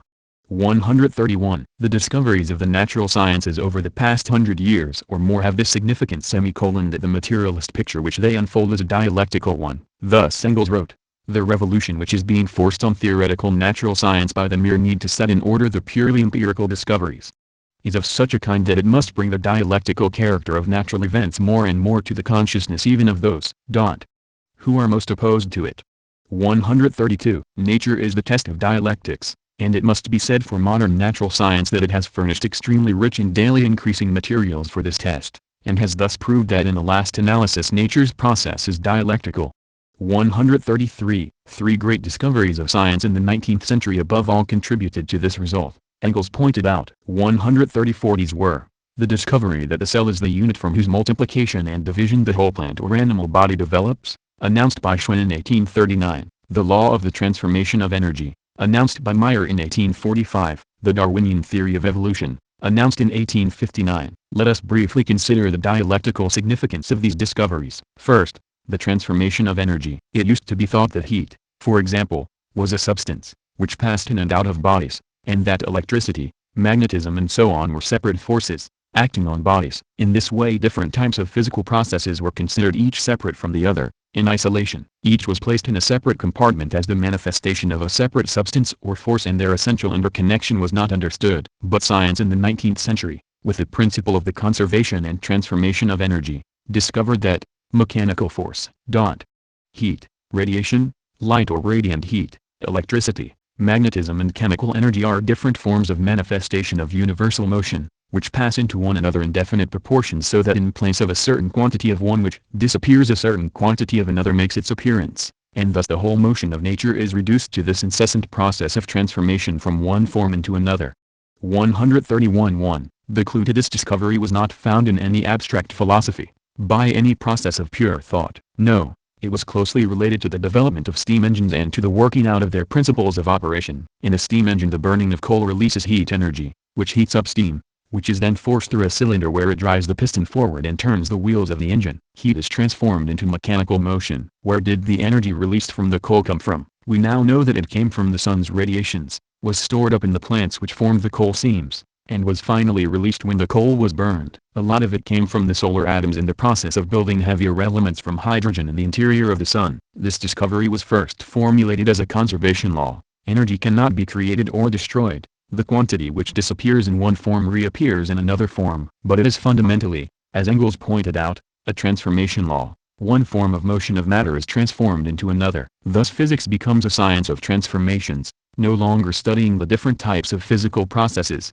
or forms of motion, each in isolation, but studying their interconnections and how one is transformed into another. Transformation laws are laws of motion and interconnection, concerning the interconnection of the forms of motion of matter and their passage one into the other. They are not laws of the transformation of quantity into quality. Knowledge of the transformation laws is essential for understanding the passage from 132 quantity to quality in particular cases. For example, knowledge of the laws of the transformation of heat into mechanical motion will show how much heat energy must be released before enough steam pressure is generated to drive the piston. The Darwinian theory of evolution is in the same way dialectical and materialist. In place of separate species, each created by God, Darwin showed us a picture of the evolutionary development of species by means of natural selection. The sharp divisions were broken down. It was shown how species are interrelated and how living nature is transformed. For instance, the swimming bladder of the fish becomes the lung of the land animal, the scales of the reptile become the feathers of the bird, and so on. Closely related to this was the development of geology,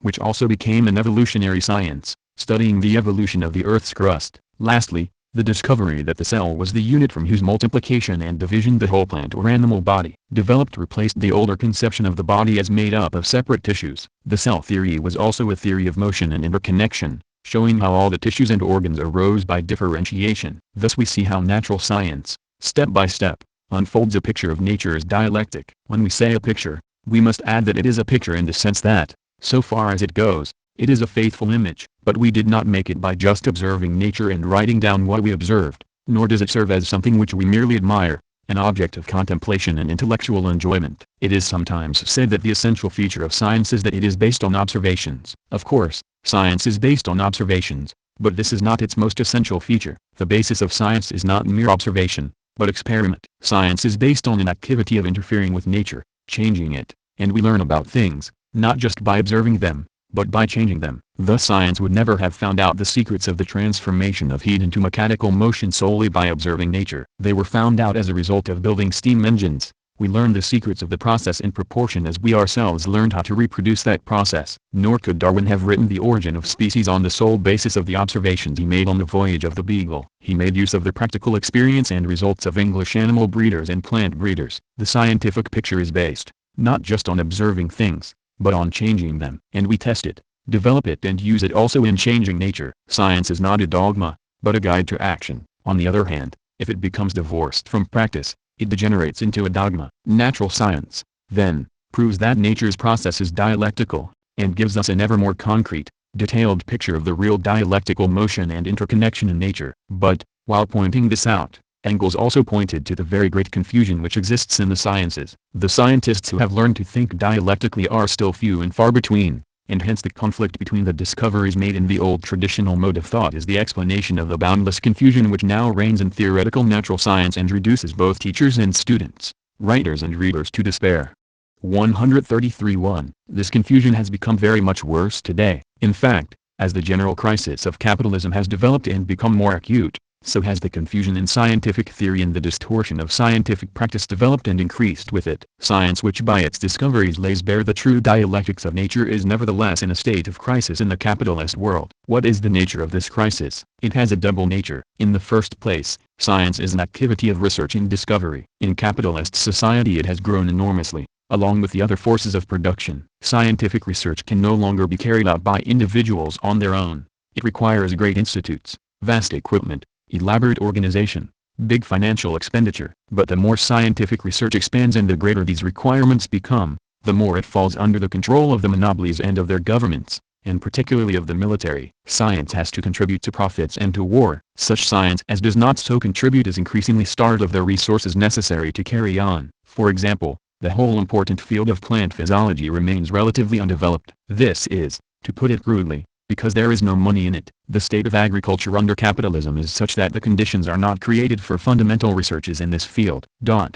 It is interesting to note, too, that while some fields of science are neglected because there is no money in them, others suffer because there is too much. Thus geochemistry is hampered, for instance, because the very powerful oil interests impose conditions of secrecy on such researches. Science is called upon to answer just those particular problems in which the capitalist monopolies are interested, which is by no means the same as answering the problems which are bound up with the further development of science and with the interests of the people. This warps the whole development of science.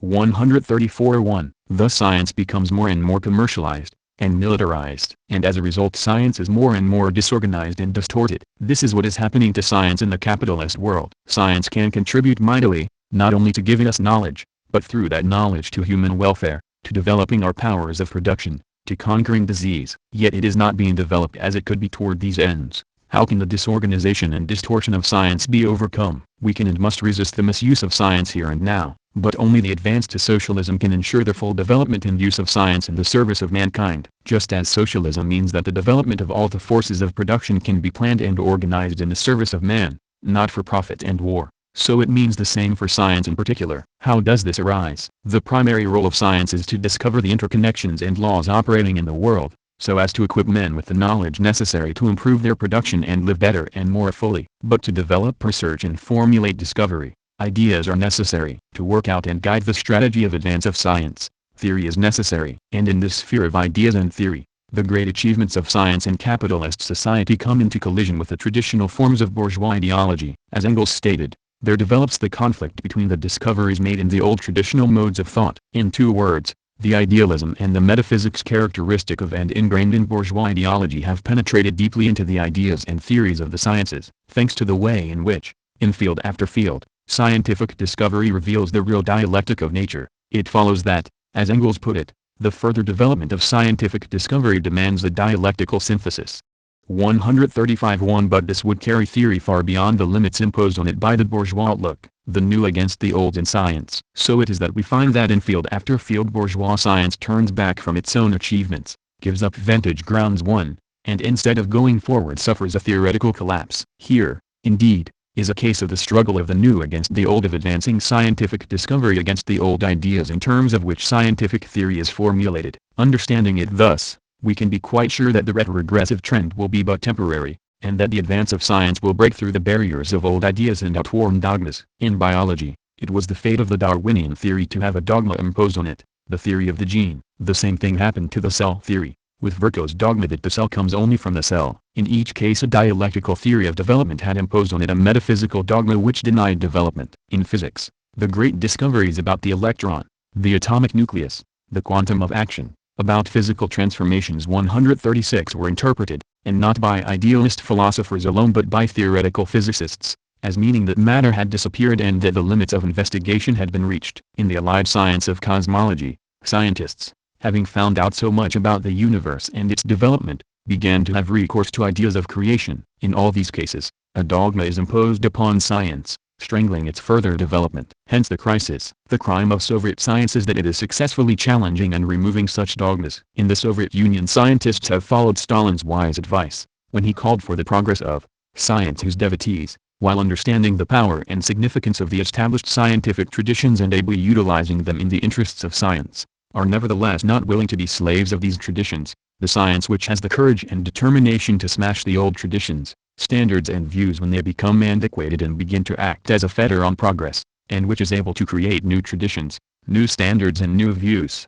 136.1. We have now briefly surveyed the principal features of the Marxist materialist conception of the world and of the Marxist dialectical method. What conclusions can we draw at this stage? 1. The world outlook of dialectical materialism is a consistent and reasoned outlook, which derives its strength from the fact that it arises directly from the attempt to solve the outstanding problems of our time. The epoch of capitalism is an epoch of stormy development in society. It is marked by revolutionary advances of the forces of production and of scientific discovery, and by consequent uninterrupted disturbance of all social conditions. This sets one theoretical task above all, and that is to arrive at an adequate conception of the laws of change and development in nature and society. To this theoretical task dialectical materialism addresses itself. 2. This is not the task of working out a philosophical system, in the old sense. What is required is not any system of ideas spun out of the heads of philosophers, which we can then admire and contemplate as a system of absolute truth. Capitalist society is a society rent with contradictions,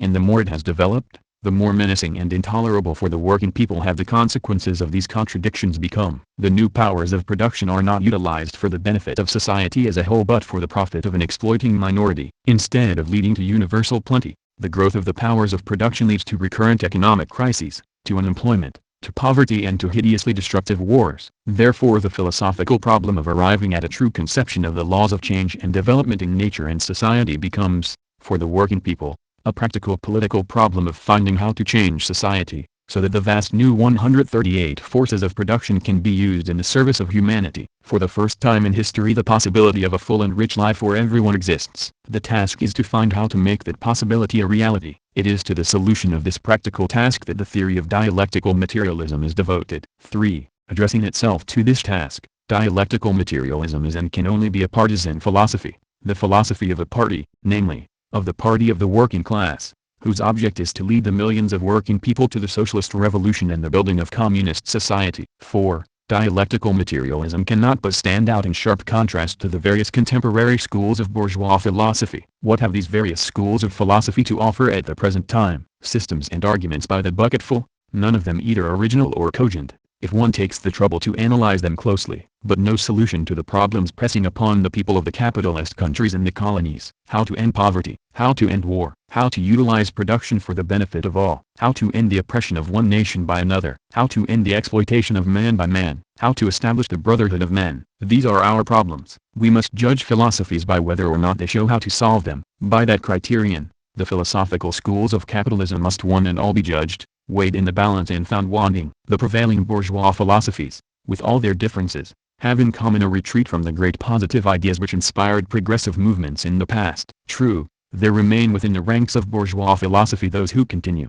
according to their lights, trying to preserve and carry forward some of these positive ideas, for they are ideas which cannot by any manner of means be extinguished. But the prevailing philosophies emphasize men's helplessness and limitations. They speak of a mysterious universe, and they counsel either trust in God or else hopeless resignation to fate or blind chance. Why is this? It is because all these philosophies are rooted in acceptance of capitalism and cannot see beyond capitalism. From start to finish they reflect the insoluble crisis of the capitalist world, and their function is to help entangle the people in a web of lies. 5. Dialectical materialism asks to be judged and will be judged by whether it serves as an effective instrument to show the way out of capitalist crisis and war, to show the way for the working people to win and wield political power, to show the way to build a socialist society in which there is no more exploitation of man by man and in which men win increasing mastery over nature. Dialectical materialism is a philosophy of practice, indissolubly united with the practice of the struggle for socialism. It is the philosophy born out of the great movement of our times, the movement of the people who labor,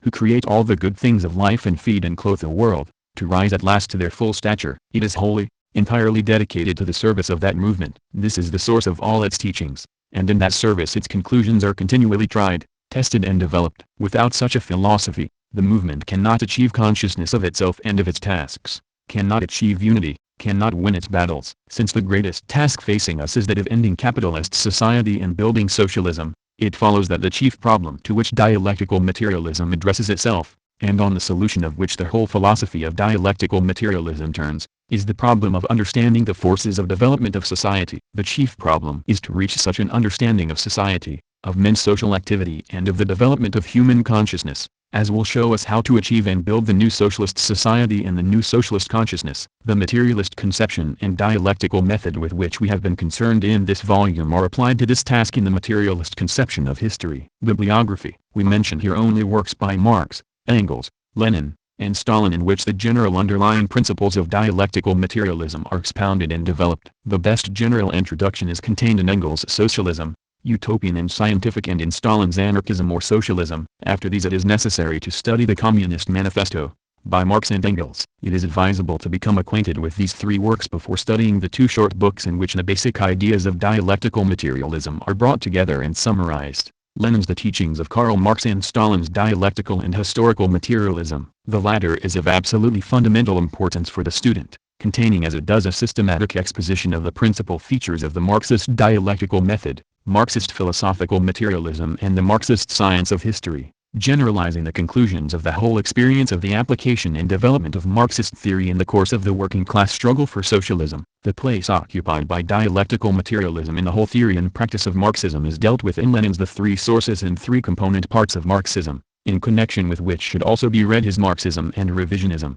both in Lenin, Selected Works, Volume 11, The Creative, Developing Character of Marxism, and the role of history in the working class movement are dealt with in the conclusion of Stalin's History of the Communist Party of the Soviet Union. The essential difference between materialism and idealism, between dialectical and mechanistic materialism, and between the Marxist and Hegelian dialectics is to be found in Engels' Ludwig Feuerbach, with its appendix, Marx's 11 Theses on Feuerbach. Along with this we may draw attention to Engels' Introduction to Dialectics of Nature, and to Lenin's The Attitude of the Workers' Party Towards Religion, Selected Works, Volume 11. Of fundamental importance then are three longer and more difficult works: Engels' Anti-Dualing, especially Part 1, Engels' Dialectics of Nature, Lenin's Materialism and Empirio-Criticism. A part of Lenin's philosophical notebooks is translated into English under the title On Dialectics, and he deals with the fight for materialism and on the significance of militant materialism, both in Selected Works, Volume 11. Important statements summarizing the essentials of the dialectical method are contained in Lenin's One Step Forward, Two Steps Back, section R. Something About Dialectics, Selected Works, Volume 2, and once again on the Trade Unions, section on Dialectics and Eclecticism, Selected Works, Volume 9. See also Lenin's What the Friends of the People Are and How They Fight for the Social Democrats, Selected Works, Volume 11, which is concerned mainly with historical materialism, the subject of the next volume.